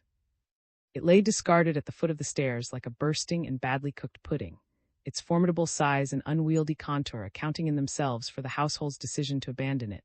There was about the place, as in all dismantled or partially dismantled rooms, an indefinite suggestion of melancholy. William and were conscious of its influence as they stood in the center of the kitchen, which they had hitherto known only as a model of orderly arrangement. "I wonder how long they will be," said, as she and her husband came out into the dying sunlight. "It isn't any good hanging about here. If nobody has turned up, we can stroll down again after supper. I wonder if I could make, and I've often watched her do it, and it doesn't seem so very difficult. How lonely that chicken looks poking about by itself." Her eye followed the gawky pullet as it clucked and pecked in its loneliness about the vegetable garden, and suddenly her hand shot out and caught at her husband's arm. "William," she said in a queer little whisper, "what's that?" "What?" William, half startled by the clutch and the whisper. "Don't you see that heap beyond the gooseberry bushes?" He looked where she pointed, and she felt him thrill, as she herself had thrilled when her hand went out to his arm. Neither spoke as they went towards the end of the garden, instinctively hushing their footsteps. The soft earth beyond the gooseberry bushes had been heaped into a long mound, and the solitary pullet was clucking and pecking at the side of a new-made grave. They stood looking down at it in silence, dumb and uneasily fearful, in the presence of a mystery beyond their powers of fathoming. The empty, untidy house behind them was suddenly a threat and a shadow. So was the loneliness and all-enclosing silence of the valley. The damp garden earth was still fresh and black from its turning. Whoever lay under it could have lain but an hour or two, unless the unmistakable shape of the mound should fail to indicate what it covered. Someone had laid on it a red spray torn from and with a stick and a knot of string had fashioned a cross for the head. 2 crossed hazel shoots and a handful of roses betokened that a spirit had returned to the god who gave it. As they stood at the graveside in the peace of the evening, The constant mutter of distant guns sent a low-spoken threat along the valley, but they were too much engrossed in their thoughts and surroundings to give it ear or heed, and it was the pullet who roused them from their stupor of dumb astonishment. Encouraged by their stillness, she drew near, surveyed the mound, and with a flap of her clipped wings alighted under the cross. William instinctively bent forward to shoo her away, and as she fled protesting to a safer neighborhood, the husband and wife for the first time moved and spoke. "What can have happened?" whispered. "Do you think, William, you don't think there has been a murder?" William shook his head, though not with excess of confidence. "There's the cross," he objected, "and the roses." "A murderer would hardly put roses." "I don't know," whispered back. "You hear of criminals doing such strange things, and perhaps it was done hastily, in a quarrel, and the murderer repented at once. For all we know, that paper on our kitchen table may be a confession. I wonder whose grave it is if it's one of the... It's so odd they're all having gone there. Must be something wrong. You don't suppose they've gone off to hide themselves?" William reminded her of the absence of the farmyard stock, and she admitted that a family seeking to elude justice would hardly be so foolish as to attempt to conceal itself from the police in the company of 7 cows, 2, and an entire colony of poultry. Nor, when untrodden woods lay around them, would they call attention to the crime by placing the grave of their victim in a prominent position in the garden, while it was difficult to think of the family, as they had known them, as murderers and accomplices of murderers. The old lady so cheery and shrewd, her son and his wife so unintelligibly friendly and so loutishly good-natured. For a while a gruesome fascination held them to the side of the grave, and then quivered and said suddenly, "Let's go home." They walked away softly and closed the gate softly behind them, and once they were well beyond it, instinctively quickened their footsteps. They walked arm in arm, speaking little on their way back to the cottage, and it was not until they were almost on the threshold of their solitary homestead that it struck them that perhaps they would only be fulfilling their legal duty by informing the local authorities of the presence of the new-made grave. They discussed the idea, considered it, and after discussion rejected it. For one thing, there was the language difficulty; for another, the natural shrinking of the foreigner from entangling himself in unknown processes of law involving possible detention for the purpose of giving evidence. They decided that it would be better for the present to await events, and hope for the return of some member of the vanished family. In after days, when after events had given him a clue, William framed his solution to the mystery of the grave and the empty farmhouse, a solution which perhaps was not correct as to detail, but was certainly right in substance. Some fleeing Belgian, wounded to death, had found strength to outrun or outride the Ulan, and seeking a refuge in the hidden valley had brought his news to the farmhouse, and died after giving it utterance. Those who heard it had buried him in haste, and straightway fled from the invader, fled clumsily, with horse and cart and cattle, leaving their scribbled, unreadable warning to the absent tenants of the cottage. Whether they fled far and successfully, or whether they were overtaken, and in due course held fast behind the barrier of flesh and iron that shut off the German and his conquests from the rest of the civilized world, that William and never knew. In the meantime, unfurnished with any clue, unknowing of the wild fury that in its scathing of the civilized world was shattering their most cherished illusions, they sought in vain for an explanation, and without putting the fact into words lit the lamp earlier than usual and took care to bolt the door. Usually it was fastened only on the latch, so that Madame could let herself in with the early morning, but tonight the darkness was unfriendly, and the lonely valley held they knew not what of threatening. Uneasily pondering on other matters, had no mind to give to the experiment of N, and their supper was plain boiled eggs boiled hard, while she sat with wrinkled brow, unheeding of the flight of minutes. While they supped, their ears were always on the alert for a footstep or a hail from without, and perhaps for that reason they noticed as they had never noticed before the faint, ghostly noises of the country, the night-calling bird, and the shiver of leaves when the air stirred and sighed. They talked with effort and frequent pause, and with now and again a glance thrown sideways at the open window and the forest blackness behind it. There were no blinds to the windows, and but for the still heavy heat they would have fastened the shutters and barred out the forest blackness. Perhaps they would have borne with the heat of a closed room, had not both been ashamed to confess their fear of the window. In both their minds was the sense of being very far removed from humanity, the knowledge that between them and humanity was a lonely path, and a house with its doors set open, a house deserted and half dismantled with a nameless grave before it. Unimaginative as they both were, they pictured the grave in the darkness with its roughly tied cross and its handful of wilting rosebuds. They went upstairs earlier than usual, chiefly because they felt more comfortable when the windows below were fastened.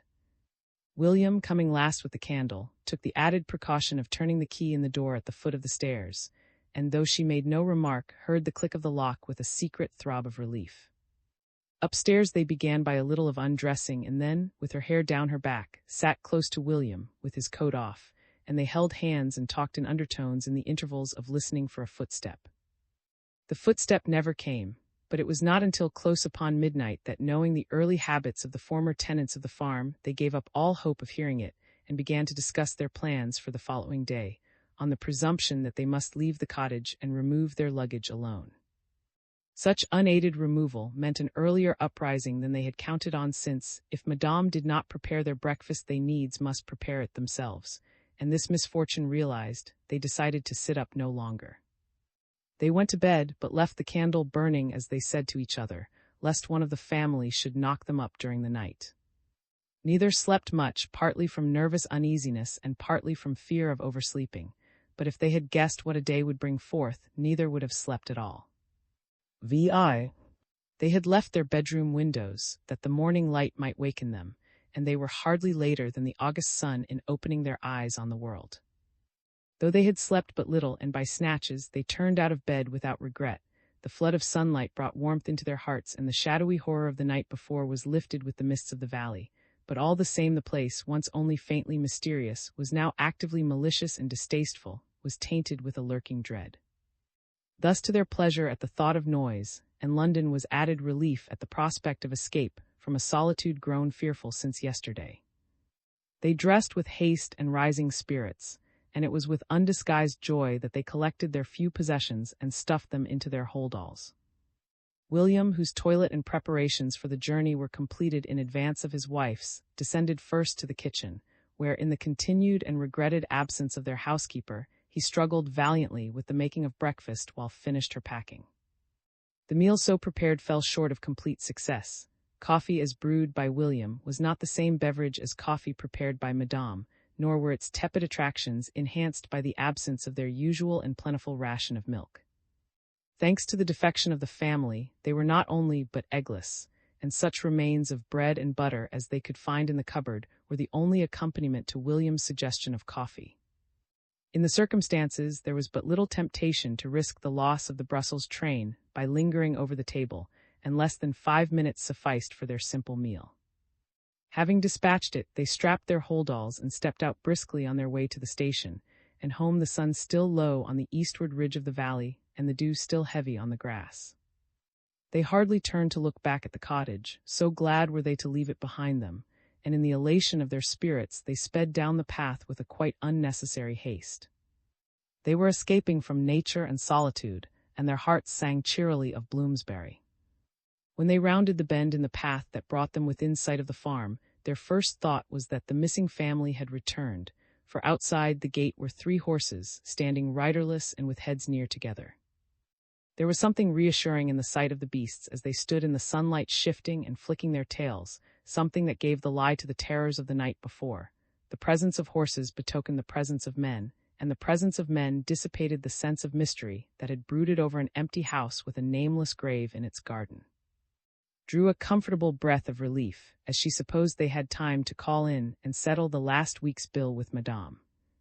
I do wish, she pondered regretfully, that I could understand what she says. I must say I should like to know what the explanation is about that grave. I suppose they've come back to fetch away the rest of the furniture, and things. Those aren't their horses, though. No, William assented, considering the sleek, strong beasts. They have only got, I wonder. A man stepped suddenly out from behind the shifting horses, so suddenly that they both started. He had been standing by the gate with the bridles gathered in his hand, hidden by his charges from William, and as they had been hidden from him. When hearing their voices he stepped into sight, he stood with his heels together, very erect, and staring at them, a young man squarely and sturdily built, with under his helmet a reddish face and a budding black. He was clad in a tight-fitting uniform, and a sword hung by his side. He stared, and the pair stared back at him curiously, but not quite so openly. "It's a soldier," commented, adding, like William, "I wonder." They both wondered so much that they hesitated and slackened their pace. The presence of a military man but complicated the problem of the farm. Coupled with the absence of the family, it revived their suspicions of the night before, their suspicions of crime and a hasty flight from justice, and involuntarily their eyes turned to the garden and sought the outline of the grave beyond the gooseberry bushes. "It really does look," whispered, "as if there was something not right." As she whispered, the soldier rapped out a loud monosyllable. It was enunciated so curtly and sharply that they started for the second time and came to an involuntary halt. For the space of a second or two, they stood open-mouthed and flustered, and then, recovering from the shock, expressed her indignant opinion. "How rude," she said. "What does he shout at us like that for?" "I suppose," her husband conjectured, "he wants us to stop." "Well said, we have stopped." Her tone was nettled and embittered. It annoyed her to realize that, involuntarily and instinctively, she had obeyed an official order. It was not, she felt, what her leaders would expect from a woman of her training, and it was that and not fear that disconcerted her, for, after the first shock of surprise at the man's rough manner, neither she nor her husband were in the least overawed. On the contrary, as they stood side by side with their baggage in their hands, gazing into the face of the soldier, something of the contempt they felt for his species was reflected in their light blue eyes. Of the two pairs of light blue eyes, William's perhaps were the more contemptuous. His anti-militarism was more habitual and ingrained than. What William looked at was a creature, the soldier, of whom he knew little and talked much. His experience of the man of war was purely insular, and his attitude towards him would have been impossible in any but a native of Britain. He came of a class, the English lower middle, which the rules of caste and tradition of centuries debarred from the bearing of arms, a class which might, in this connection, have adapted to its own needs the motto of the House of Prince Sways might have been suitably Englished in the mouths of William's fellows as, "Officer I cannot be, private I will not be, tradesman or clerk I am." Further, he had lived in surroundings where the soldier was robbed of his terrors. To him, the wearer of the king's uniform was not only a person to whom you alluded at meetings with the certainty of raising a jeer, but a target at whom strikers threw brickbats and bottles with energy and practical impunity. Should the target grow restive under these attentions and proceed to return them in kind, it was denounced in Parliament, foamed at by the press, and possibly court as a sop to indignant. Thus handicapped, it could hardly be looked on as a formidable adversary, and William, without a thought of fear, stared the field horseman in the eyes. The field horseman, on his side, stared the pair of civilians up and down with a glance that matched the courtesy of his recent manner of address, until, having surveyed them sufficiently, he called over his shoulder to someone unseen within the house. There was something in his face and the tone of his loud-voiced hail that made the temper of stir within her, and for the second time that morning she wished for a command of the language of the country, this time for the purposes of sharp and scathing rebuke. As a substitute, she assumed the air of cold dignity with which she had entered the taxi on the night of her protest at the meeting. "Come on, William," she said. "Don't take any notice of him, dear." The advice, though well meant, was unfortunate. As William attempted to follow both it and his wife, the soldier moved forward and struck him a cuff on the side of the head that deposited him neatly on the grass. Who, in order to convey her contempt for official authority and disgust at official insolence, had been pointedly surveying the meeting of hill and horizon, heard a whack and scuffle, a guttural grunt and a gasp, and turned to see William, with a hand to his cheek, lying prone at the feet of his assailant. She rounded on the man like a lion, and perhaps, with her suffragette training behind her, would have landed him a cuff in his turn. But as she raised her arm, it was caught from behind, and she found herself suddenly helpless in the grasp of a second-clad soldier who, when he heard his comrade's hail, had come running out of the house. "Let me go," she cried, wriggling in his grasp as she had wriggled aforetime in the hands of a London policeman, and kicking him deftly on the shins as she had been wont to kick Robert on his. For answer he shook her to the accompaniment of what sounded like curses, shook her vehemently, till her hat came off and her hair fell down, till her teeth rattled and the landscape danced about her. When he released her, with the final indignity of a butt with the knee in the rear, she collapsed on the grass by her husband's side in a crumpled, disreputable heap. There for a minute or two she lay gasping and inarticulate until, as her breath came back and the landscape ceased to gyrate, she dragged herself up into a sitting position and thrust back the hair from her eyes. William, a yard or two away, was also in a sitting position with his hand pressed against his cheekbone, while over him stood the assailants in field, apparently snapping out questions. "I don't understand," she heard him protest feebly. "I tell you I don't understand. Can't you explain to them that I don't speak French?" Pa said, swallowing back tears of rage. "Pa, so it's not a bit of good you're talking to us. Pa, but that won't prevent me from reporting you for this disgraceful assault. You cowards, you abominable cowards. You're worse than the police at home, which is saying a good deal. I wonder you're not ashamed of yourselves. I've been arrested 3 times, and I've never been treated like this." At this juncture, one of the men in field seized William by the collar and proceeded to turn out his pockets, extracting from their recesses a purse, a pipe, a handkerchief, a fountain pen, and a green-covered cook's ticket. He snapped back the elastic on the cook's ticket and turned the leaves that remained for the journey home. "London," he ejaculated suddenly, pronouncing the vowels in un-English fashion as O's. "London." His companion echoed him, and then, as if moved by a common impulse, they called on the name of. There was an answering hail from the farmhouse kitchen, whence issued promptly a fattish young man with a mug in his hand and a helmet tilted on his nose. With him the assailants of William, and entered into rapid and throaty explanations, whereat nodded assentingly as he advanced down the garden path to the gate, surveying the captives with interest and a pair of little pig's eyes. Having reached the gate, he leaned over it, mug in hand, and looked down at William and "English," he said in a voice that was thicker than it should have been at so early an hour of the morning. "English, you come from London. I have been 2 years in London. That is why I speak English.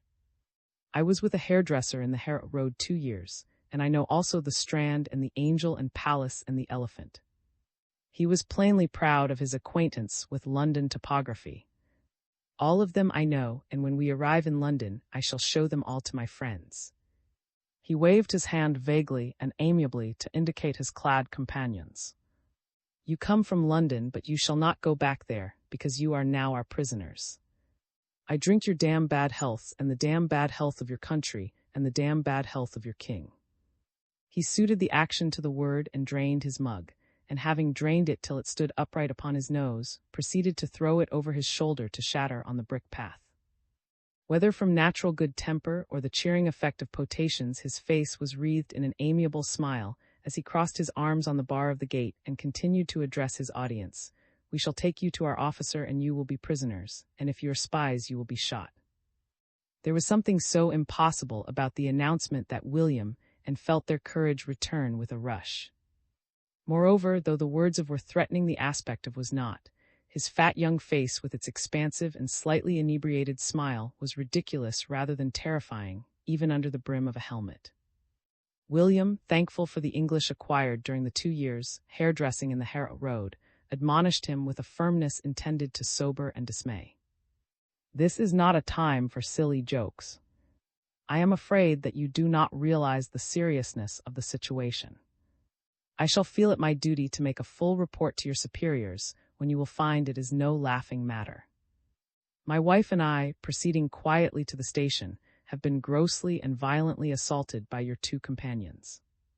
We gave them no provocation, and the attack was entirely uncalled for. I repeat, I shall feel it my duty to report their conduct in the very strongest terms."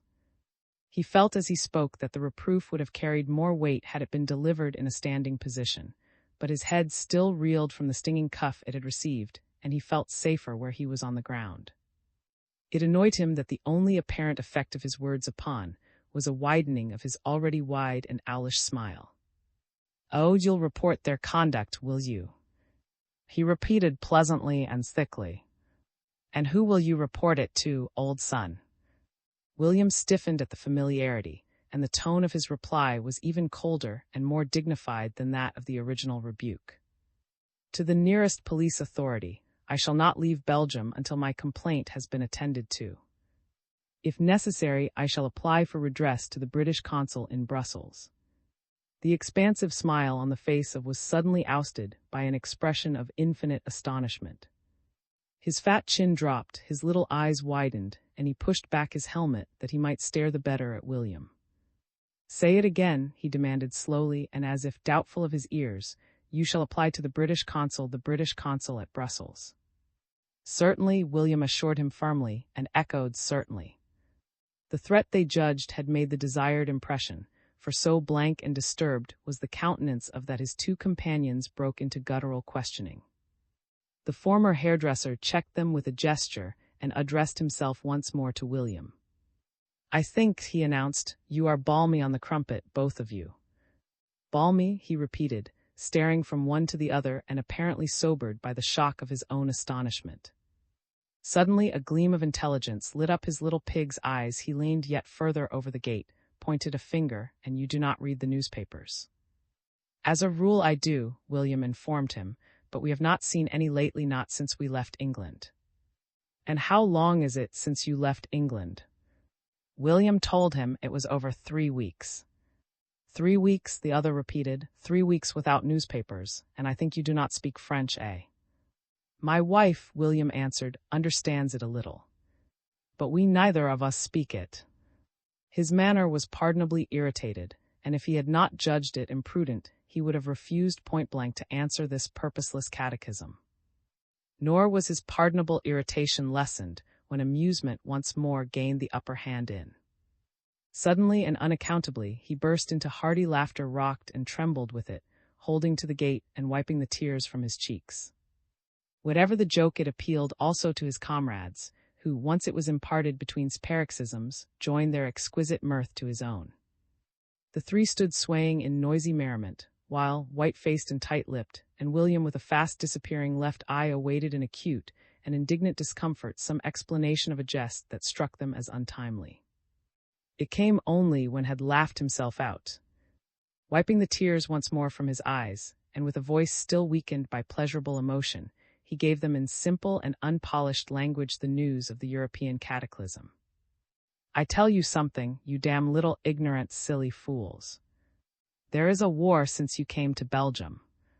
Probably they thought it was a drunken jest, for they made no answer beyond a stare and proceeded with enjoyment. A war, the greatest that ever was.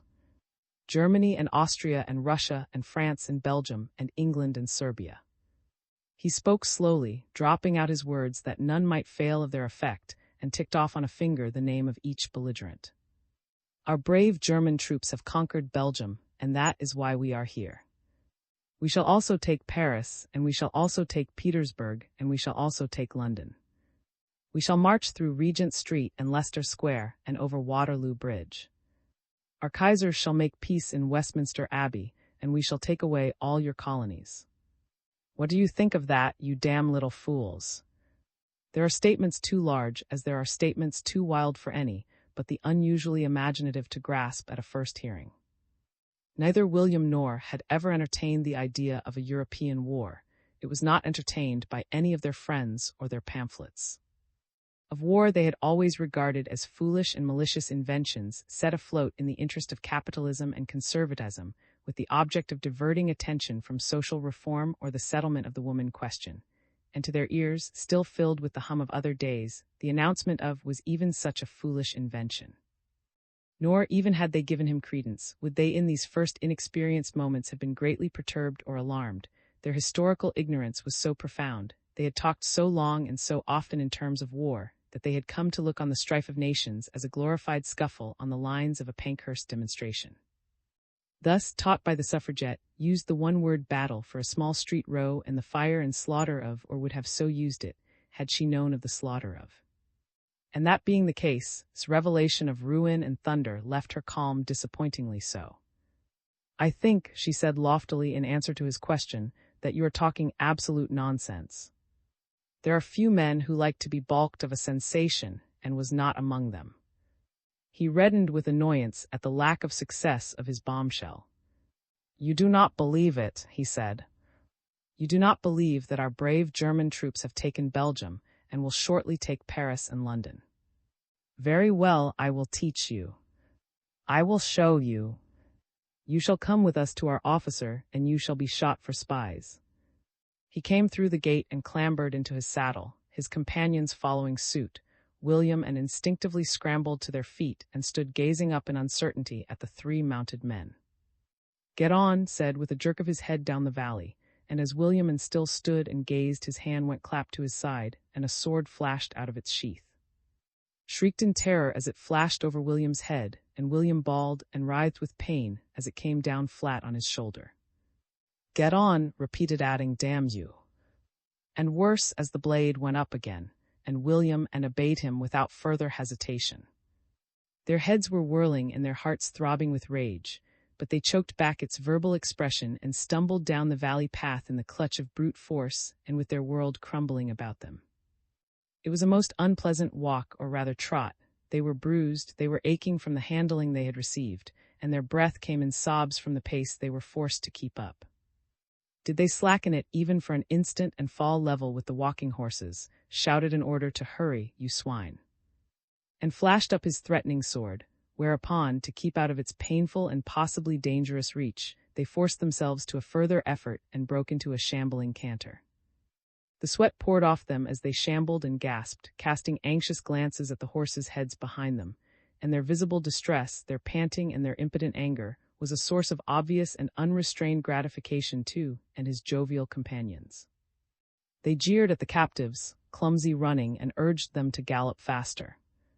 When tripped over a tussock and sprawled her length on the grass, they applauded her downfall long and joyously and begged her to repeat the performance.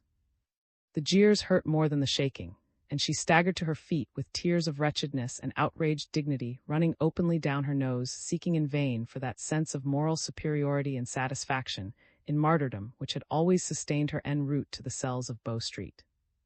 She hated the three men who jeered at her miseries, and could have killed them with pleasure. Every of her body was quivering with wrath and amazement. Neither she nor William could speak, they had no breath left in them to speak. But every now and then as they shambled along they turned their hot faces to look at each other, and saw, each, a beloved countenance red with exertion and damp with perspiration, a pair of bewildered blue eyes and a gasping open mouth. So they trotted down the valley, humiliated, indignant, but still incredulous, while their world crumbled about them and Europe thundered and bled. VII. Looking back on the morning in the month of August, 1914, when he made his first acquaintance with war as the soldier understands it, William realized that fear, real fear, was absent from his heart until he witnessed the shooting of the hostages. Until that moment he had been unconvinced, and because unconvinced, unafraid. He had been indignant, flustered, physically sore and inconvenienced, but always at the back of his mind was the stubborn belief that the pains and indignities endured by himself and his wife would be dearly paid for by the perpetrators. He could conceive as yet of no state of society in which law and the bodily immunity of the peaceful citizen was not the ultimate principle, and even the sight of a long battalion of infantry plodding dustily westward on the road by the river had not convinced him of war and the meaning of war. They came on the trudging torrent of men as they debouched from the valley on to the main road, and their captors halted them on the grass at the roadside until the close ranks had passed. William and were thankful for the few minutes' respite and breathing space. They wiped their hot faces and made ineffectual attempts to tidy her tumbled hair. She was reminded by her pressing need of hairpins that they had left their bags on the scene of their misfortune, outside the farmhouse gate. They conversed about the loss in undertones, and wondered if the bags would be recovered. They were not without hopes, taking into account the loneliness of the neighborhood. When the battalion, with its tail of attendant carts, had passed, ordered them forward again, and they moved on, 50 yards or so behind the last of the carts, and trusting that their goal was at hand. "If they're only taking us as far as the village," panted hopefully. They were to the familiar little village, with its miniature railway station between the river and the cliff. The column of infantry plodded dustily through and past it, but followed the rearguard only halfway down the street before he shouted to his prisoners to halt. They halted with an alacrity born of relief, and a sense of the wisdom of prompt obedience to orders before an unpretentious white building, with a sentry stationed on either side of the door. Swung himself down from his horse and went into the house, leaving William and in charge of his comrades and standing at the side of the road. William and looked about them. They had passed through the place several times and were accustomed enough to its usual appearance to be aware of the change that had come over it. The rumbling carts behind which they had tramped were already at the end of the village. they could see all the sunlit length of the street and take stock of the new unfamiliar life which filled it from end to end. It was a life masculine and military, an odd mixture of iron order and disorder, of soldiers on duty and soldiers taking their ease. The street itself was untidy and littered as they had never seen it before. Its center had been swept clear, so that traffic might pass unhindered, but the sides of the road were strewn with a jetsam of fragmentary lumber. A country cart that had lost a wheel sat clumsily in front of the church near a jumble of broken pottery, and a chair with its legs in the air was neighbored by trusses of straw. All down the street the doors stood widely open here, and there a house with starred or shattered windows looked unkempt and forlornly shabby. Beyond shivered panes and occasional litter of damaged crockery and furniture, there was no sign of actual violence. The encounter that had taken place there, a cavalry skirmish between retreating Belgian and advancing German, had left few traces behind it. The civilians of the village, with hardly an exception, were invisible. The landlord of the was serving his soldier customers, and two were unloading sacks from a miller's dray under the eye of a guard. And when William had been waiting for a few minutes, an old man crossed the road hurriedly from opposite house to house, emerging from shelter like a rabbit from its burrow, and vanishing with a swift running hobble. As for women, they saw only two whom they were not to forget easily. They stood, the two women, a few yards away on the further side of the road, almost opposite the door by which had disappeared, and with their eyes continually fixed on it. One, the elder, was stout and headed, very neatly dressed in black with a black woolen scarf on her shoulders. Her hands were folded, meeting on her breast, and every now and then she bent her head over them while her lips moved slowly and soundlessly. At such moments she closed her eyes, but when she lifted her head again, they turned steadily to the door. The woman who stood beside her was taller and younger, middle-aged, upright and angular. She also wore a black dress, and above her sharp and yellowish features an unbecoming black hat, a high-crowned hat with upstanding and rusty black bows. What struck you about her at the first glance was her extreme respectability in the line of her lean shoulders, in the doughtily conventional hat. At a second, the fact that her mouth was a line, so tightly were her lips compressed. She also stood with her eyes fixed on the door. William looked at the pair curiously. It was odd and uncomfortable to see them standing at the side of the road, their clothes dusted by passing cars, not moving or speaking to each other. For the rest, from end to end of the street, there were only soldiers in sight. Soldiers taking their noisy ease at the tables outside, any number of them crowded round the little green tables, while the sweating landlord ran to and fro with a jug or a tray of glasses, and an obvious desire to propitiate. Other soldiers, less noisy, led a string of horses to water, and a rigid file of them with rifles grounded was drawn up on the further side of the street not far from the waiting women, some 10 or a dozen of motionless helmeted automata, with a young officer, a ruddy-faced boy, pacing up and down the road in front of them. Through a gap in the row of white houses, William saw another group of men in their shirt sleeves at work on the railway line, the line that should have taken them to Brussels.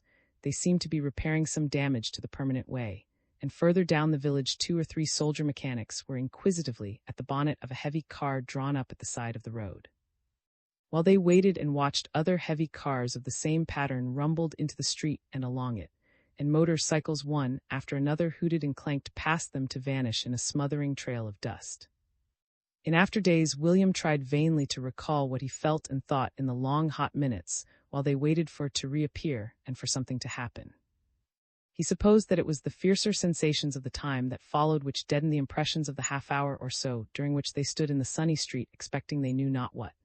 And though he remembered vividly, the outward show and manner of the place, its dusty road, its swarming soldiers, its passing cars and cycles, and the bearing of the 2 silent women, the memory brought with it no hint of his accompanying attitude of mind. All he knew was that he had not been seriously alarmed. He might have recalled his impressions with more success had he discussed at the time their new and surprising experiences, but an attempt to enter into conversation was promptly checked by one of their attendant guards. What he actually said was unintelligible, but his manner conveyed his meaning, and thereafter the captives considered their situation in silence. He did not know how long it was before the hostages came out into the street, but he remembered it was his first distinct memory of a vivid personal impression, the instantaneous thrill of relief and excitement with which, after their dreary wait, he saw the first signs of movement at the sentry-guarded door. A soldier came out swiftly and went to the boy officer, who thereupon stopped his pacing. There was a clicking of heels, a salute, and a message rapidly delivered. The boy officer turned and shouted to his men, and his men moved at the word, their rifles going to their shoulders, as if by the impulse of one will. William's eye was caught and held by the oiled swiftness, the mechanical simultaneousness of the movement. He stared at the line of uniforms, now rigidly inactive again, till a hand from behind gripped his collar and impelled him urgently sideways. One of his captors had adopted this simple method of informing him that way must be made for those about to issue from the door of the sentry-guarded house. He choked angrily and brought up against the wall to which, taking warning, had hastily backed herself. He was still gasping when the little procession came out, a soldier leading it, a couple more with bayonets fixed, 2 civilians walking together, a couple more soldiers with bayonets fixed, and last of all an officer, a fattish, youngish man whom the sentries stiffened to salute. He came a little behind his men, paused on the step, and stood there framed in the doorway with his hand resting on his sword, the embodiment of conscious authority. The others, the 2 civilians and their guard, went on to the middle of the road. There in the middle of the road, they also halted the soldiers smartly, the captives uncertainly, and William saw the 2 civilians clearly. One was a short and rotund little man who might have been 60 to 65, and might have been a local tradesman, nearly bald and with drooping, rather like a stout little seal. Essentially an ordinary and unpretentious creature, he was obviously aiming at dignity. His chin was lifted at an angle that revealed the measure of the roll of fat that rested on his collar, and he walked almost with a strut, as if he were attempting to march. Afterwards, William remembered that he had seen on the little man's portly stomach some sort of insignia or ribbon. At the time it conveyed nothing to him, but he was told later that it was the outward token of a mayor. He remembered also that the little man's face was pale, with a sickly yellow pallor, and that as he came down the steps with his head held up, the drooping quivered, and the fat chin beneath it twitched spasmodically. There was something extraordinarily pitiful about his attempt at a personal dignity which nature had wholly him. William felt the appeal in it even before he grasped the situation, the meaning and need of the pose. The man who walked on his left hand was taller and some years younger, middle-aged, slightly stooping and with slightly grizzled hair and beard. He belonged to an ordinary sedentary type, and William, thinking him over later, was inclined to set him down a schoolmaster or perhaps a clerk. He wore steel-rimmed eyeglasses, and his black coat was shiny on the back and at the elbows. He had none of his fellow's pomposity, and walked dragging his feet and with his eyes bent on the ground. He raised them only when, as they halted in the middle of the road, the respectable woman in black called out something, one word, perhaps his name, came up to him and caught him by the shoulder. He answered her quickly and very briefly with hardly more than a word, and for a second or two after he had spoken she stood quite still, with her hand resting on his shoulder. Then suddenly her sallow face contorted, her thin mouth writhed, and from it there came a cry that was too fierce to be called a groan and too hoarse to be called a scream. She flung herself forward on the neck of the grizzled man, and her lean black arms went round it. He tried to speak to her again, but she silenced him by drawing down his head to her breast. She held it to her breast and pressed it there. She rocked and swayed a little from side to side, fondling the grizzled hair and kissing it to a stream of broken endearment. Her grief was animal, alike in its unrestraint and its terrible power of expression. Convention fell away from her. In her tidy dress and with her dowdy hat slipping to one shoulder, she was primitive woman crooning over her dying mate when she was seized and drawn away from her man. Her curved fingers clung to his garments. 2 soldiers held her, and she writhed between them, choking out a hoarse, incoherent appeal to the officer, standing in the frame of the doorway with his hand on the hilt of his sword. She went on crying herself hoarser as her captors urged her further down the street, and at last, in mercy to those who looked on, out of sight through an open doorway. William had his hands to his ears when the door shut. No one, in spite of the persistence of her cries, came out into the street to inquire the cause of her grief, but it seemed to William afterwards that he had been aware here and there of furtive faces that appeared at upper windows. While they forced the dowdy woman away from him, her man stood motionless, turned away from her with his head bent and his eyes on the ground, so that he started when a soldier came up behind him and tapped him sharply on the arm. The soldier, he had stripes on his sleeve and seemed a person of authority, held a handkerchief dangling from his hand, and seeing it, the grizzled-haired captive removed his steel-rimmed eyeglasses. "Don't look," said William under his breath. "Don't look." For the first time, mortal fear had seized him by the throat and shaken him. He knew now that he stood before death itself, and the power to inflict death, and his heart was as water within him. His wife was beside him, and when he realized, as he did later on with shame, that the spasm of terror in those first moments of comprehension had been stronger than the spasm of pity, he excused it by the fact of her presence.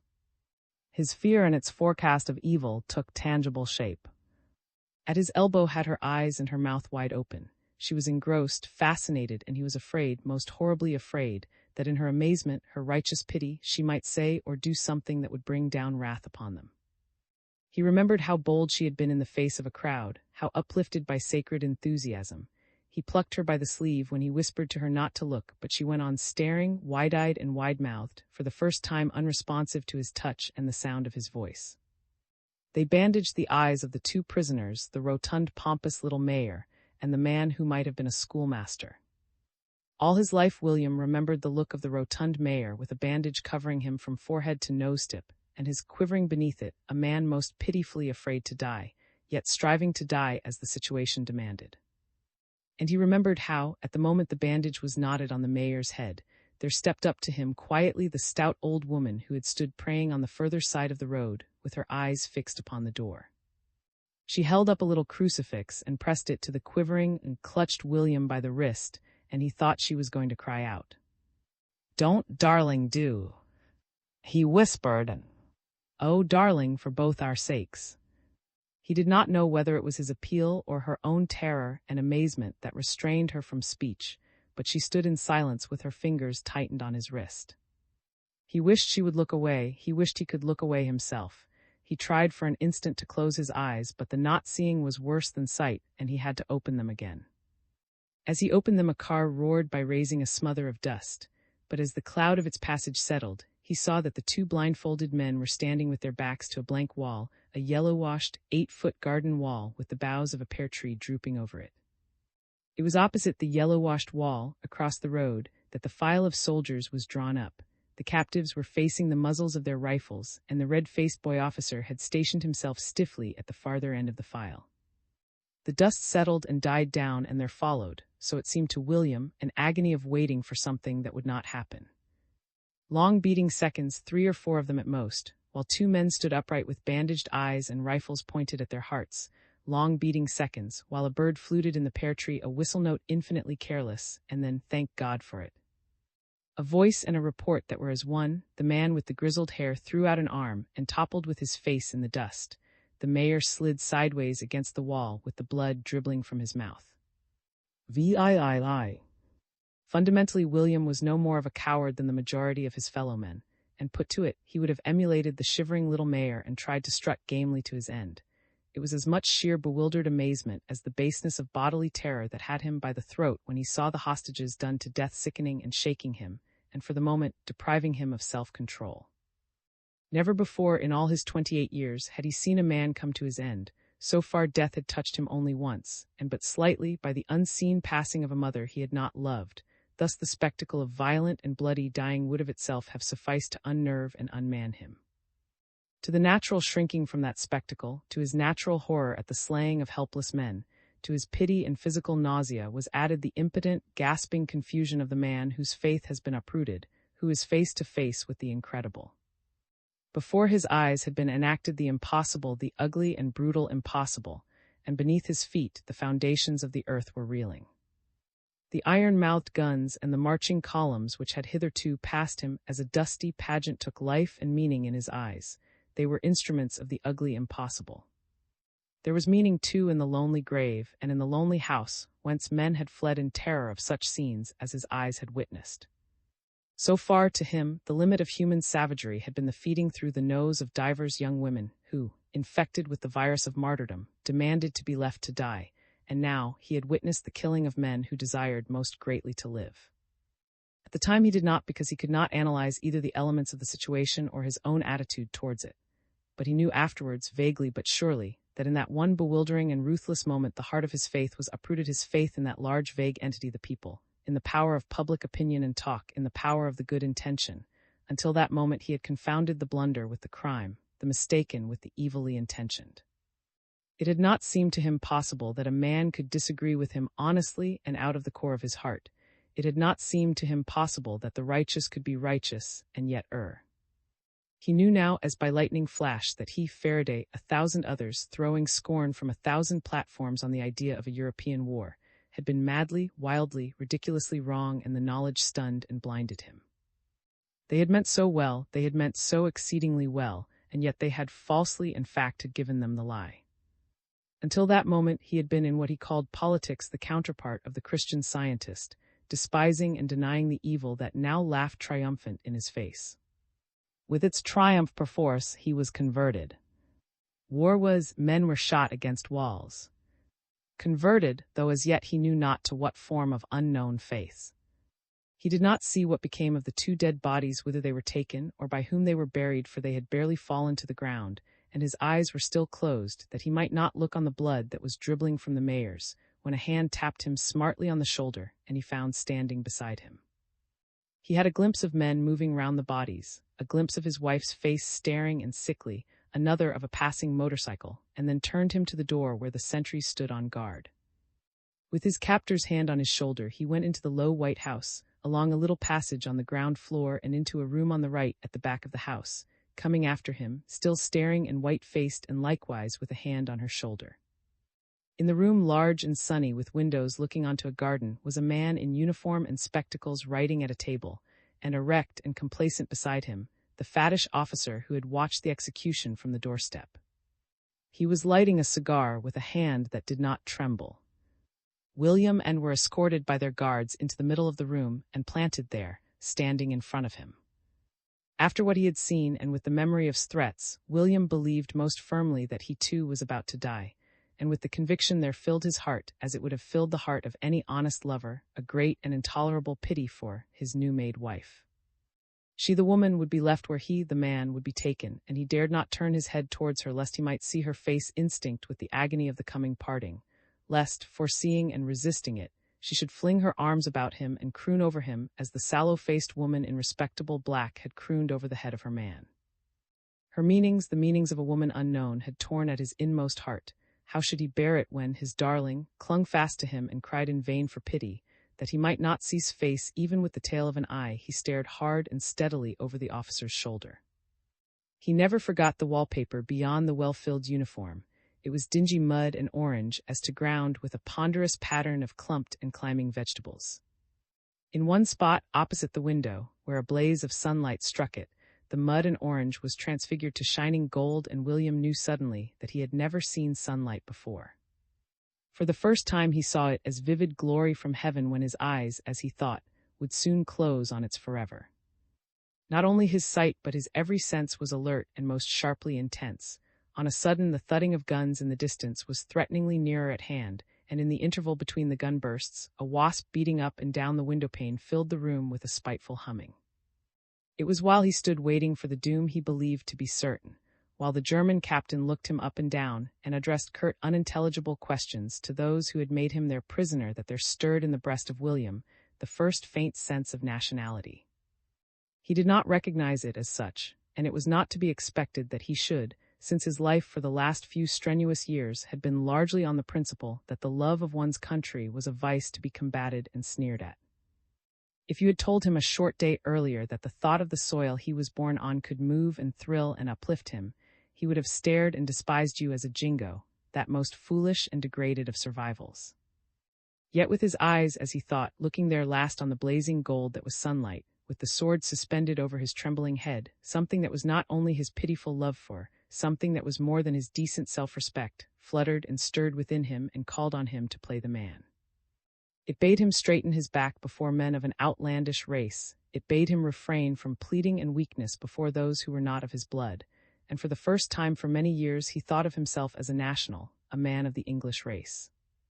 Not consciously as yet, and with no definite sense of affection for England or impulse to stand by her and serve her, but with a vague, unreasoning, natural longing for home and the narrow things of home.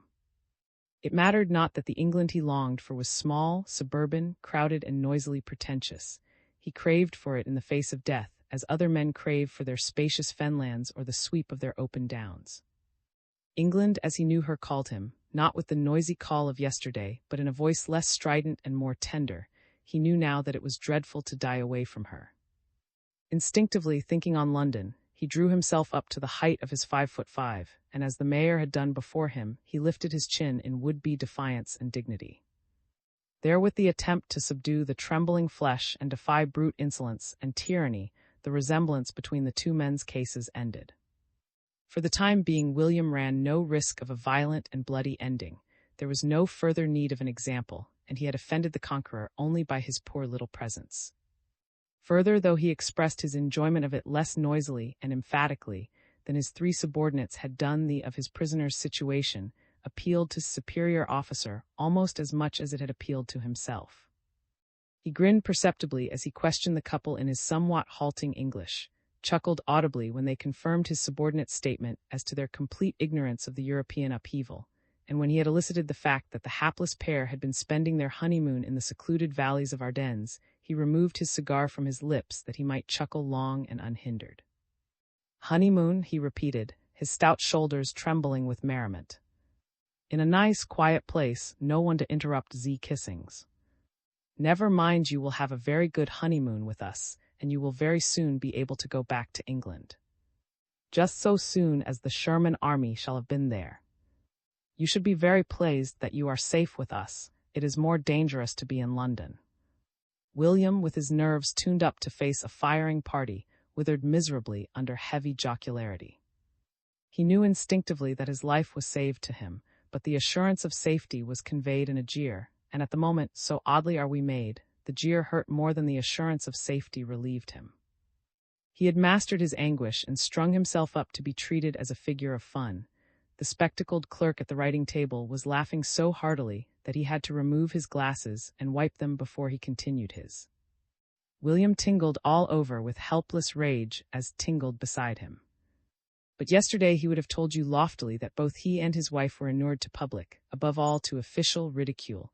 But it is one thing to brave ridicule with an approving audience in the background, another to face it unapplauded. Uncrowned with the halo of the martyr, they reddened and quivered, whilst incomprehensible witticisms passed between the captain and his clerk. It was an intense relief when a nod and a brief order signified that the jest was sufficiently enjoyed, and their audience with the captain at an end. They were too thankful even to resent the roughness with which collared his man while his comrade collared. IX. One of the features of the interview that struck William later on was this: during all the long minutes that it lasted, had spoken no words. For once the tumult and amazement of her soul was beyond her glib power of expression, and it was only as they came into the open air that for the first time since she had seen the hostages die, she unclosed her lips and spoke. "What are they going to do with us?" she asked. Her voice was husky and uncertain, and the words came out in little jerks. William gave the question no answer, for one thing because his ignorance of their destiny was as thorough as his wife, for another because speech, by reason of his firm grip on his collar, was so difficult as to be almost impossible. The man had his knuckles thrust tightly between shirt and skin. William purpled and gasped as he trotted down the street with a collar stud pressing on his windpipe. Behind him when he started came and her guard. As he could not twist his head to look over his shoulder, he had no suspicion that the couples had parted company, and it was not until his captor turned him sharply to the right down a byroad, leading to the station, that he discovered, in rounding the corner, that his wife and her escort were no longer following in his footsteps. The momentary sidelong glimpse he caught of the road gave him never a sight of. She had vanished without word or sign. For a moment he could hardly believe it and walked on stupidly in silence. Then, the stupor passing, his terror found voice and he clamored. "Where's my wife?" He cried out and writhed instinctively to free himself. His reward was a tightening of the German's stranglehold, some most hearty abuse and some even heartier kicks. Under the punishment he lost his foothold and would have fallen but for his clutch upon his collar. When the punishment was over, he was brought up trembling and choking. In that moment he suffered the fiercest of torments, the fire of an ineffectual hate. He hated and could have torn him, but he had been taught the folly of blind wrestling with the stronger, and for sake he swallowed his fury and cringed. "Where is she?"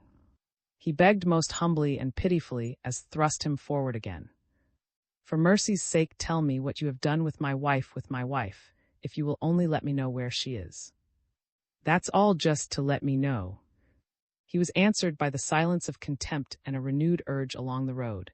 He obeyed because he could do no other, whimpering aloud in the misery of this new and sharpest of misfortunes. As he pled and whimpered, terrible thoughts came hurrying into his brain.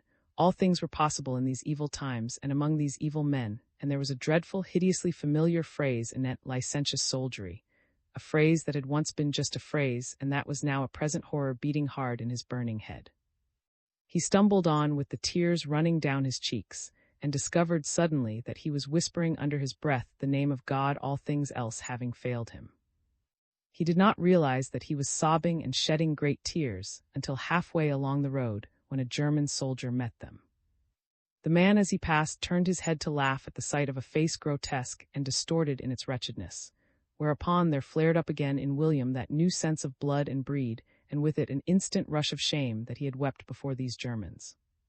He gulped back his tears, strove to stiffen his face, and clenched his hands to endure. He had need in the hours that came after of all his powers of endurance, alike of body and of mind. The day that already seemed age-long was far from being at its height when was taken away from him, and all through the heat till close upon sundown he was put to hard physical toil.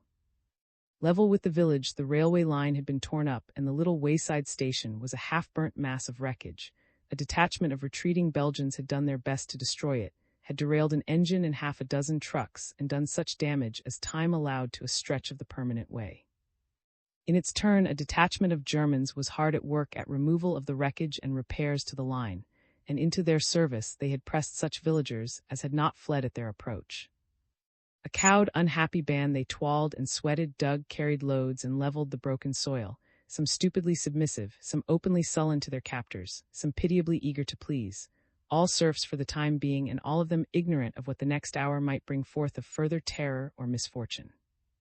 To this captive little company William was joined, handed over to its taskmaster to become of them all the most pitiable, because for the first time in all his days set to bend his back and use his muscles in downright of the body.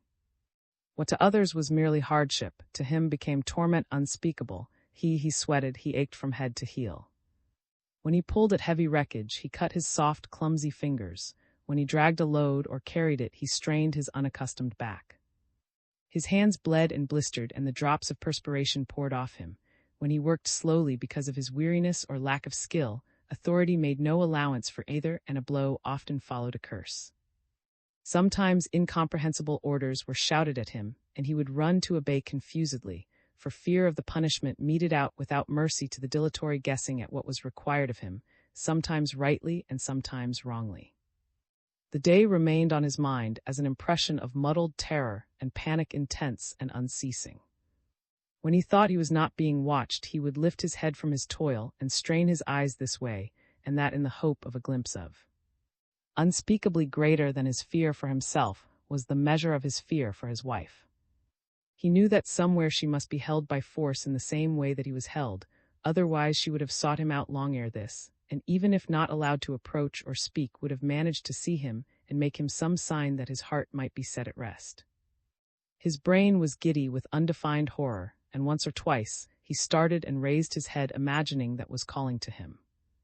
Once when he looked up, his eye caught the bluff towering over the valley, and he remembered with an incredulous shock that it was only yesterday that he and his wife, stretched out on the turf, had watched the galloping of the ants of soldiers beneath it, that it was not a day since they had listened indifferently to the mutter of guns in the distance, and talked with superior detachment of and the folly of militarism.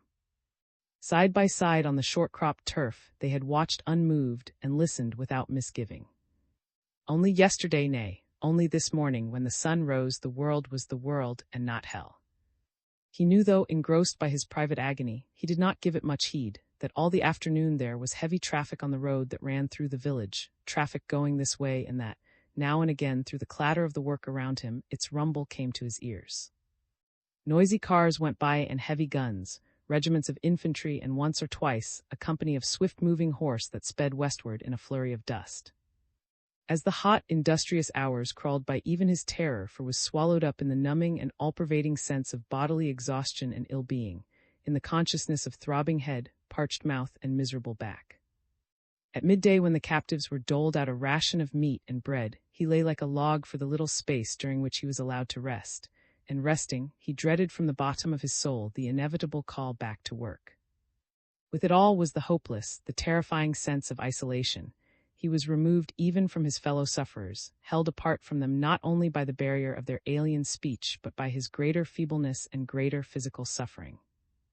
Only once during those sun-smitten and aching hours did he feel himself akin to any of the men around him when a flat-capped, sturdy young German soldier, taking pity on his manifest unfitness for the work, muttered some good-natured, incomprehensible encouragement and handed him a bottle to drink from. The sharp taste of beer was a liquid blessing to William's dry tongue and parched throat. He tilted the bottle and drank in great gulps till he choked, whereat the flat-capped German boy-soldier laughed consumedly but not unkindly.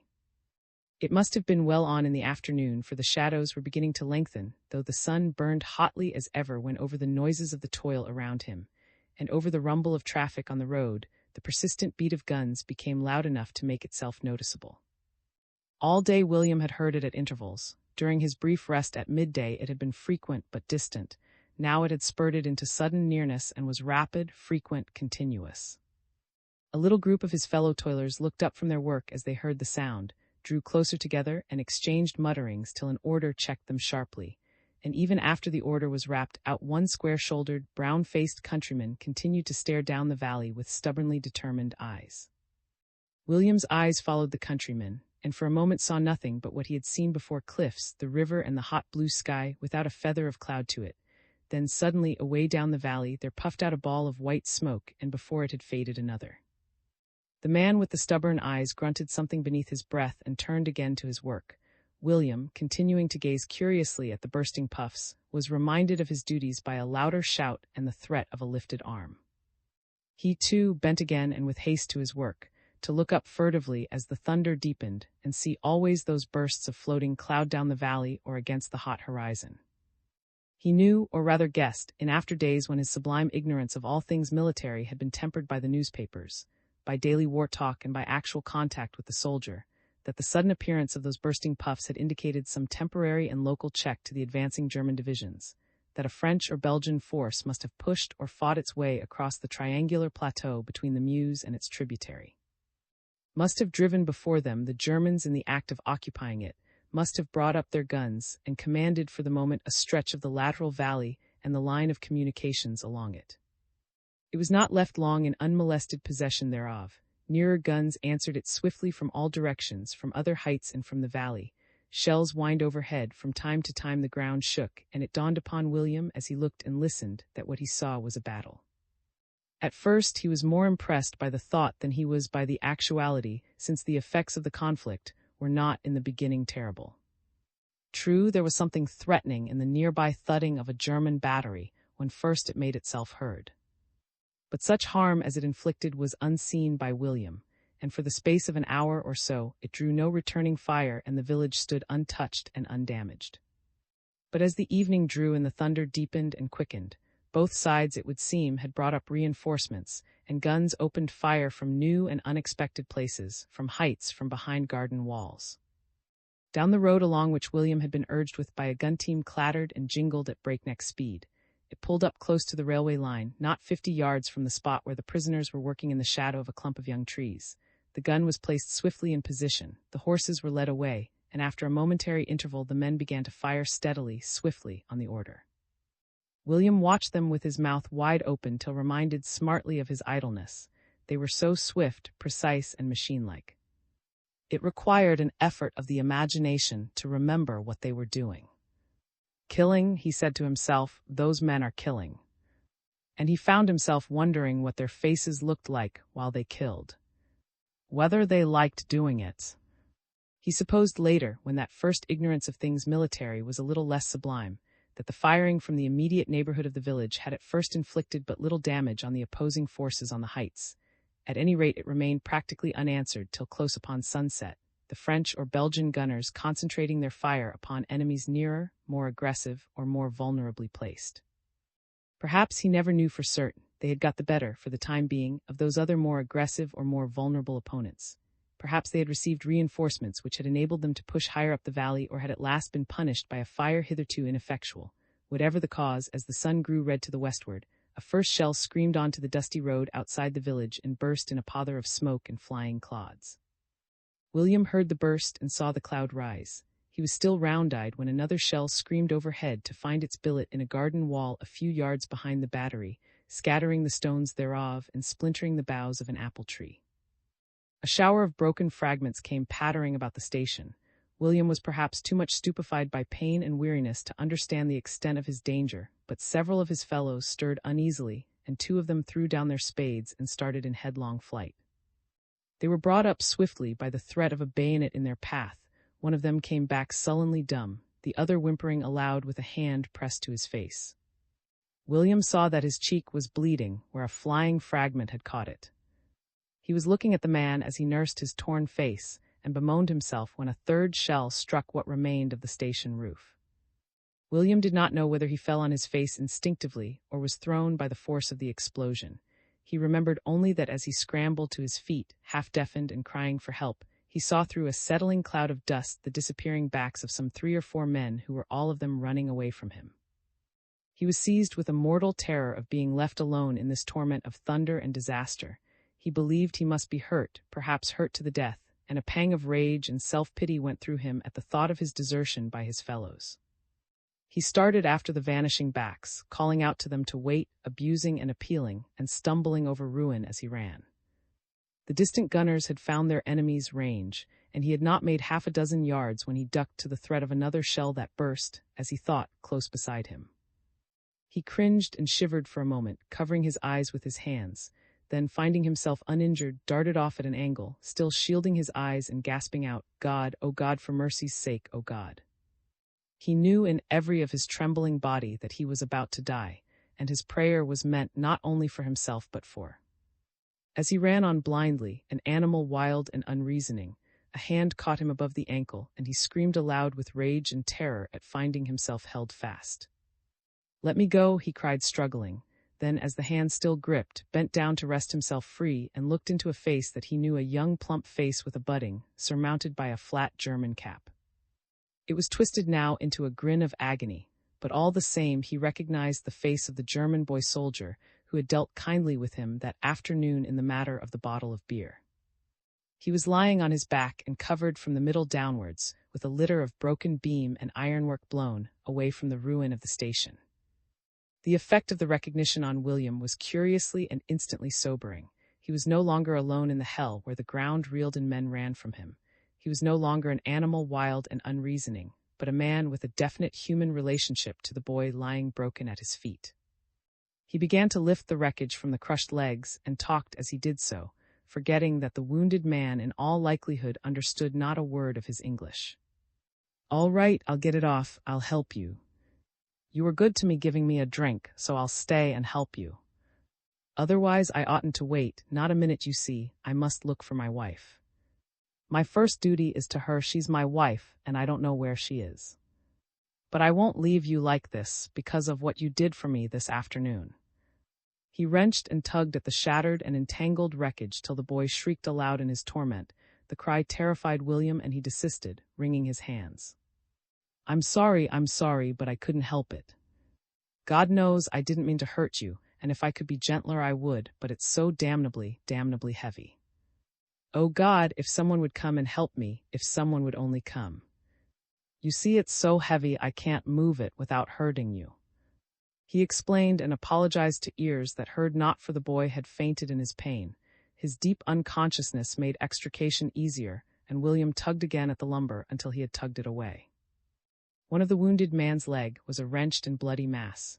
William shuddered at the sight, looked down stupidly at the dead white face and wondered what was to be done then, feeling that something must at least be tried, put his arms round the inert body and strove to lift it from the ground. The only results were breathlessness on his part and a groan from the unconscious German. William dropped him instantly on hearing the groan, trembling at the idea of inflicting yet more suffering, torn by the thought of longing to go and yet ashamed to leave the boy soldier without aid. He might have hesitated longer but for a fresh explosion and crash of falling masonry. It was followed by a long-drawn screaming intolerable to hear and of unspeakable bodily pain. With a sudden sense of being hunted, being driven beyond endurance, William turned and shook his impotent fists in the direction of the unseen guns. "Can't you stop one moment?" he screamed idiotically, hating them and dancing with rage. "Can't you stop, you devils, you devils? Don't you see I'm only trying to help him?" If he had ever made any distinction between friend and enemy artillery, he had lost all idea of it now. The guns for the moment were a private persecution of himself, and he was conscious only of being foully and brutally bullied by monstrous forces with whom he argued, and at whom he cursed and spat. It was the sight of what had once been a horse that brought him again to his senses. His eye fell on it as he danced in his mad ineptitude at the side of the helpless German. It had been one of the team that galloped a gun down the byroad, and was now a pulp of raw flesh, crushed bone, and most hideously scattered. He stared for a moment at the horror, incredulous and frozen, then sickened, turned and ran from it in a passion of physical loathing. For a minute or two he ran he knew not whither, straight ahead, anywhere to be away from the horror. Then, as his shuddering sickness passed, there rushed back the thought of, and he reproached himself that he had halted even for a moment, and even for a purpose of mercy. All his energies, both of mind and body, were turned to the finding of his wife. They must die, he was sure of it. He prayed only that they died together. The way he had taken lay outside the walled gardens between the village and the railway line, and as he ran he called her, in a voice that he hardly caught himself, so persistent was the uproar of the guns. When he fled from the neighborhood of the dismembered horse he had left behind him, the path leading directly to the main street of the village, which it was his aim to reach since there he had last seen. Seeking another way to it, he halted when he came to a door in the wall, wrestled with the latch and flung himself angrily against it. It resisted, locked, and he ran on again, still panting out his wife's dear name. 20 yards further on he came to another door in the wall, and this time it opened to his hand. In the garden beyond was no sign of the chaos that had overwhelmed his world since the morning. An orderly border of orderly flowers, espaliered walls, and a tree or two ruddy with apples, and on a shaven plot of the greenest grass an empty basket chair with beside it a white cat reposing with her paws tucked under her chin. The white cat may have been deaf, or she may have been merely intrepid. Whatever the cause, her nerves were unaffected by the fury of conflict, and she dozed serenely under shellfire, the embodiment of comfortable dignity. She opened a warily observant eye when William rushed into her garden, but being a well-fed cat and accustomed to deference, she took no further precaution.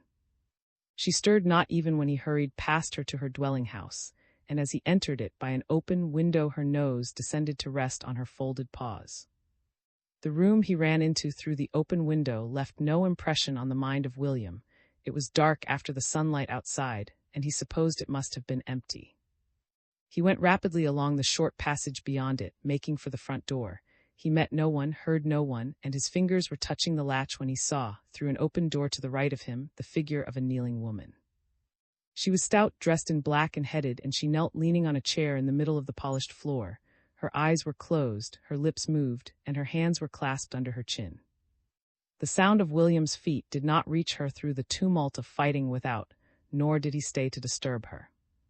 When he lived in the world and not hell, it would have seemed to him strange and unfitting that he should intrude on an old woman's privacy and secret prayer. Now nothing was strange, nothing unfitting or impossible. He supposed that she was the white cat's mistress, noted without emotion that her cheeks were wet with tears, and thought vaguely that her face was familiar, that he had seen it somewhere before. Afterwards it came to him that he had seen it when the hostages died in the morning, that it was she who had prayed in the road with folded hands and pressed her crucifix to the mayor's lawn. He wondered then what became of her and her well-fed, indifferent cats. That was afterwards, many weeks afterwards. For the time being he had no interest to give her, his thoughts were only of, and the means by which she might be found. His plan, so far as it could be called a plan, was to run from house to house in the village street until he came to the place where she was captive. But when he stepped into the road, it was to find it impossible of passage by reason of the men and vehicles that choked the stretch in front of him. Almost opposite the door he came through, a motor ambulance going eastward with its load had collided with an ammunition wagon going west, thus bringing to a standstill more ammunition wagons and a battery of horse artillery, its foremost ranks thrown back in confusion by a threatening skid of the ambulance. There was much whistling and shouting of orders in the attempt to reform and clear the road. Horses reared from the suddenness with which they were pulled up, and men ran to their heads to steady them. While the locked wheels were wrestled with, a bandaged, bloody face peered round the tail of the ambulance. The press swayed to and fro, filling the road from side to side, and William, unable to move, flattened back against the door from which he had issued, out of reach of the wicked heels of a restive horse. For the first moment he expected someone to seize and arrest him, and had he not unthinkingly closed the door behind him, he would have beat a hasty retreat. But there was bloodier and busier work on hand than the corralling of stray civilians, and no man touched or questioned him as he pressed himself against the neat green-painted door. Struggling with their own most urgent concerns, not a soldier so much as noticed him, and it was borne in on William that if the wicked heels had caught him and kicked his life out, not a man would have noticed that either. Further down the street was a cloud of slowly rising black smoke, and suddenly through it a banner of flame leaped up and waved triumphantly. One of the tidy two-storied houses had been set afire by a shell. As William watched the resplendent flare, the crowd round the two vehicles composed itself into something like order, and the ambulance its driver, by the excited movements of his mouth, still shouting out angry explanations, was backed from the path of the advancing troops and thrust crippled against the wall. The guns on one side of the road, the wagons on the other stirred forward at first slowly, then, as the line straightened itself out, with a rattle of increasing speed. As they passed the house afire, the smoke rolled down on them and hid them from William's sight.